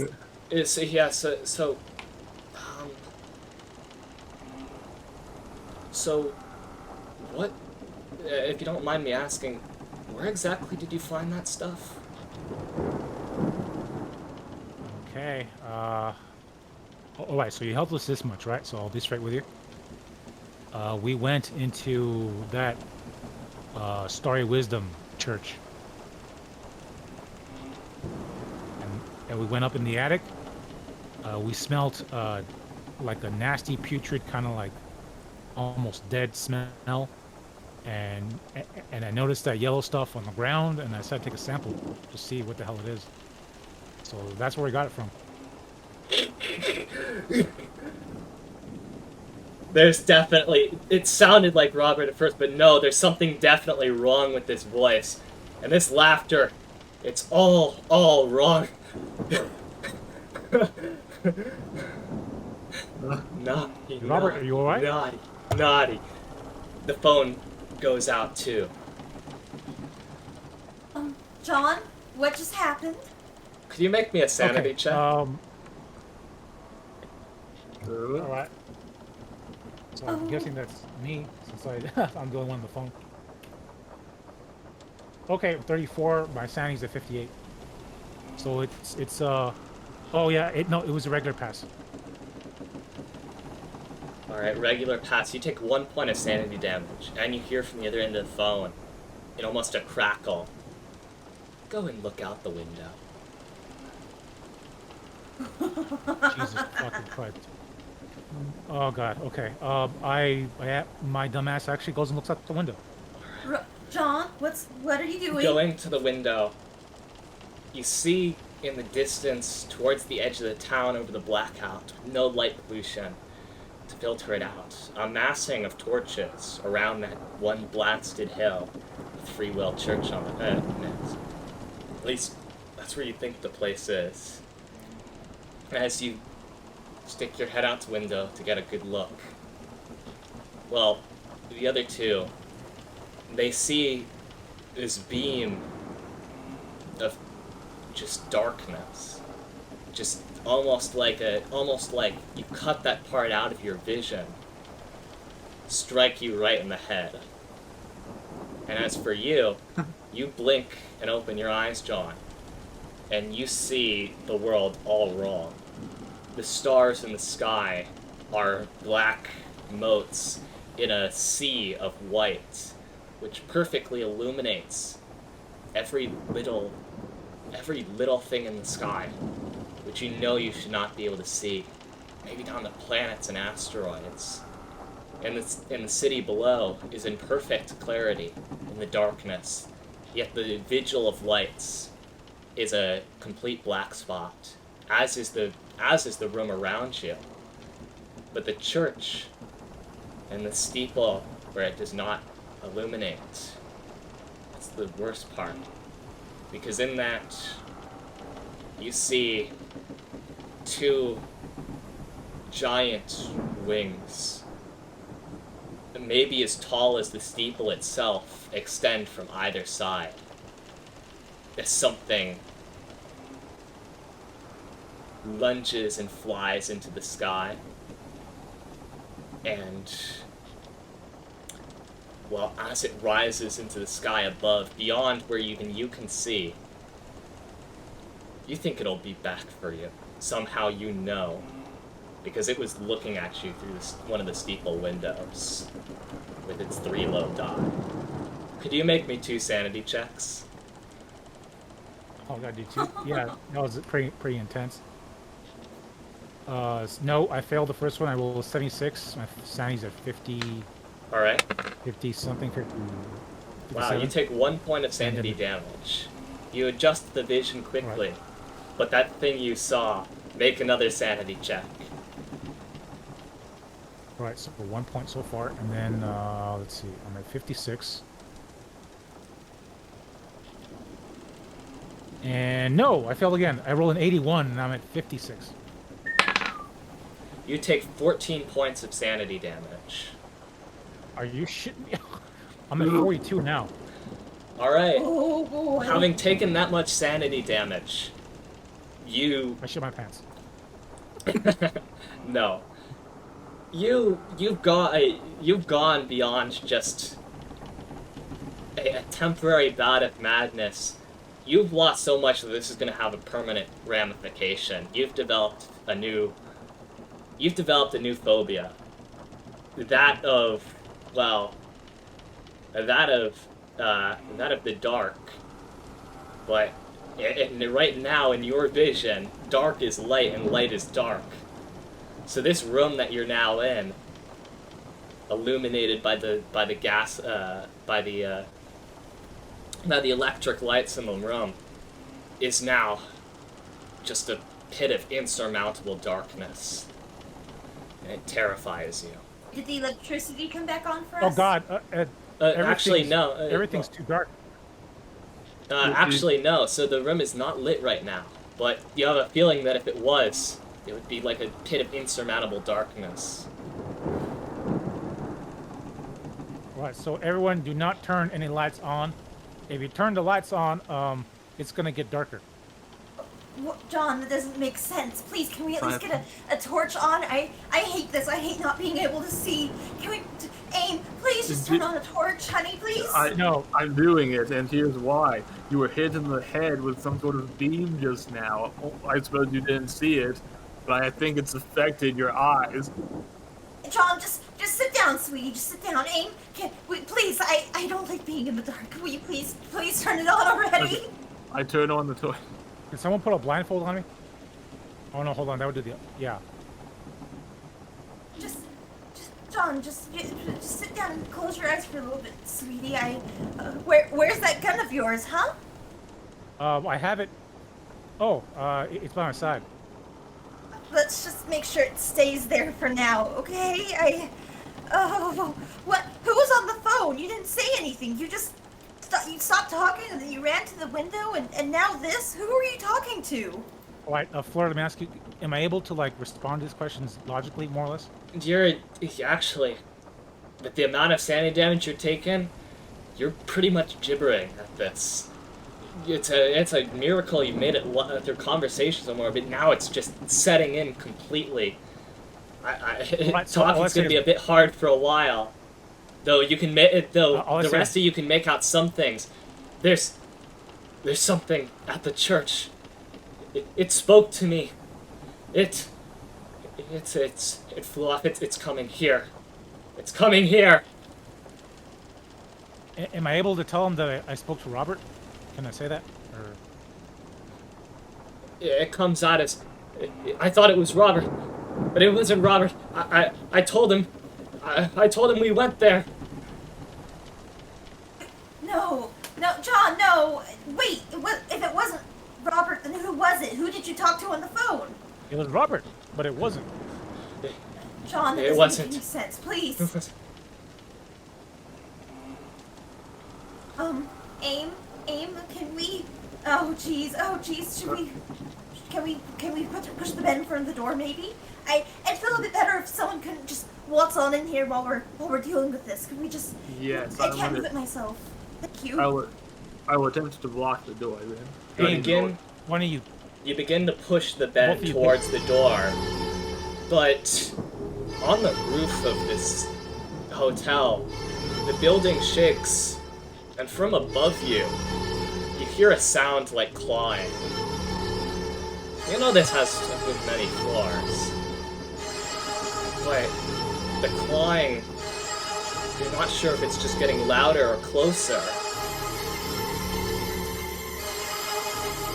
Okay, I want to tell him that I saw a thing fly from the church and it's coming from me. There's something in the church, but it's flying here. No, it's already here. John, wait, Oh, what do you God. mean something's already here? What did you do? Who did you talk to? I told you, it was Robert, but it really wasn't. Finally, your bout of madness, your initial bout of madness is breaking down. But you, in your haze, you mutter something out finally. It's coming! It's coming! The Haunter of the Dark! The Haunter of the Dark is coming. And now you're lucid again. Lucid enough to talk at least. But you're still in La La Land. God, alright, so I answered the phone, and it was Robert. He mentioned something about reading or looking into the sample. He asked me where it was from, and I thought, because he was being really nice and helping us out, I decided to be straight with him. And then he started laughing real crazy like, and then Crash! before I knew it, There's a sound above you, somewhere. You're not sure how far up, but it was loud. You might want to hurry up. yeah, let's get the hell out of here. We need to run. Yes, Alex, are you sure walking out there is the best idea? Well, everyone, make sure you got your hands on your weapons ready. yes, I have to know what we're up against. All right, so let's just get the hell out of here and drive away as far as we can. The end of the earth if we need to. I don't think you should be driving, John. Give the keys to Aim. Aim, you're still fine, right? You're still normal. Yes, nothing is going to break my mind. Have you already Please left give the me keys. hotel room? Yeah, we're running. We're getting the hell out of there. Alright, you've I wanna gotten get into out the of car. And, well, John, as you exit the building, you see something. It's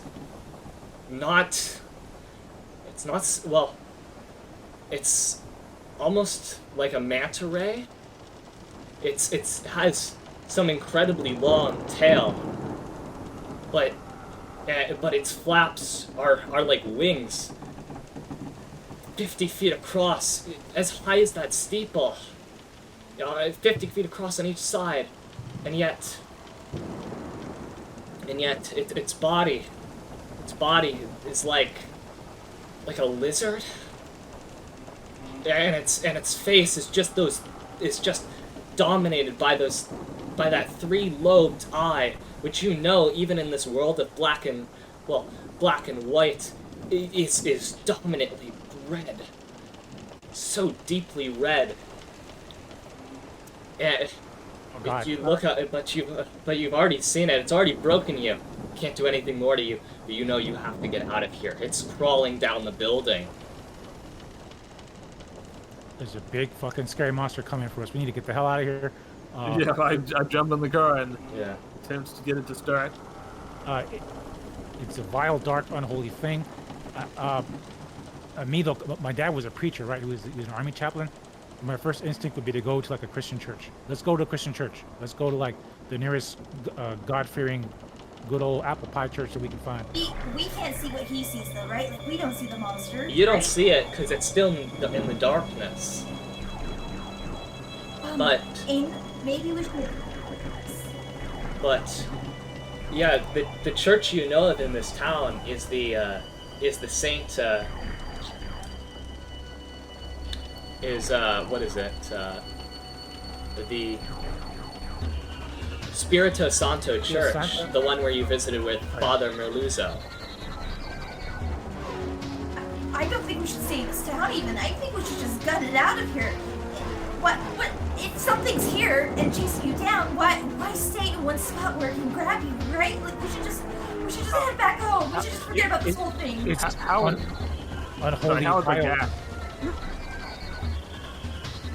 What? Do we have enough gas in our vehicle to make the trip?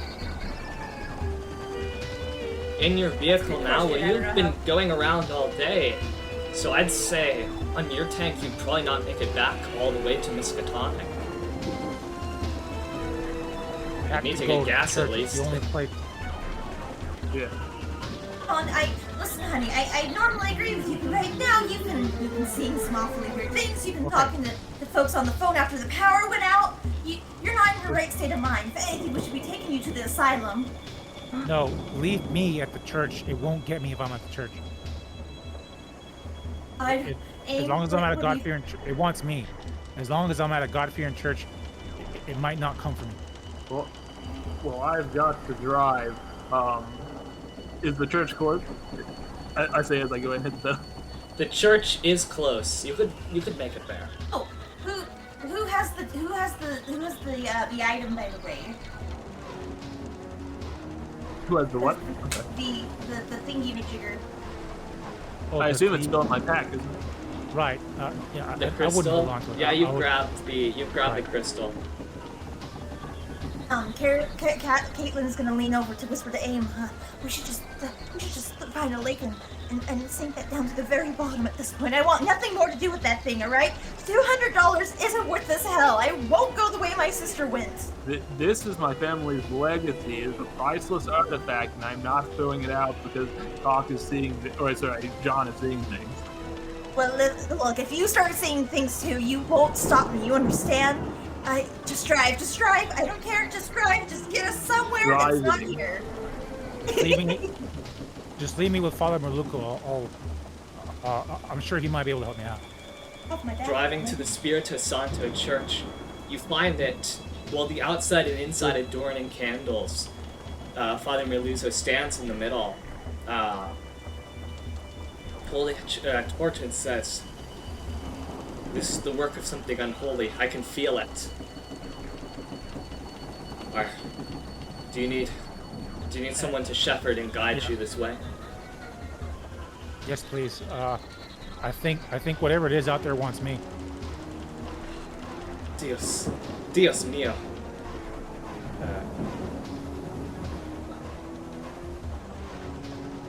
I do not know what you did to incur this. But there's something I can feel it. This terrible. So it almost feels like that church. If it's involved in this and you got yourselves into it, you must stand against the darkness. And here, he puts your hands together and says, "Please, pray with me." Yeah, and I start praying with him. Oh, this is gonna save us, though. This is really gonna. I don't know if I can do this. I'm gonna get back in the car. I want to drive home. Boom! The pane glass window of the church explodes as these long tendrils, they're like feelers, but they coil and twist around each other like hairs, but completely indefensible. And to you, those who can see in color, they look to be like brain from the pictures you've seen of them. But they extend and reach out, though as they reach into the church, the light of the candles burns at them.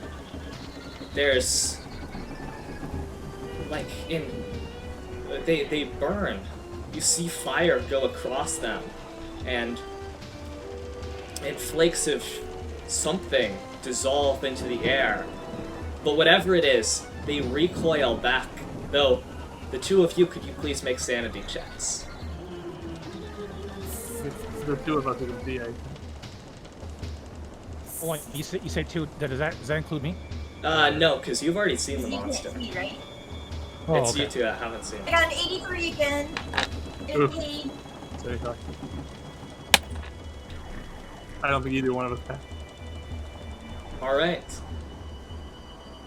You take 5 sanity damage, Callie, and you take 19 points of sanity damage, Aim. Oof. You I have two 39. reach your breaking point. And Aim, you reach your breaking point. You two have gained the fear of darkness. Yes. On some level, it's odd, but you know in your insanity. Light hurts this note. Light is its anathema. Maybe even as you saw it burning up, it's almost like the thing was light, and like light was dispersing it in the same way a fluid, a little drop of color in water would be dispersed. Yeah. But you've are absolutely there any reached your candles breaking lit in point. this church right now? Yeah. Yes, Are yes, there Bill. any candles lit in this? Oh yeah, there's candles lit like- all over. No. Oh, okay. I was gonna say, you can tell us our crazy effect, but if we're going crazy already and I'm scared, I'm gonna start lighting stuff on fire. I don't even care. Spread the light. And I brandish my torch everywhere that I can. Well, If I'm gonna die, I refuse to go in darkness. tossing some papers onto the candles to give them some ignition, it begins spreading to the wood of the church. And you know you've bought some time. You haven't seen it move again against this place. And then the fire grows higher and higher, spreading across the curtains. And though you also realize something, you can't stay here. Once it reaches the rafters, if those fall and crush you, you won't be able to survive. Merluzzo at the fire burning the church says, "Come, we cannot stay here. Let us hope that we will be protected elsewhere." I swear. No, I can't leave this dark. Aim, please, give me the torch. I can't stand this darkness anymore. I don't want to be left alone with that thing, please. Right, Either. so I grab Kaylin's hand and drag her towards Merluzzo. I like my And as for you, Holiday, you want to leave this place. You want to leave this place badly. Because of all the candles in here, now the fire, it grows into darker and darker darkness. But Aim, going out into the darkness beyond this place, that means certain death to you. Yes, your phobias are at an impasse here. Don't take me out, John. If you take me out, I'd rather burn in this church than to die out in the darkness. we need to go over Merluzzo or we all die. I know what you're feeling is like very intense and very scary, but right now Merluzzo's our best chance that we got of surviving this thing. So come on, snap out of it, both of y'all. I am not gonna leave the darkness. Either Aim gives me the torch, or I'm not leaving at all. All right? And she's gonna take out her utility knife. Yes, we're not going anywhere close to that darkness. You can have the torch if you must. Do we honestly think that light such as this will work against a monstrosity such as that? Anything is better than being in the dark with that, all right? Anything's better than having that sneak up on you when you can't see it. I refuse. I have a thought, and it may be my state of mind, my insanity I feel slowly creeping in. But the gem, does it not reflect light? Does it not spread light? We Yes, perhaps it does. use it. What other evils could that thing bring? I mean, if you must do it, you must, but... Well, I'm not going to wait for those things to kill us. I'm going to try it. All right, go ahead, go for it, man. Anything's better than nothing. Alright, I take out the gem, and I start by turning my torch on it. Yeah, and just going for it. As for reference, you've got you two, Aim and Holiday. You've taken so much sanity damage that, like, you're shattered. Give me some panic in your voices from now on, all right? Okay. All right. But you shine your Jesus torch Christ, through what's the going gem, on? and the radiant pink beam that comes through is as strong as a street light or headlights. Yeah, feel free to get some screams in here. I'm all for it. Don't tempt me. Yeah, I can't. Just my don't get the Just police okay, called on yourself. That's all.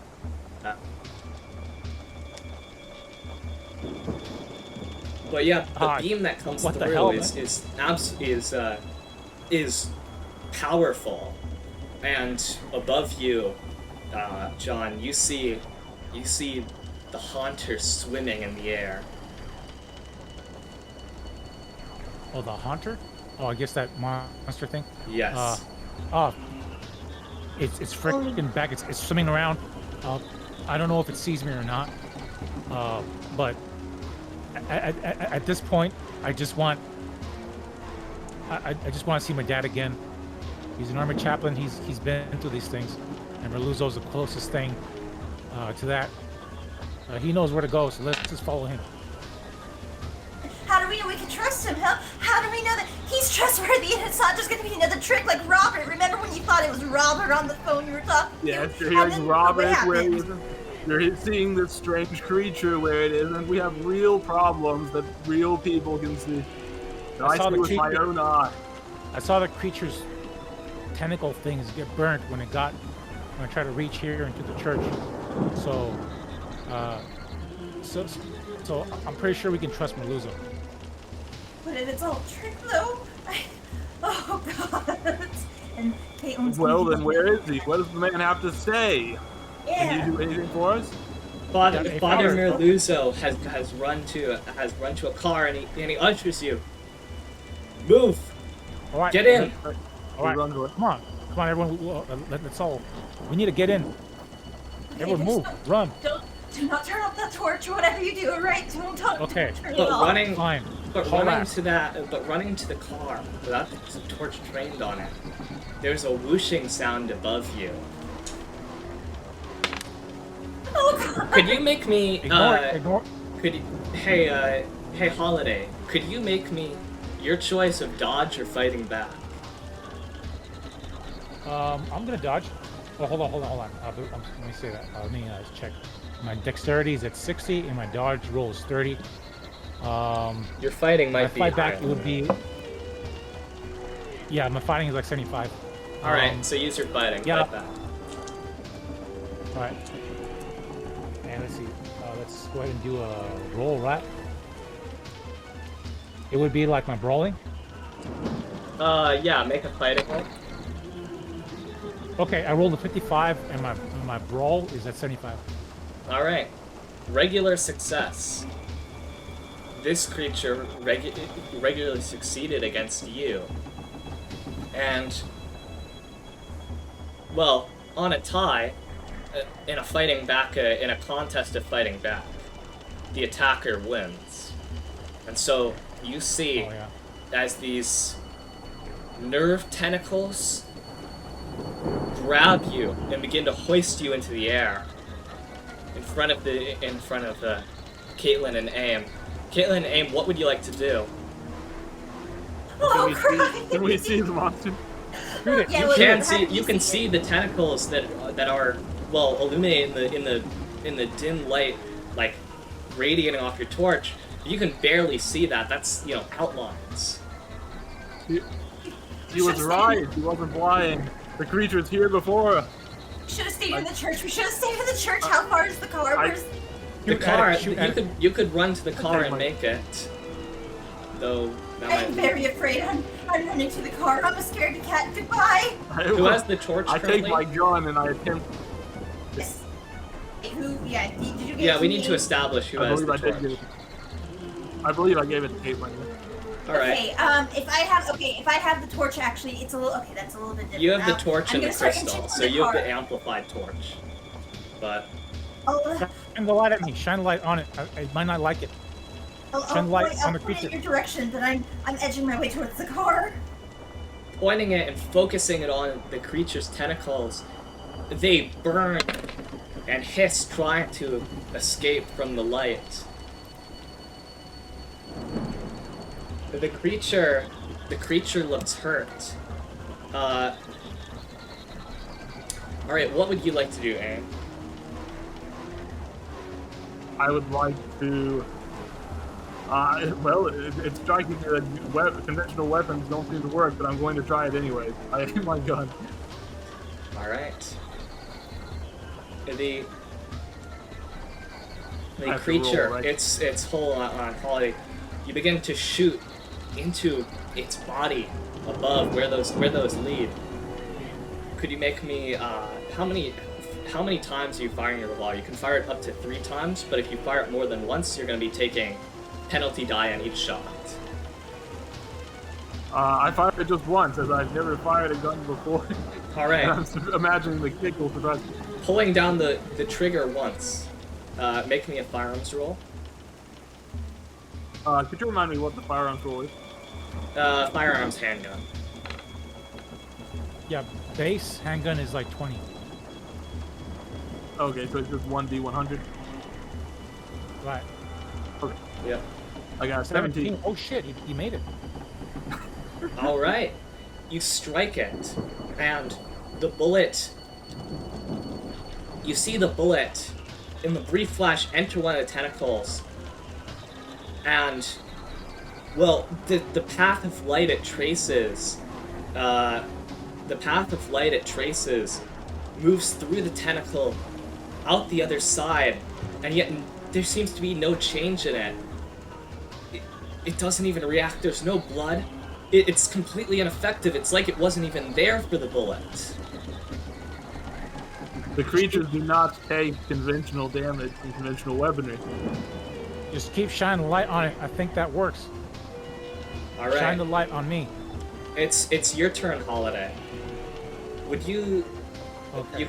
You might choose to, at this range, shoot, stab, or try to free yourself from it. Let's see.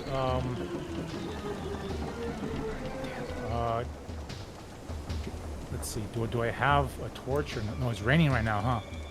There's rain out, right? It is, Shit. So yeah. Yeah, it's raining outside and you don't have the torch. Let's see. Let's see. Yeah. So I'm gonna try to set myself free. All right. Could you make me a strength check? There we go. Roll. My strength is 50. Oh, and I rolled an 82. That's lovely. Yeah, I feel You're it. ineffective, and these grab and hold you, and though burnt, having been unable to free yourselves even from the tentacles in this weakened state, you're pulled upwards towards it, and in your dark vision, you see yourself brought up by this incredibly long... how high in the sky are you at this point?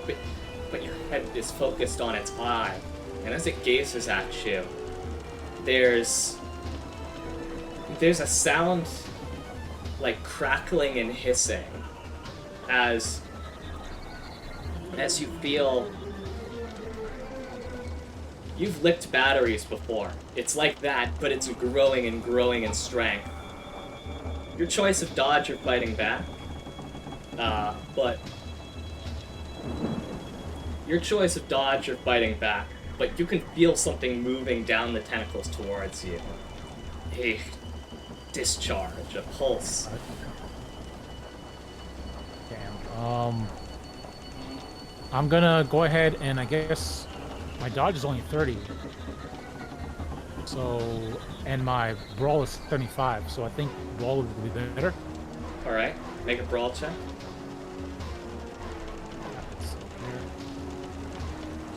I passed 50 and yeah, I rolled a 50 and I need a 75. We'll do a regular pass. Jesus. Well, it got an extreme success. Oh, New God. tentacles So it's like, emerge and wrap around you. These ones coursing with electricity as you feel 1,000 shocks and burns. You take... Oh, that's lovely. You take 11 points of damage. What's your hit point maximum? It's 10. Sorry. That's instant death. Oh, shoot. I die again. Oh, Christ! Oh, Jesus. I always wind up getting killed. That's fine. Can't believe it. I think Below. it's murdered him. Below, you two, as you load into the car and begin to drive off, something impacts the ground, smoking with a wet thud.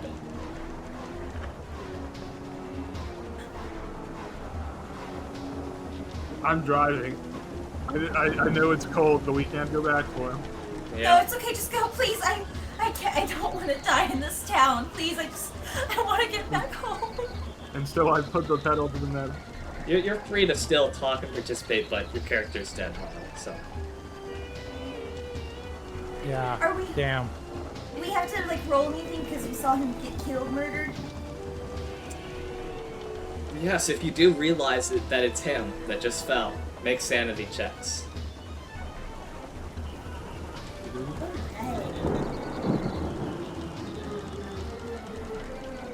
I'm about to be in a terrible place for driving a car.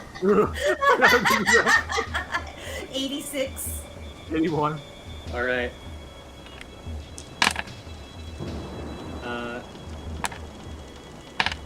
Alright. Callie, you take 3 points of sanity damage, and Aim, you take 1 point. But Aim, that's enough to cause your mind to go into disarray again. You're now unresponsive. Did you say you were driving, or were you relying on Merluza? I am. Oh God. I'm taking us back to the university. We're gonna find that damn professor. Aim, please wait. Aim. But that speech Oh, degenerates sorry. into gibbering as his hands lock up on the wheel. Aim, please just hang on. Just you need to drive straight. You've gotta. What I am does he going do? to survive Ca- this. Caitlin, I'm going to could you take make- this gem back to my family's rest? He's lost it. Caitlin, could you make me a drive auto check to stabilize? I don't have that as a skill. Then use the default. But you're trying to get a hold of the wheel and steer the car back on the road because it's not on the road anymore. Oh Christ, Aim, please! We just lost John. I don't want to die in the car crash. I don't want to be buried in this town. No, we're not gonna even be buried in this town. They're just gonna rip us apart. They're just gonna be like the reporter we found in the church. I've always Please. believed in a higher power, and I must trust that just as they brought humanity into civilization through the Egyptians, so too do they have some grand plan for us here. Aim, just let me out of the car. Just slow down. I'll get out and walk in my bus. Just let me go. What was your drive auto roll? Have you made it? 75. 70. All right. The car remains steady. The car remains steady, though you feel, though from the back seat where Merluzo is, a hand reaches out and opens your door, as the door back there opens too, and it seems he's jumped out. Can you make me a dex roll? Oh God, Aim. Okay, let me roll 100. 45, and my dex is 70. Alright, you jump from the car, and Aim, you take 5 points of damage as you smash the car into a building, and then you come back to lucidity. And what was I doing behind the wheel? Points of damage, I believe, is my whole health. I only have 5 HP. 5? Really? You should have That's at what it least says on my 10. Here, let me check your sheet. Okay, yeah. Because I was just using that automatic generator. I may have missed something. Oh, sometimes that messes up on health, so I'll tell you your health.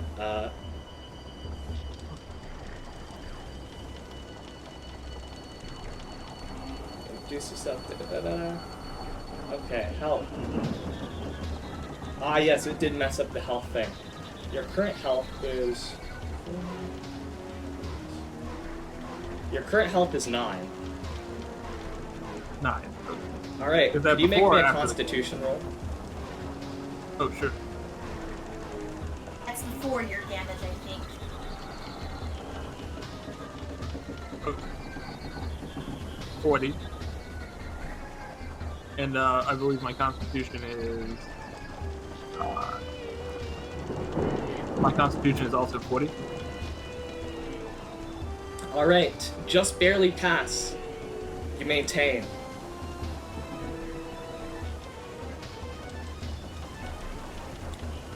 Okay, so am I at 9 HP damage now? I mean 9 HP total. Alright.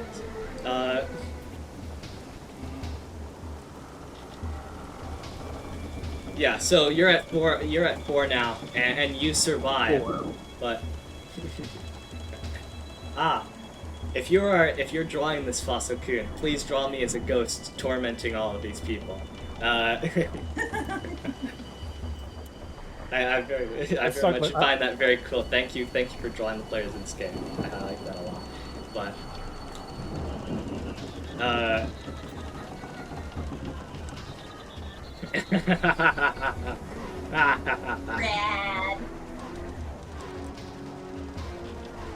Yeah. You a real MVP. Thank you so much. But so Aim, you crawl from the wreckage of the car, and well, as you climb from it, another dark beam. This time, you can only see it when it's right in front of your eye. Reaches out and strikes you, and you now find the world colored, where light is dark and dark is light, and you can see the monster in the sky circling above. You're the same one who came for John, aren't you? I don't know what you want from me. I don't know what you want from me. The car isn't made of explodium. It's a 1920s car anyway. It kind of just crunches up. But New cars kind of crunch up too because they're made of plastic. yeah. It's not in a Pinto that's gonna explode. Nope. Or a gremlin. But old cars are kind of tanks indeed. But enough about cars. This circling monster in the sky. You can see when it shot that beam at you, it's now looking down at you. And Callie, you're with Merluzzo on the grass. You have the torch and the crystal. Holding the... But you can't see it in the dark sky above. You can't see it except for brief moments where it blocks out the stars. Oh God. Oh, What would you like to do? I'm gonna walk home. I'm not gonna die here. I'm gonna walk home. I'm gonna go eat my mama's dinner. I'm gonna fall asleep in my bed no matter what. So either you can go with me or you can die here. I don't care. And she's gonna start going down the road. She's gonna be flailing the torchlight everywhere. She's walking down. Hey, I'm dead, so I'm just gonna have me a smoke break. all right. I'll be The back up ghost in 5 minutes. smokes. Aim, what would you like to do, having knowledge of this and seeing Callie waving that beam around? And my light vision is like inverted right now, so I see her waving like darkness around, right? Yeah. Okay. Then what I'm going to do is I'm going to get away from this damnable vehicle. I'm going to get away from her, and I'm going to entreat my masters as to what they want from me. I raise my fist to the sky and bell. Right. Yes. Aim, is that you? Aim. Yes, if you're still here, come and join me and we'll get to the bottom of these answers ourselves. Why? We should just go home. Don't you have parents you want to go home to? Don't It you would want be to a go home to your bed? disgrace to my father to leave this undone.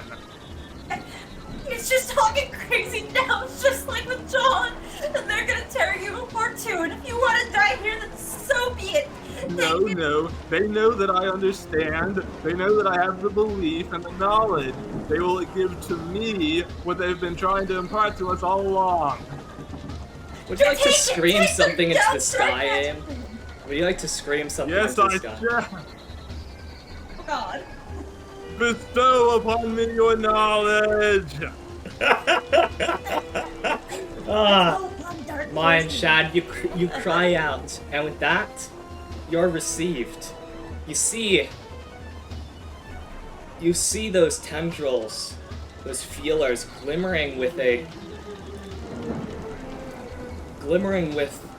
power, raw power. They're reaching out towards you, You can dodge or fight back, or you can choose to do nothing. I will do nothing. I trust them, and I know that they trust me. It is time for me to return to their embrace. Oh god! Alright. They land. With that... Let's see. Okay.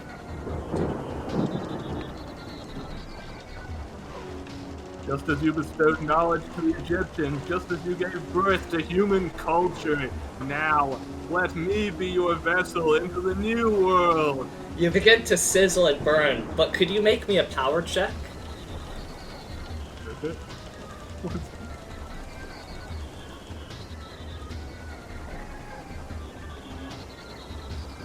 Oof, 74. I think I've only got like, hold on 1 second.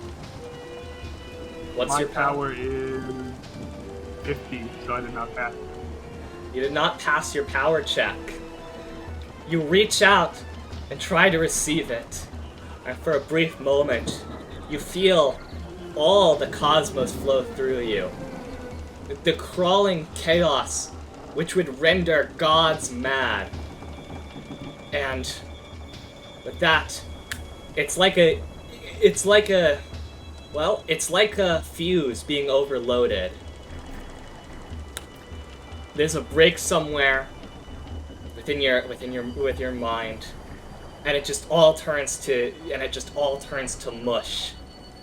The sizzling becomes popping as, well, what remains of AIM explodes outwards across the field. Okay. Oh god. Oh god, and I probably saw that, didn't I? Yeah, could you make me a sanity check? I sure can. I don't know. I just want to go home. 33. Ah, hell yeah. I don't even All care. right. I don't care. You This is the fate you chose. No, Dirk, this is Call of Cthulhu. And yes, it's ending up like every Call of Cthulhu game. I have 35 for my sanity right now. You stomach it. AIM told was you, Aim, I betraying told you you I to just want to something go at the home. end. Why feel anything? You need to save yourself right now. That's right. I'm gonna go home. I'm gonna go home to my own bed and I'm gonna sleep and forget all about this. You are not gonna take me. And I'm just gonna start bolting it down the road. Actually, he did explode. I don't. Would any of his gear be like left behind to grab, like his archaeology bag? Yeah. Well, it's his body Can I that grab that? exploded. Yeah. Can I pick up just the bag? I won't like pick everything up. Just something I can grab and run with. All right. You begin running, but Father Merluzzo, as he looks up into the sky, and though you're sure he hasn't been able to see this creature yet, it says, "Stop! You must stand strong, like a lion. It's the only chance you have at survival." Stand strong, and let them take me into the sky to turn me Be into righteous and mush? courageous I like a don't think lion. If that thing is A pursuing lion? you, it'll pursue you to the ends of the earth, I'll tell you that. You can lead by example, then prove it to me. Prove it to me now that standing before them will save your life. Alright. He runs over to his car, and he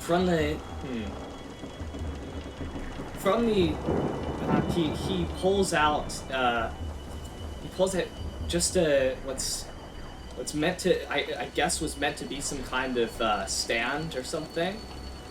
It looks to be a cheap little thing, but he douses it in some of the gasoline pouring off of the car, and with a little bit of the flame there, he lights it as it creates a makeshift torch from it and begins waving it in the air. "Come get me!" And indeed, tendrils lash out, and he sees them for the first time, And let's see his intelligence. All right, he gets in a bout of madness, but as these lunge towards him, he becomes even more fiercer, swinging it around like an absolute madman as the torches just get burned by the light of the fire coming off it, and for whatever reason, maybe for whatever reasons unknown, they retract from him and start to move, whipping down towards you, though they haven't reached you yet.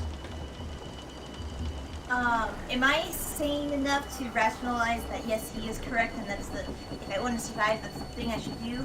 Or am I kind of past the point where my flight or fight is telling me flight? Die away. That's up to you. Okay. You're not in bout of madness yet. You're taking a lot of stress, but you haven't reached the point of I'm uncontrollable.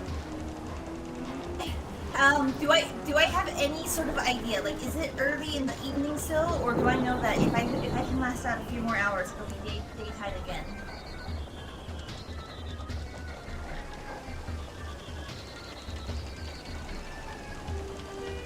All right, let's see this image.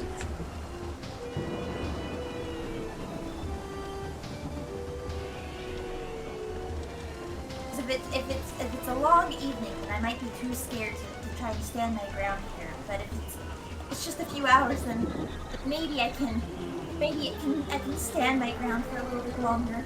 Especially Okay, I'm back. It's I'd say it's like 2 o'clock, and daybreak would happen at 6. So 4 hours? That's nothing. I can last 4 hours. I'll start running. I'll start coming back towards him in the fire and fire. We need more fire though. I don't know how long this torch is gonna last. I don't know how long your light's gonna last. But if all the fire goes out and there's no more light, then we will die. I know we will. How are we gonna? No one else is dead yet. and what would you like to do with He the? died. Yeah, Am tried to receive the blessing of the crawling chaos, but was not powerful enough to receive it. But What were you gonna ask? Flirt? so, what would you like to do with the torch in your hand? Does it seem like it's still going strong, or is it starting to flicker out? Maybe. Your flashlight is still going strong. It has battery left in it. Okay, so out of character question then. So something like this. How long can I reasonably expect a torch like this to last? Like, am I? Because I'd be familiar with these things. Do I know that this has 4 hours with the battery left, or is this more like a, oh God, when is this going to go out between now and then? All right. Sure, time. With a torch like this, it would probably last a few hours, maybe 3 until daylight. Maybe well, 3, but we have 3, but you'd 12. still have 1 hour Okay. left. Right. If he has fire right now, then I'll turn it off. But the moment your flame goes out, and oh God. All right. You know what we need to do? We need to build a campfire, right? That'll keep us safe. Hold on. This is me as a ghost talking to y'all. Break into a store and steal some batteries. Where are we actually? Where are we in relation to the town now? Because we drove and jumped out of the car and exploded. Aim exploded. I don't know. Are we even in town anymore, or are we on the outskirts of town? You're still in Providence. You're driving through town, and you impacted a house in Providence with this car. So. You know what? We'll go inside, because even if the light goes out, then they still have to break inside, right? Find us a place to break into now. Go! Here, we'll put this wonderful image over the now deceased Aim. That Aim. Got him.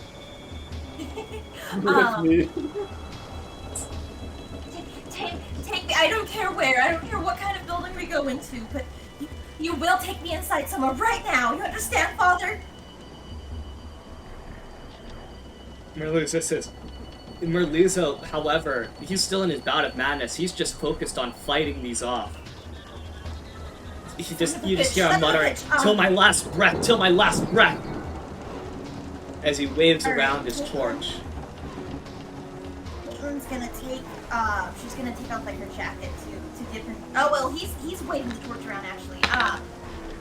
Okay, Caitlin's gonna turn on the flashlight torch instead, and I'm gonna find the nearest building that looks like I could reasonably break into. Alright. That would probably be this house you crashed into. It doesn't appear to be occupied right now. There's not anybody screaming about a car being crashed into it, but... I'm gonna break in, and you know what? If the lights aren't working, then fireworks just as well, alright? We're gonna... I don't care if this house burns down. If anything, a house fire will last 4 hours. A house fire will burn until dawn. That's what I'm doing. I'm breaking in, and I'm setting it on fire. Inside. I'm not gonna let anything sneak up on me. I want to be surrounded by light. Alright. You begin lighting the house on fire. And, again, like last time, this'll buy you some time. But, eventually as the fire spreads, you'll have to vacate this building too. That's okay. That's okay. It doesn't matter what it takes. As long as I survive, it doesn't matter what happens in between now and then. Could you make me a constitution roll? Ooh, yeah. Let me double check my constitution is real quick. Oh, I'm probably gonna die. Smoke inhalation, it's a serious thing. Oh! I rolled 100. And 50. Oh my god. That's critical fail. Okay, let's see this. You take 3 points of damage from the buildup of carbon monoxide in your system as you begin, and dioxide as you begin choking. You're forced out of here early. The smoke is getting to you, and it's beginning to impair your vision's funny. It's okay. It's okay. Just a little time in the hospital after this is worth it. Oh, where's the father? Is he still out there? He's still out there, but alive. Though.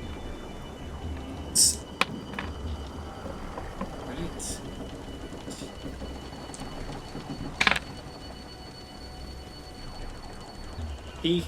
Remarkably, he forces back one of the tendrils with that, with his torch, sticking it in. Though it doesn't do any damage from striking it, it continues to hold light on it. He's continuing to hold out, somehow against all odds. You know what? This whole damn town can burn as far as I can care. The cultists, monsters, all that. What's worth saving here? Nothing.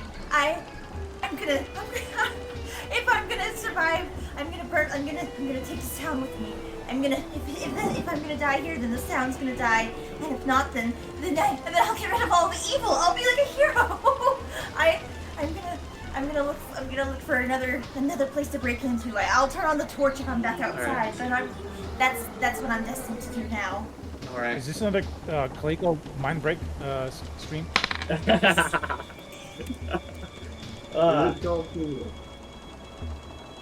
hear we'll cleanse this town of its evil and it won't be able to spread. But you continue. You focus the torch on it for a bit, but you ultimately continue running to a house. Though, as you look into a house, let's see interaction go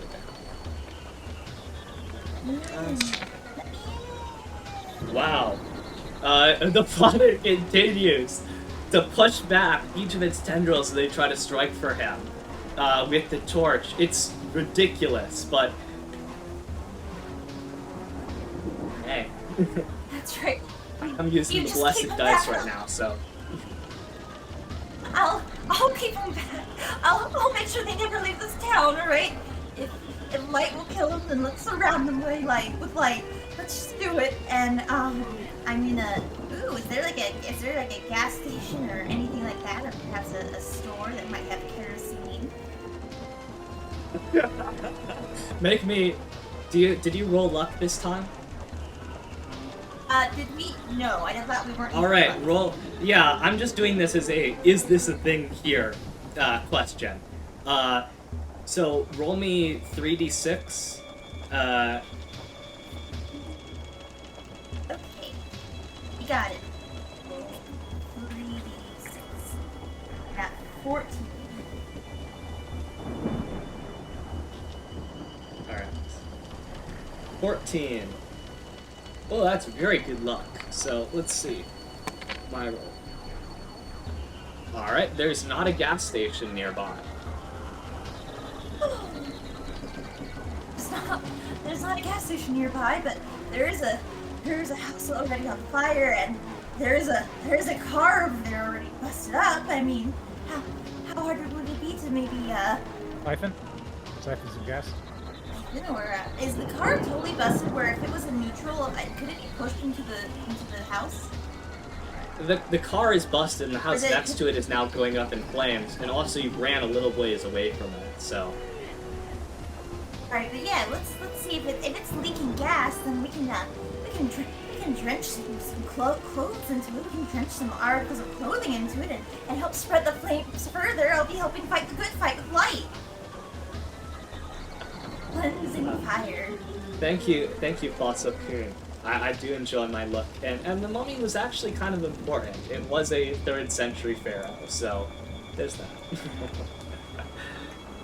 Those 3 coffins, I knew. You know what? I bet they were planning to bury us in those 3 coffins. I bet somehow these monsters knew that we were gonna come. That I won't be placed in that coffin. I won't. We're gonna. Oh my God, cat, calm down. It's okay. He's just getting into character. Yeah, she jumped on my chair and scared the shit out of me.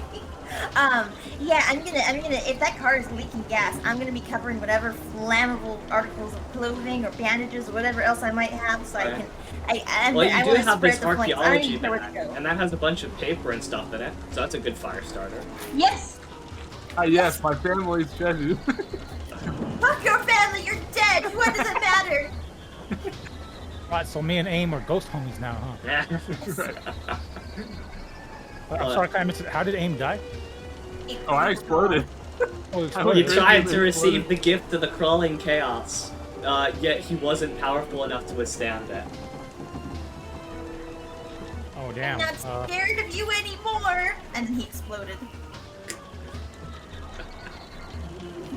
Oh, let me get it straight. So the crazy supernatural thing said, "Hey, I'm willing to give you like power and stuff." And It's you, more like he Well, screamed, it's more I like, oh my want God, power it's- into the sky, and then it reached out, shocked him, and he exploded because he couldn't contain it. Tried his best, but his best was just not big enough. Oh, the same way the reporter died, I guess, right? Yes. Oh God, Yeah. the reporter, all burnt up. Yep. But running back Yeah, I'm towards the gonna set car, this you make it and unhealthy you bag start on lighting it fire. on fire. Though, in the light of the car, you see a dark beam stretch out towards you. You're hit with that sight that is No, not no, no, no. sight. Dark is light and light is dark. Could you make me a sanity check? Oh, son of a bitch. Small money, 10! Alright. You only take 1 point of sanity damage from this unnatural stuff, so you adjust quickly. And you can see it in front of you now. How this web of tendrils unfurls from its underbelly. And how its wings, oh god, its wings, if it was light, they would be casting a shadow across the whole town. And then its 3-lobed eye. You've already seen it. So, just not in this glory, and now you know what you must do. You must instill light. Go forth, it is your turn. That's right. I'm gonna light this bag on fire and I'm gonna throw it into the next house I see, and we're just gonna keep spreading the flames into every house. I don't care how long it takes. I don't even care. I don't even care if that thing comes at me. I don't care if I'm in the darkness. This town is going to burn, and I'm gonna take you down with it.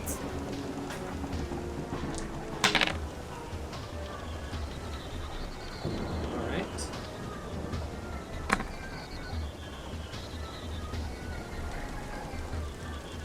As you toss the bag into the house, you see one of the tendrils connect with the father, and there's a pulse, like a pressure.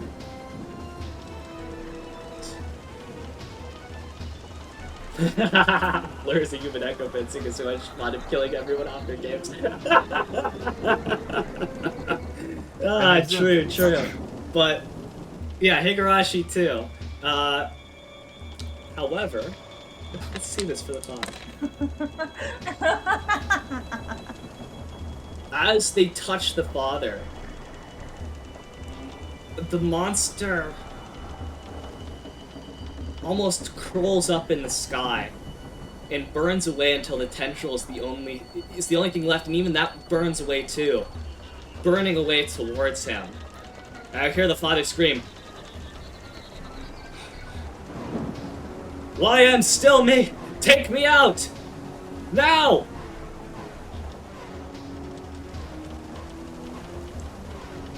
Did you ask It's me, your sir? turn. What was that? Yeah. While I'm still me, take me out! Take me out! Release him from this mortal coil. Oh shit, did AIM have a gun? I forget. I did. Wait, did I have a gun? Did I get one? Well, yeah, everyone got a gun from the gun store, remember? Okay, yes, okay, I just double checking. Okay. I'll do it. I'll go ahead and I'll just do it. No, maybe before I would have hesitated, but now we're ending this evil. We're right in the tracks. We're pulling the weeds up before they can grow big. How many shots do you want to fire? As many as I can. Alright. Roll Oh. roll 2d100 3 times. We'll take the worst of the dice. The 103 times? Yep. Got it. Oh shoot. Yeah. Yeah, wrong way.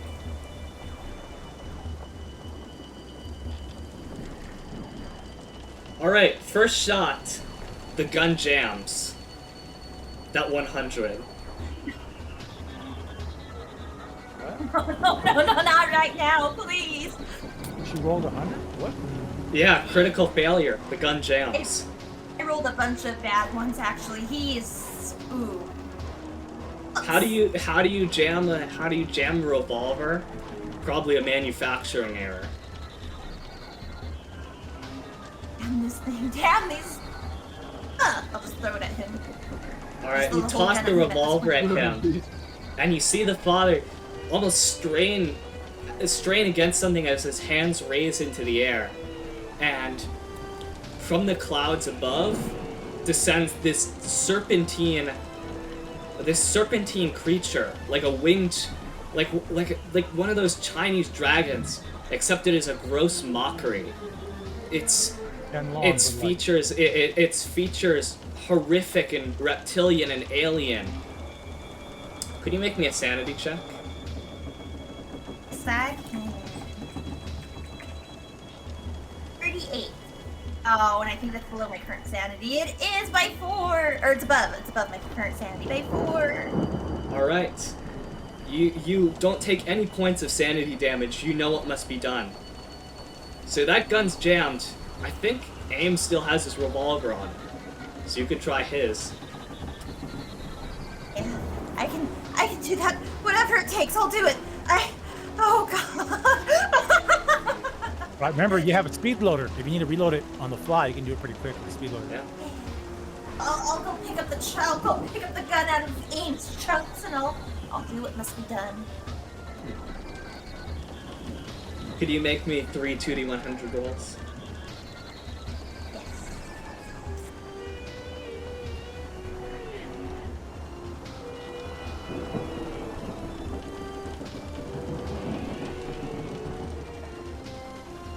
Alright. Do any of those hit?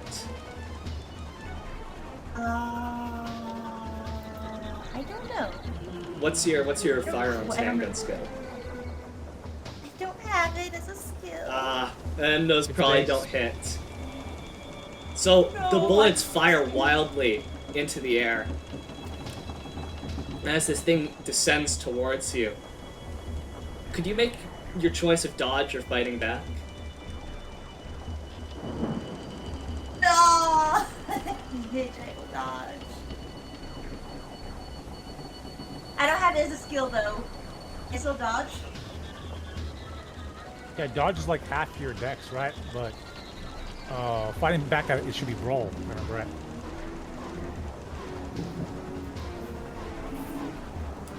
So, okay, so I Dodge is 17, half I your don't have dex, to dodge. and yeah, fighting back is your roll. Alright, so oh, I got a 14 for dodging. Nice. Try to take. And you jump out of the way. You jump hell yeah. out of the way of this thing's swooping claws as it tries to reach for you. And the figure that was once the father tilts his head at you. Though you also see from one of the eyes on his face that he looks in that eye. You just see incredible sadness as tears well up in it. It's obvious there's a terrible thing has happened to him. Alright, it's your turn. What would you like to do?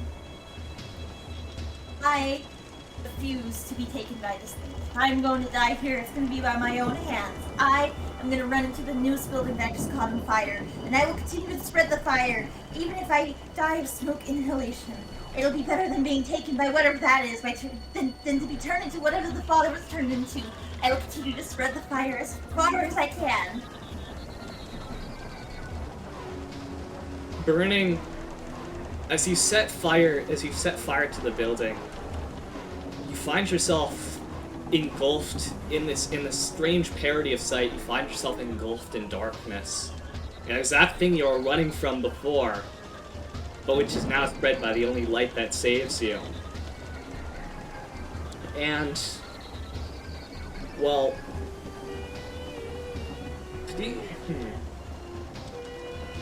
could you make me a power check? Okay, let me see if my power is cold.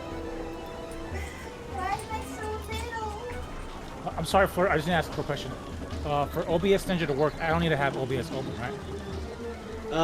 No. No. Okay, cool. Just making sure. Power I check. rolled 31 and my power is 50. Alright. Success.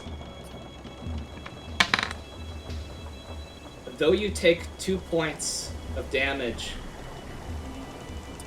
you see a figure like many lights in a great coalescence. Together in the distance in this darkness, but it's not really the distance. You know that there would be walls and space there, but now it's not. Now there's just darkness around you. What would you like to do? I don't want to be here. Here's the question. So the fire is obviously darkness. However, is the fire heat and warmth? You do still feel heat and warmth. In fact, from the direction of this glowing mass of lights, you feel great heat and warmth. Alright. Oh god, it's okay. I will okay, so let's say I close my eyes, right? Obviously, like, heat and warmth is better than cold and void and darkness, right? Like, that'd be my line of reasoning. If I close my eyes and I walk towards the heat and warmth, even if it hurts, it's better than the scary void. It's better than the cold laws of death. It's better than going into whatever the father turned into. If the fire is gonna kill me, then so be it. Then at least I will die in the light. And so Caitlin's gonna close her eyes and she's gonna walk into the warmth. Even if it burns her, she'd rather die in the fire than to turn into It's excruciatingly hot as you approach this globe, this mass of lights. But it feels warm, motherly, even divine in some ways. Though, after all you've been through, you're not sure if there's anything that could truly be divine. But you reach it, and you realize your body, too, then, is also flame. way. I'd rather die like this trying to fight the madness than to let it take me and die in vain. I'm sorry. You take 6 points of 6 points of damage, but your body is not useful anymore. So you continue living. I just know your body is behind you. And now your sight is different. You see the world is all darkness, except for many lights, like a web of great lights, electricity traveling. Though, along with this electricity, there's also an even brighter web. And you know that to be life, or people, or something like that. It's strange. You just know it was fuel that you didn't understand before. But in front of you, you see a familiar light. You think it's the Father's, but it's dimming. And it would seem like an awful travesty. If I were to run up and grab the light, is there any way I can grab and hold onto the light? You reach out and you grab at the Father's light as you feel a torrent of heat move in that direction. And for a brief moment, it illuminates something less like heat and warmth, and more like pure motion, pure chaos, pure like a storm. And that heat and fire pierces through it and grabs a hold of that light and brings it back into this collective sphere. But with that, you feel yourself dissolving from the, well, individuality. The whole network, the whole collective, everything, all fuel, all united. It burns with you and you burn with it. But that cold, oppressive darkness, which was pure malevolence it burns and shrivels and shrinks and flies off somewhere, and you're happy. And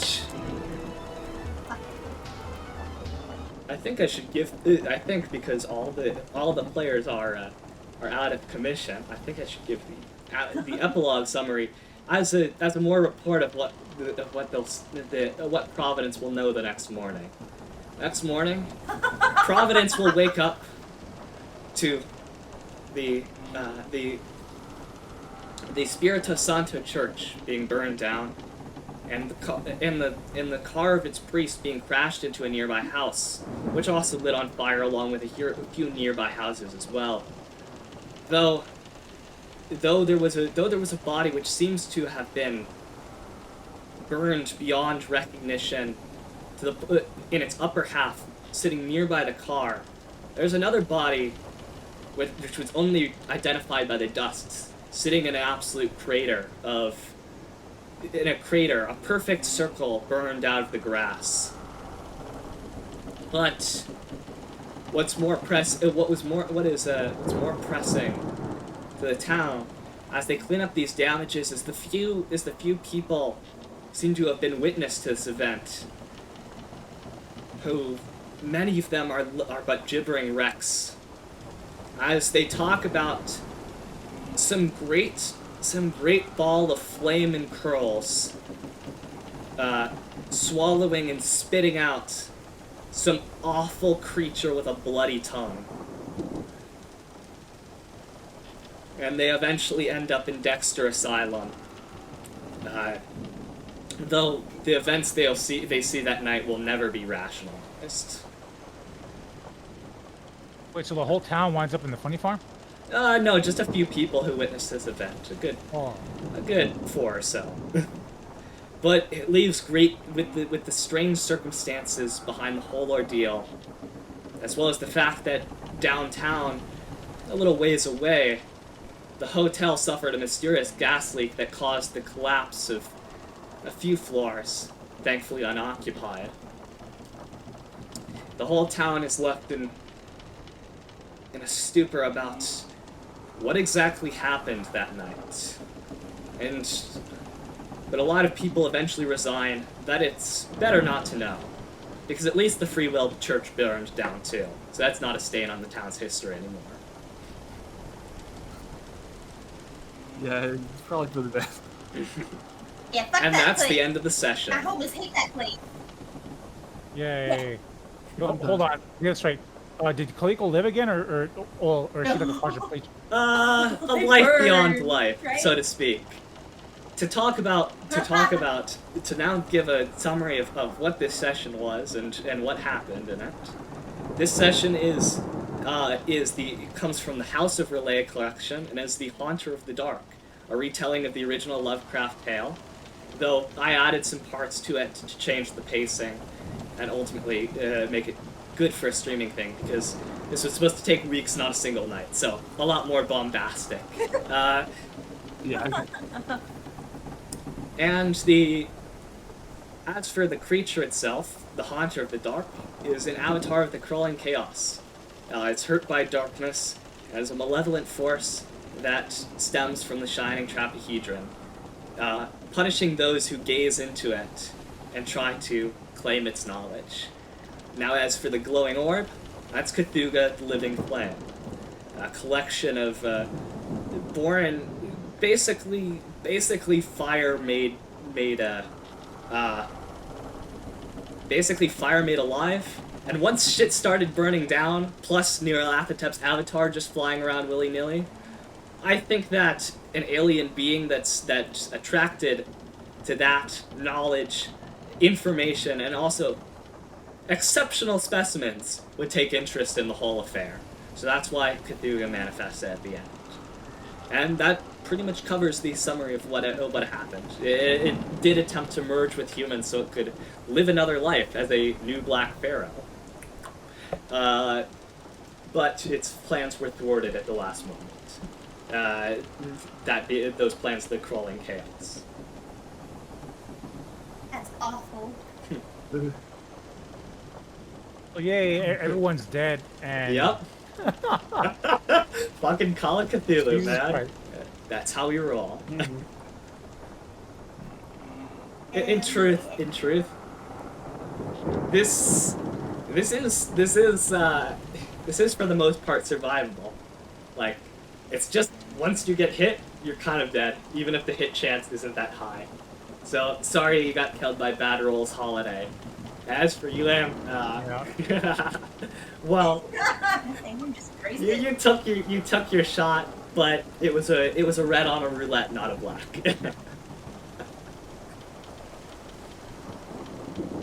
Well, Wait. So, like, whether or not I answered the phone, I still would have gotten killed, huh? Oh, Whether if or you not I succeeded the answered the POW phone- check, you would have been an avatar of Nyarlathotep. I mean, you were submitting yourself to the service of a god. It's okay if he occupies your head for a bit, isn't that right? For a little bit. For a little bit. Yeah, I would not... Well, no, not even for a little bit is it fine. Like, I'd rather not be made some plaything for something else. Yeah, I was pretty want much sure going into power! this I one want way. power! That was I was so ready for you to get powerful. But you exploded, and that's a power move. Well, There was a spoilers chance of a good end. By the end of this, before Callie submitted to the flames, the Haunter had a collective HP of 14. And it had taken like a good 30 so far because it is incredibly weak to light. So I was rolling damage for it every round that it was fighting the father. Oh. Yeah, light can fuck this thing up very, very quickly. Beam lights deal like an average of what's the average of?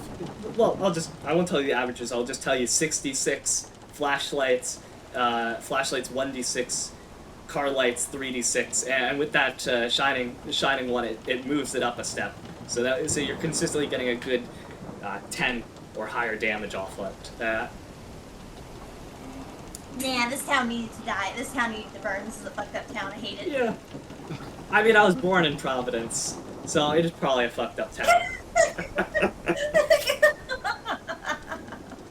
I finally got to get my sanity down. I was waiting for that to happen last stream. So this stream, I finally got that lower sanity for puppies. No, but it's funny that you never Legal reached an vibrate, actual breaking point of I lose control. You actually probably reached the point of I gain a phobia and I'm now unstable. The 1/5 mark with all the sanity damage you took today. But my God, you have good rolls on sanity rolls. In fact, you actually just have good rolls altogether. Until it came to the guns, and then it was like, true. 100, 90. Well, Yeah, you hold on, jammed a revolver. Yep. I'm sorry. I'm still confused. So Calico, she didn't die, but like she became like a vegetable. She became like a kind of like Did I martyr myself? You became. Well, you became something in service to the living flame and ascended past your material body. So good end, kinda. I became the avatar. Calico had all luck. It's like last. Yeah, well, as my first experience went, this was a whole lot of fun. It was very, I'm glad. had a very good time. I was actually I was creating my character fishing for the fact that I might go crazy at some point, so it was pretty fun to do that. Well, yeah, it was pretty funny when we reached that point. And I'm glad thank you viewers for all sticking around. This was a very fun time. And I hope you had a very enjoyable night too, whether it was background music or whether you were one of the real cool Chads drawing all of us on stream. I still love this piece. Yes, it was nice to see that get done from beginning to start to end of the session. That's pretty neat. I was wondering at first, like, oh, you're asking for physical descriptions. Oh, what's up with that? And I was like, oh my, it's art. Oh, thank you. That's rad as hell. Yeah, I had my character's hair cut short because his dad was an army chaplain, so he has a little bit of military background in his family. Well, does anybody have any last words? Actually, last words from everybody. Let's hear it. Let's see. All right. Well, earlier in the stream, I drank like quite a bit of whiskey. I had a bottle of Old Overholt by my side. It's actually Old Overholt is actually both Doc Holliday's and Ulysses S. Grant's favorite whiskey. So that's what I got. Nice. So, a good refined taste in whiskey. And you, Aim? Well, again, I'm thankful for you having me, for reaching out and everything like that. It was good to get into one after I didn't get to do the previous one for certain reasons, and yeah, I'd definitely like to do something like that again in the future. I'm glad you can make AIM it. did a pretty good job. Yeah, AIM did a hell of a job.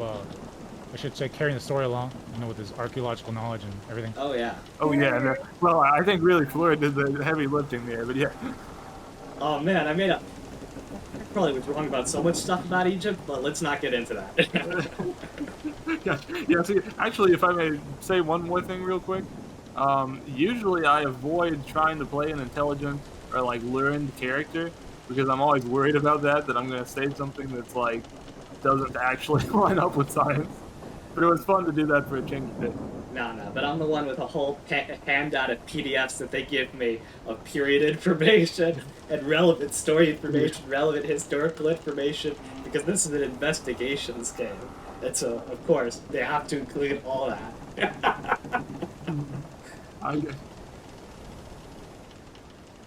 Yeah, and it was kind of funny. Like this time around, I made a hybrid character. He was like both very knowledgeable in first aid and medicine, but also knows how to use a firearm and how to get up close and punch somebody.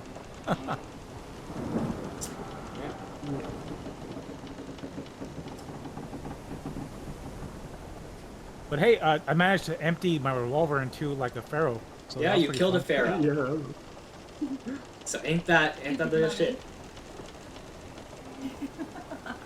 And as for you, Caitlin? Yeah, not many. Callie? Okay. Well, Carolyn came back from Europe crazy. Caitlin's dead now. I love destroying the Calico daughters. That poor family. I know. Oh, and no, it was fun. I like horror settings a lot. It's really fun to act like a scaredy cat too, but also a little bit of an unhinged scaredy cat. Ooh, I enjoyed that. It was scary though because I didn't have a gun this time, so I was like, oh god, no, I'm not gonna fight nothing. I have 2 HP. Please stay away. I don't have a gun this time. Big thing. I don't know, like, well, I'm gonna be a little bit honest. Having your characters killed off so easily, that's kind of disheartening though for the player. I mean, yeah, it's a horror game, and unfortunately, what comes with that is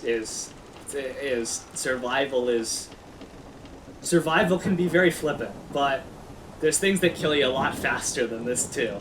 So of course I tried to give everybody a fair shake, and I hope that came across. Damn, so like higher levels of Call of Cthulhu, like there's stuff that can just kill you with a touch or what? I mean, the main thing is you don't get any more survivable, and there are things that'll kill you with a touch, if you're, or might as well kill you with a touch. Like this rolls, so for reference, this thing rolls 3d6 against you when it pulls you in and shocks you, which is pretty fucking bad damage. And then there's Dark Young, which can attack you for 3d6 7 times. What? 3, 6, 7. Yes, I'm not even kidding about that. That's why I don't use Dark Young. But yeah, Call of Cthulhu. When you have an ongoing game like I did with Horror on Orient Express, I told everybody bring a backup at the start of each session, because and actually people survived for a lot. It's just that when plans went badly, when things became unsurvivable, oh, we didn't think of that, something dropped on us. It quickly became a, all right, we're the last 3 of like 7 people. Yeah.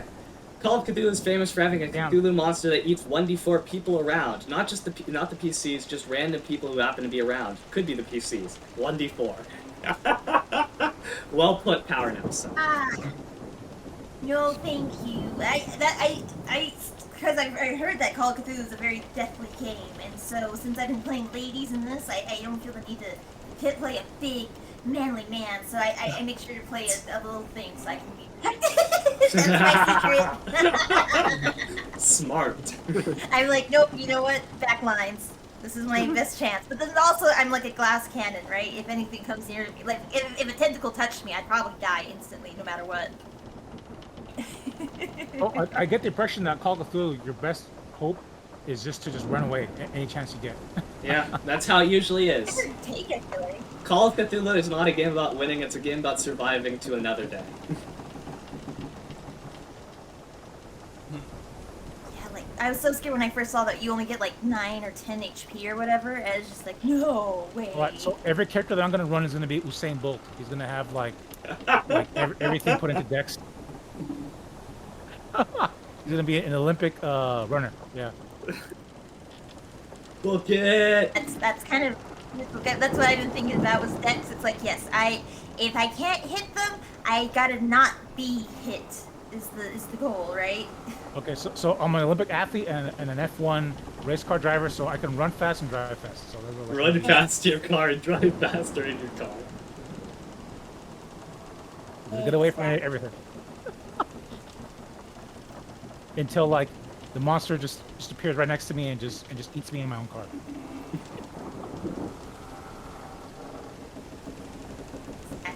What if the F1 was the monster all along? Oh, It there was you fun go. spreading fire around. That's always fun. Pyromania. I drew a little picture while we were wrapping up here, so you can feel free to check my Twitter if you want to see it. Oh yeah, That's I'll cool. actually shout out I'll check it everybody out. all the players here. So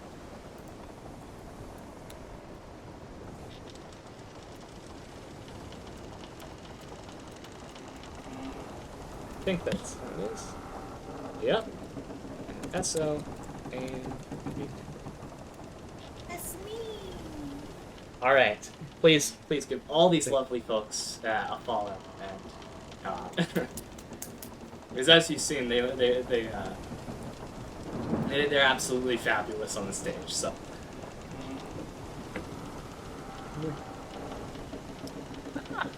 Oh man, like I look funny being getting wrapped around with the tentacle. I look angry too. Well,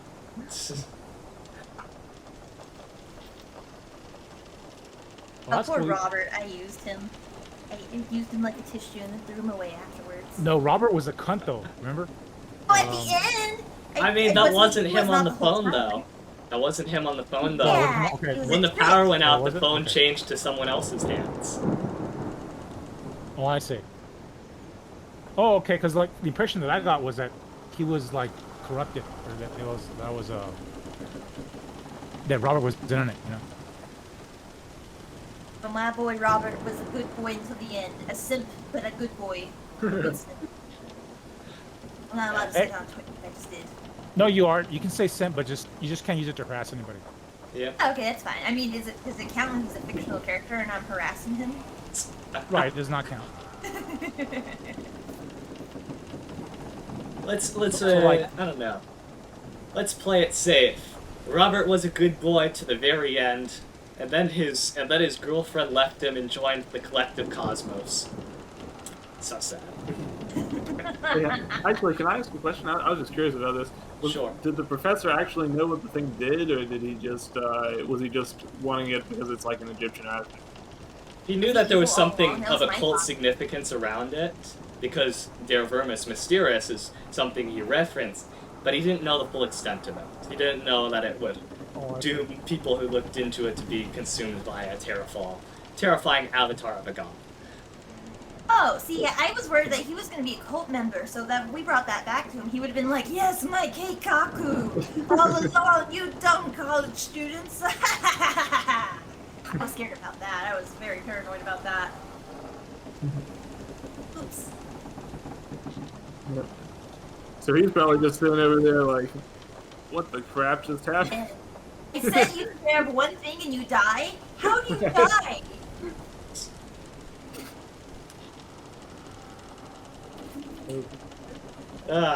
I send college students to do one job in Providence and the town burns down. What the fuck? That's fine. The town deserves it. True. It was the place where I was born. Oh yeah, I keep forgetting you said you're from there. Respectfully burn it down. Yeah. Fun fact, Providence was the hometown of Edgar Allan Poe and H.P. Lovecraft. Oh yeah. Oh, then damn. Something up with that place. Yeah, both. Falsukun said, I thought that there was 3 empty coffins there because we were supposed to, like, there's gonna be some prophecy where we get in and get buried in them and then bad things happen. Was that just a coincidence that there was 3 of them and there's 3 It of was us? coincidence. There was 3 empty coffins in the module, and 3 ones with skeletons, probably for symmetry. But yeah, that just lined up very nicely. I thought it was gonna be like a forewarning about our fates in the end of this, right? Like that they were empty coffins for us, haha. So, like, was there anything I could have done to get away from that damn tentacle thing, or was it just gonna chase me anywhere, no matter where I go? Successful dodge fighting back, winning that Oh, that's strength the only check. thing. Yeah, sometimes the Damn. dice just aren't with you, and it sucks. Oh yeah, it got like, I think I passed, but it got like a critical. What Yeah, was it, like a when 1 or you're in a something? fighting competition, it's degrees of success. So, like, you got a normal pass, but unfortunately, like, first time, you got a normal pass, it got a normal pass, but you're fighting back, so you lose on the tie. It grabs you, but it's not shocking you yet. Then you have a turn where you can struggle free, and that failed. And there's another turn where you can dodge or fight back the electricity tentacles, and actually, you might actually free yourself if you succeed that. It's kind of oddly worded in the source book I'm using for this, whether you escape then or not. But it does say you can still defend against that. So it's like, yeah, 3 bad rolls and you're out. Shit. But yeah, what I was doing though to play it safe is, my dodge is only at 30, but my fight back, my brawl was at 75. So it's obviously better to go with like fight back, right? Because yeah. But the thing with fighting back sure is you do get the chance to deal damage to it, which you don't on a dodge. So it's the riskier but more powerful option, if that makes sense. oh, I see.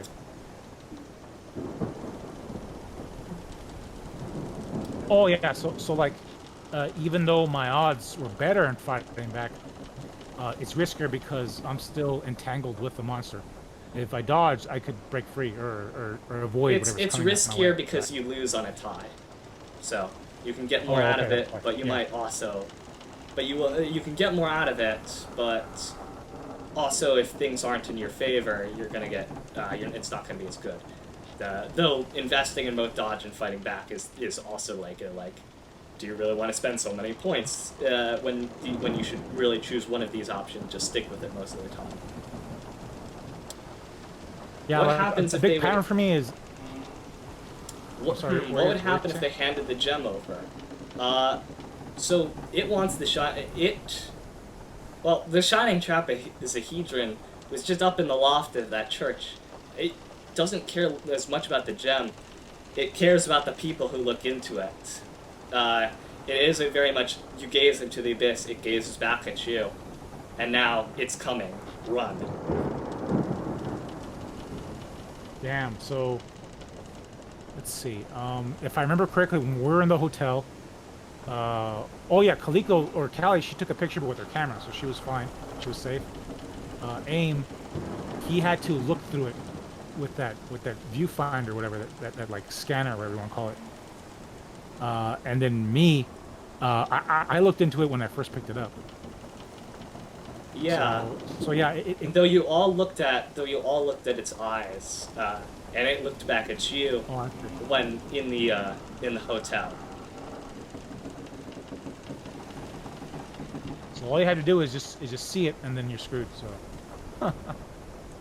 Oh yeah, of course. Also, that thing in the attic, which made the sounds when you first closed the lid, the haunter manifests when the crystal.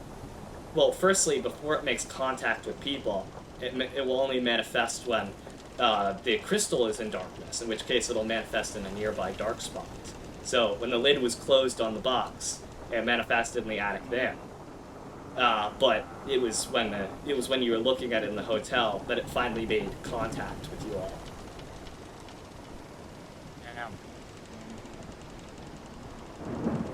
Huh. So darkness makes it manifest, but actually looking into it lets it see you. Okay. Yeah.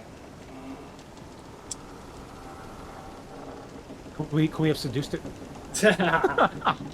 Sorry, no bards. If only Robert was that thing instead of. I mean, it does have a human form. It does have a human form with that lives human lives. So, actually, I'm not even going to continue this any further. Don't. I'm gonna try that next campaign. No, I'm just kidding. Don't stick it in the Black Pharaoh. You're not gonna have a good time. It's not as good as everyone says. Wait, what if I insert it into the Black Pharaoh as a suppository? Yeah, we're cutting this.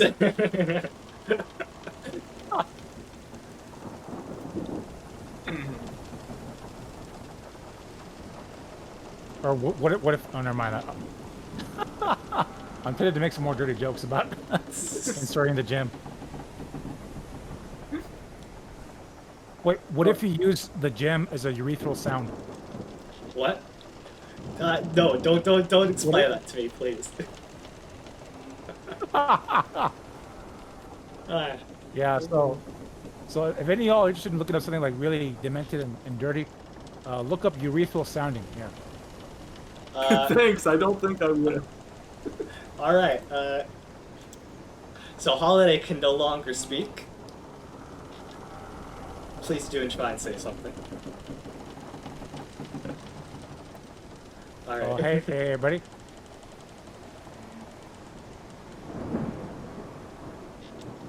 All right. I unmuted you.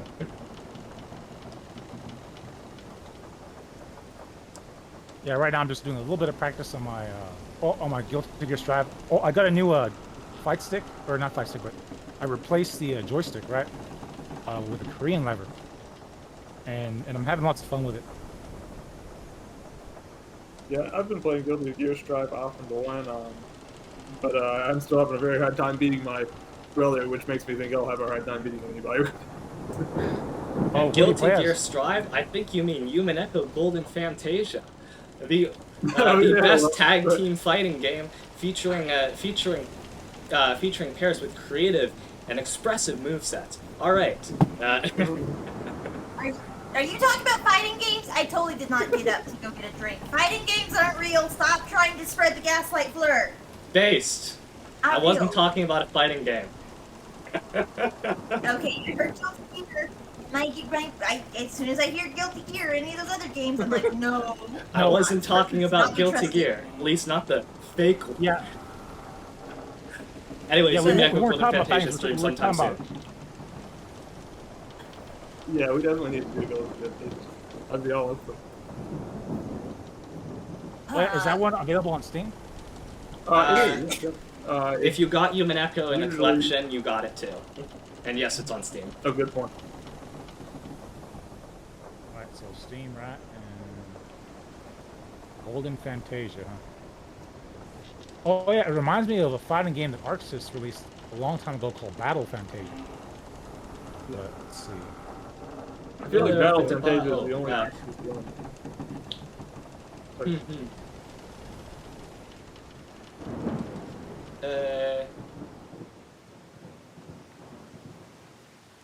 Oh, by the way, to answer your earlier question,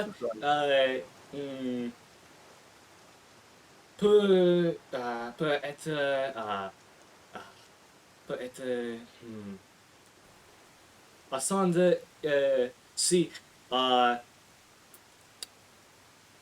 les investigateurs,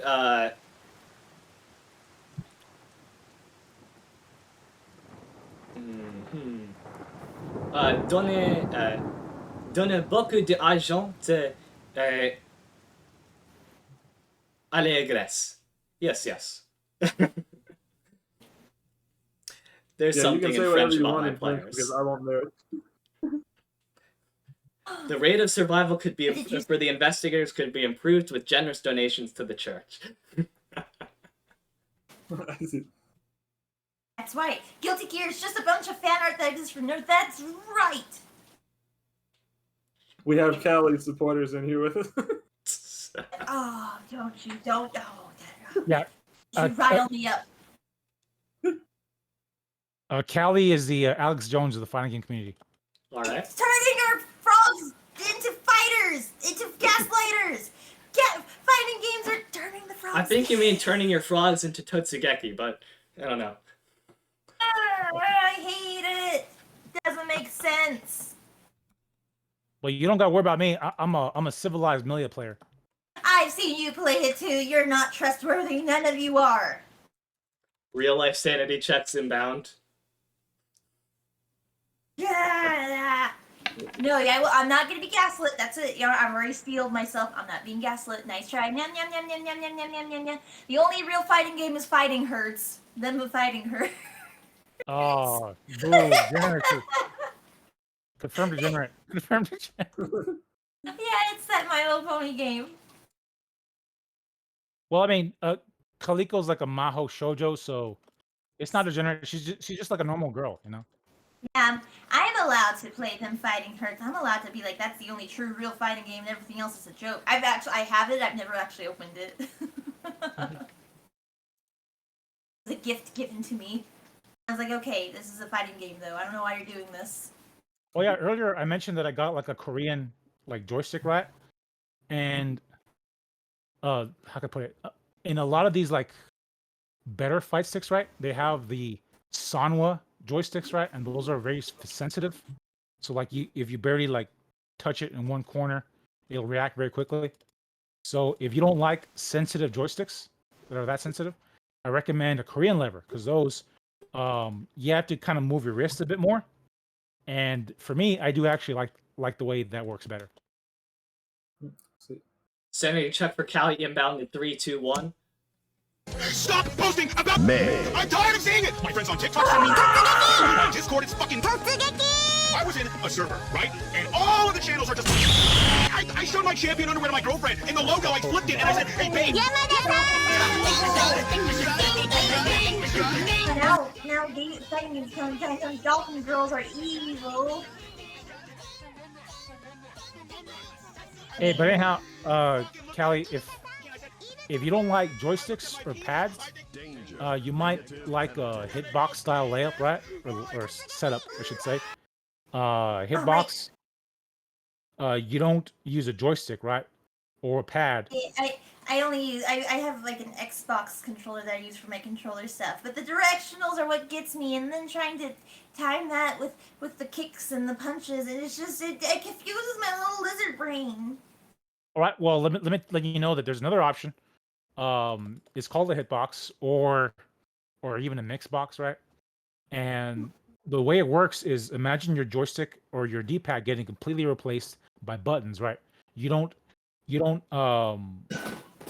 your thumb, and you don't use like your hand to like input the directionals. What you do is you actually type your directional inputs. So I'm not sure if that's something that's more up your alley. Maybe I will learn, and once I learn, I'll be unstoppable. But until then, I refuse to believe that anyone knows what's going on in those games. If I can't play with a keyboard and mouse, it's not worth playing. That's just divine decree. Well, yeah, there are actually people who play fighting games on keyboard as well, and they do a decent job too. In fact, there's like an overlap between hitbox players and keyboard players. Oh, it's just so quick.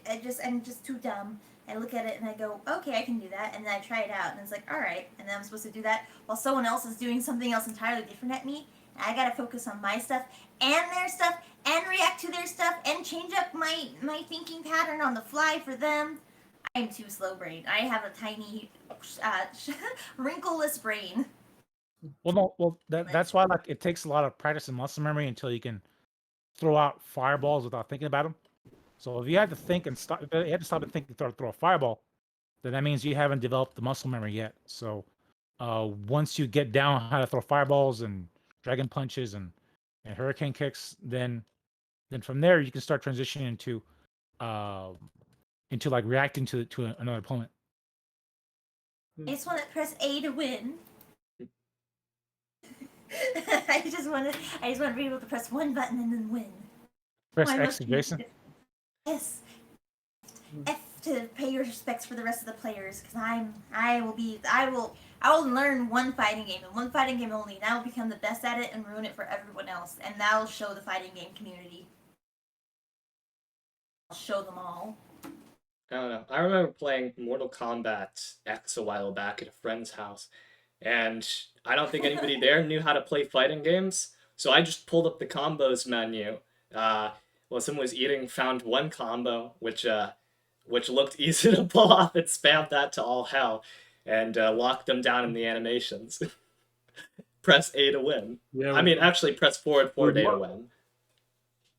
Yeah, with Mortal Kombat, if you can't do like a combo, your damage ends up like 30% or something. So it's definitely a huge advantage to know even just one combo. A combo. I know a single strike, but I have practiced it 1,000 times. The Bruce Lee way. Oh yeah, there's an expression, in the land of the blind, the man with one eye is king. So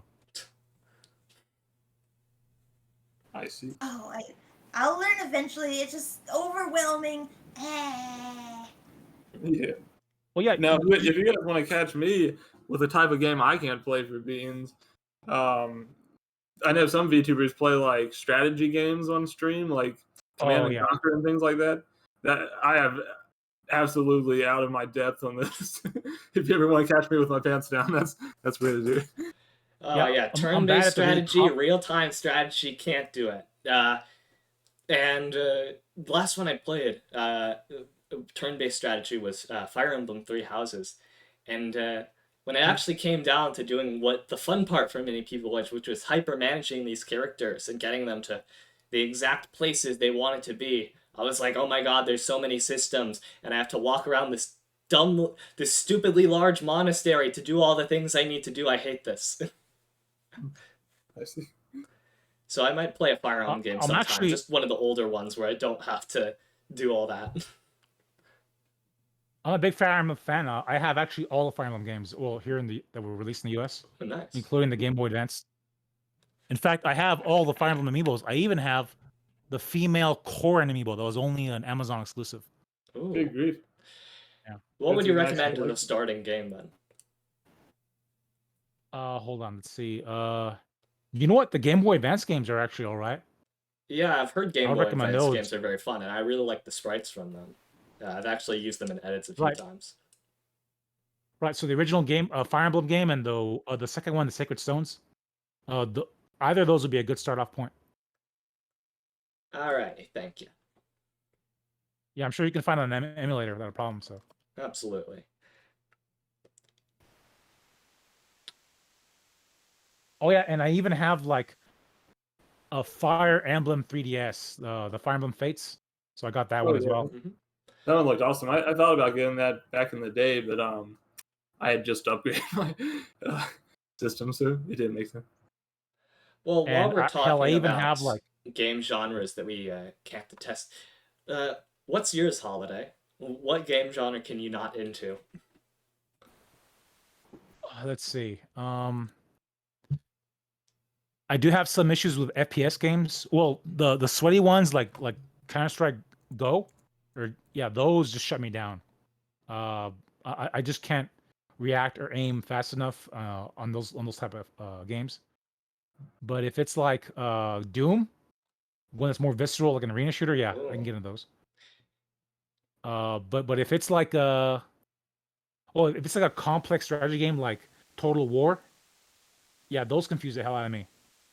I remember I tried moving my troops into formation and stuff, and they just got slaughtered. Oh yeah, I also got screwed up just from doing taxes and like base manage or empire management. So yeah, the complex strategy games like Total War, I shudder to think how Crusader Kings would go for me. Oh man, I tried I was into excited Crusader about Kings. Crusader. Go right ahead in. Yeah, sorry. I tried Crusader Kings because I had a friend who was super into it, and good gracious, you bring up the menu and you start making your character, and then you just have no idea what to do. I just gotta figure out. Like I can barely even start playing the game. Well, I too had the same situation. It's always the friends with the odd game taste that say, "Get Crusader Kings, get Crusader Kings. Oh, you'll enjoy it so Yeah. much. You'll make so many dumb adventures, and it's not that very high stakes." And you get into it, and it's like, all right, this ain't high stakes, but I lost a province to a rebellion. I don't know how to get it back, and what the fuck is going on? And I don't want to wait 100 years to fix this. You need like a 6 weeks correspondence course just to understand how to play it. Yeah.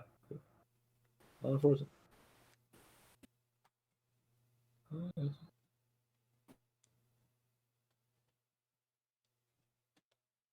Oh, but there was one strategy game that I was decent at, and that was StarCraft. But only on single player mode. If I went online, I would just get wrecked. Yeah, if you're decent at StarCraft, you're a lot better off than I am because I grew up with StarCraft and I was bad at it then, and I revisited it later and I was still bad at it. I'm not much of an RTS guy, unfortunately. Yeah, Ciao, because ciao, the thing about Fossil King. StarCraft is Have that. a nice night. All right, good night, Fossil. Thanks for swinging along, and thanks for drawing us, man. Yeah. Oh yeah. The thing about StarCraft though is that if you have even a slight bit of ADD, if you're not constantly pumping out units and if you're not clicking in the right places at the right times, you just get shut down. You just get nuked. Like Yeah, exactly.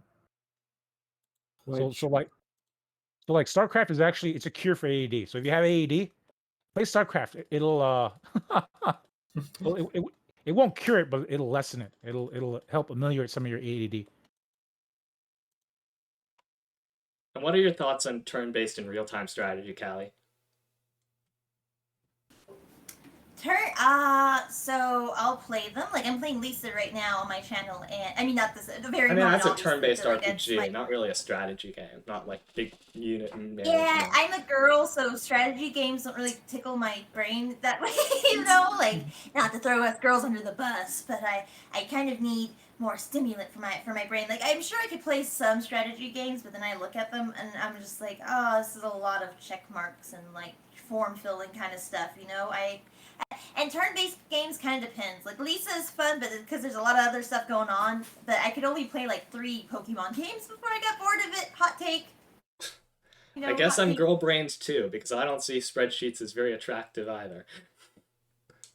Yeah, see, it's just, I mean, there's some games where I can deal with it, but I just get overwhelmed. Like, I'm sure if I could get over my fear of them, it'd be fine. Because I like most games. Like, I can play something from most genres, but I get scared. Like, what's the Vicky 2? Is that the one I'm thinking of? Is that correct? You're like, Victoria 2? 2, where you're like taking over countries? Yeah, I think Yeah. that's a World War II one. I look at stuff like that. It's like I don't know how to strategize. I mean, I'm just dumb with numbers. So if I see big numbers, I think yes, good damage, right?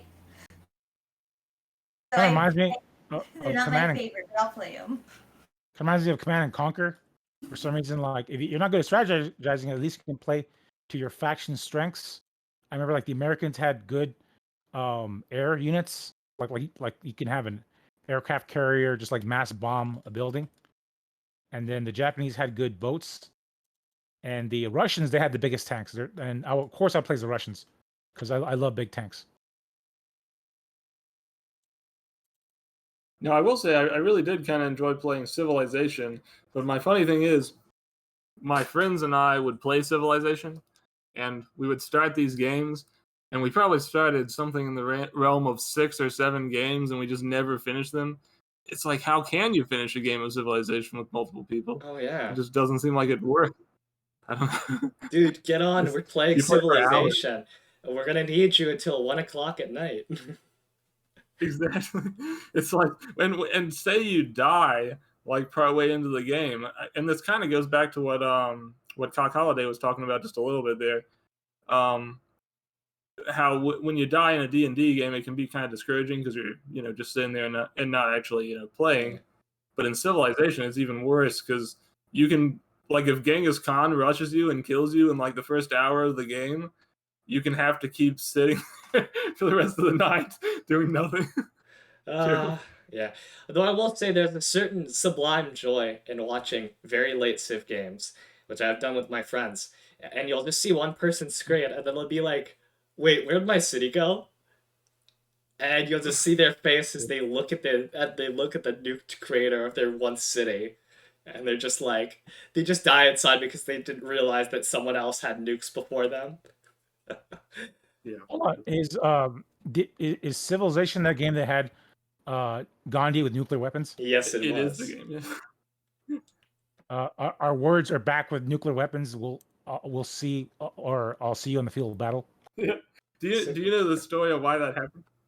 Oh no, I don't. It was TLDR. It was a bug in the game, in the way the game was coded. So there was a number that basically had a reverse value from what it should have been. So Gandhi was meant to be the most peaceful character, and yet he prioritized these like nuclear weapons because it was reading that number backwards. I think in future Call of Cthulhu games, I don't want to put too much pressure on characters to make like backup sheets, or I don't want them to become something I'm complicit in. But maybe I could quickly set up something for reshuffling stats around just so we can get people back into the game. I know most of the time people really start dying around the climax, and if they don't, I'll try to work them back in somehow, like Mal's Ghost or whatever. But even climaxes can go on for a pretty long time in TTRPGs. So, apologies if you had to sit around for a bit, CocHolliday. Though. You No, there? it wasn't too bad. Yeah, I'm here. It wasn't too bad. I managed to at least get a smoke. See here. Oh, and I did light up a pharaoh, so that was good. Indeed. I managed to avenge the I should say the Egyptian slaves who got screwed over. Yep.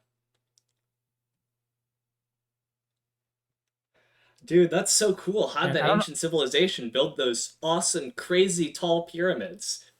I don't know. Let's not talk about it. Right. Something Well- the best life to not investigate. Actually, hold on. Well, Can I play a Wonder Shousen song on stream, or will that get me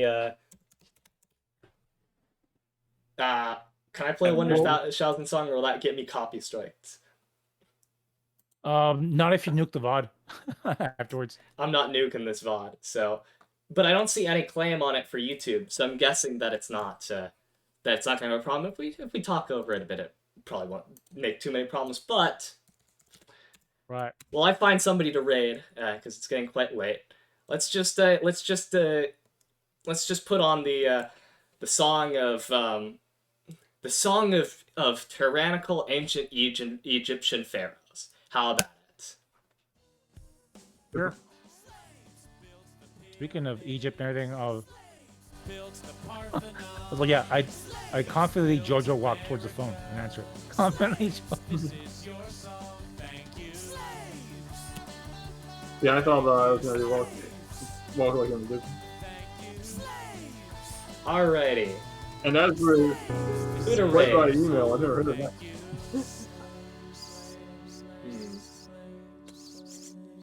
Hey, Callie, who do you have on your list for Twitch?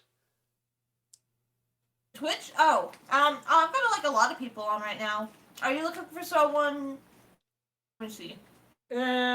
Maybe someone small. I don't know. Oh, actually, I haven't raided Karagi yet, so I'd like to raid her. Oh yeah, Karagi's on. Yeah.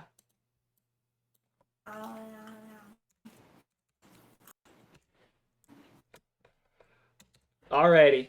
See y'all at Karagi. Have a nice night, and thank you for stopping by. Au revoir. Bonne nuit. I don't know any other exits. You guys say some. Yasumi. Y'all have yourselves a good night, y'all.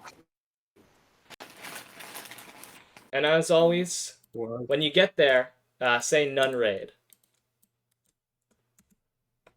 You read the manual. I have to manually type that out. Oh fuck.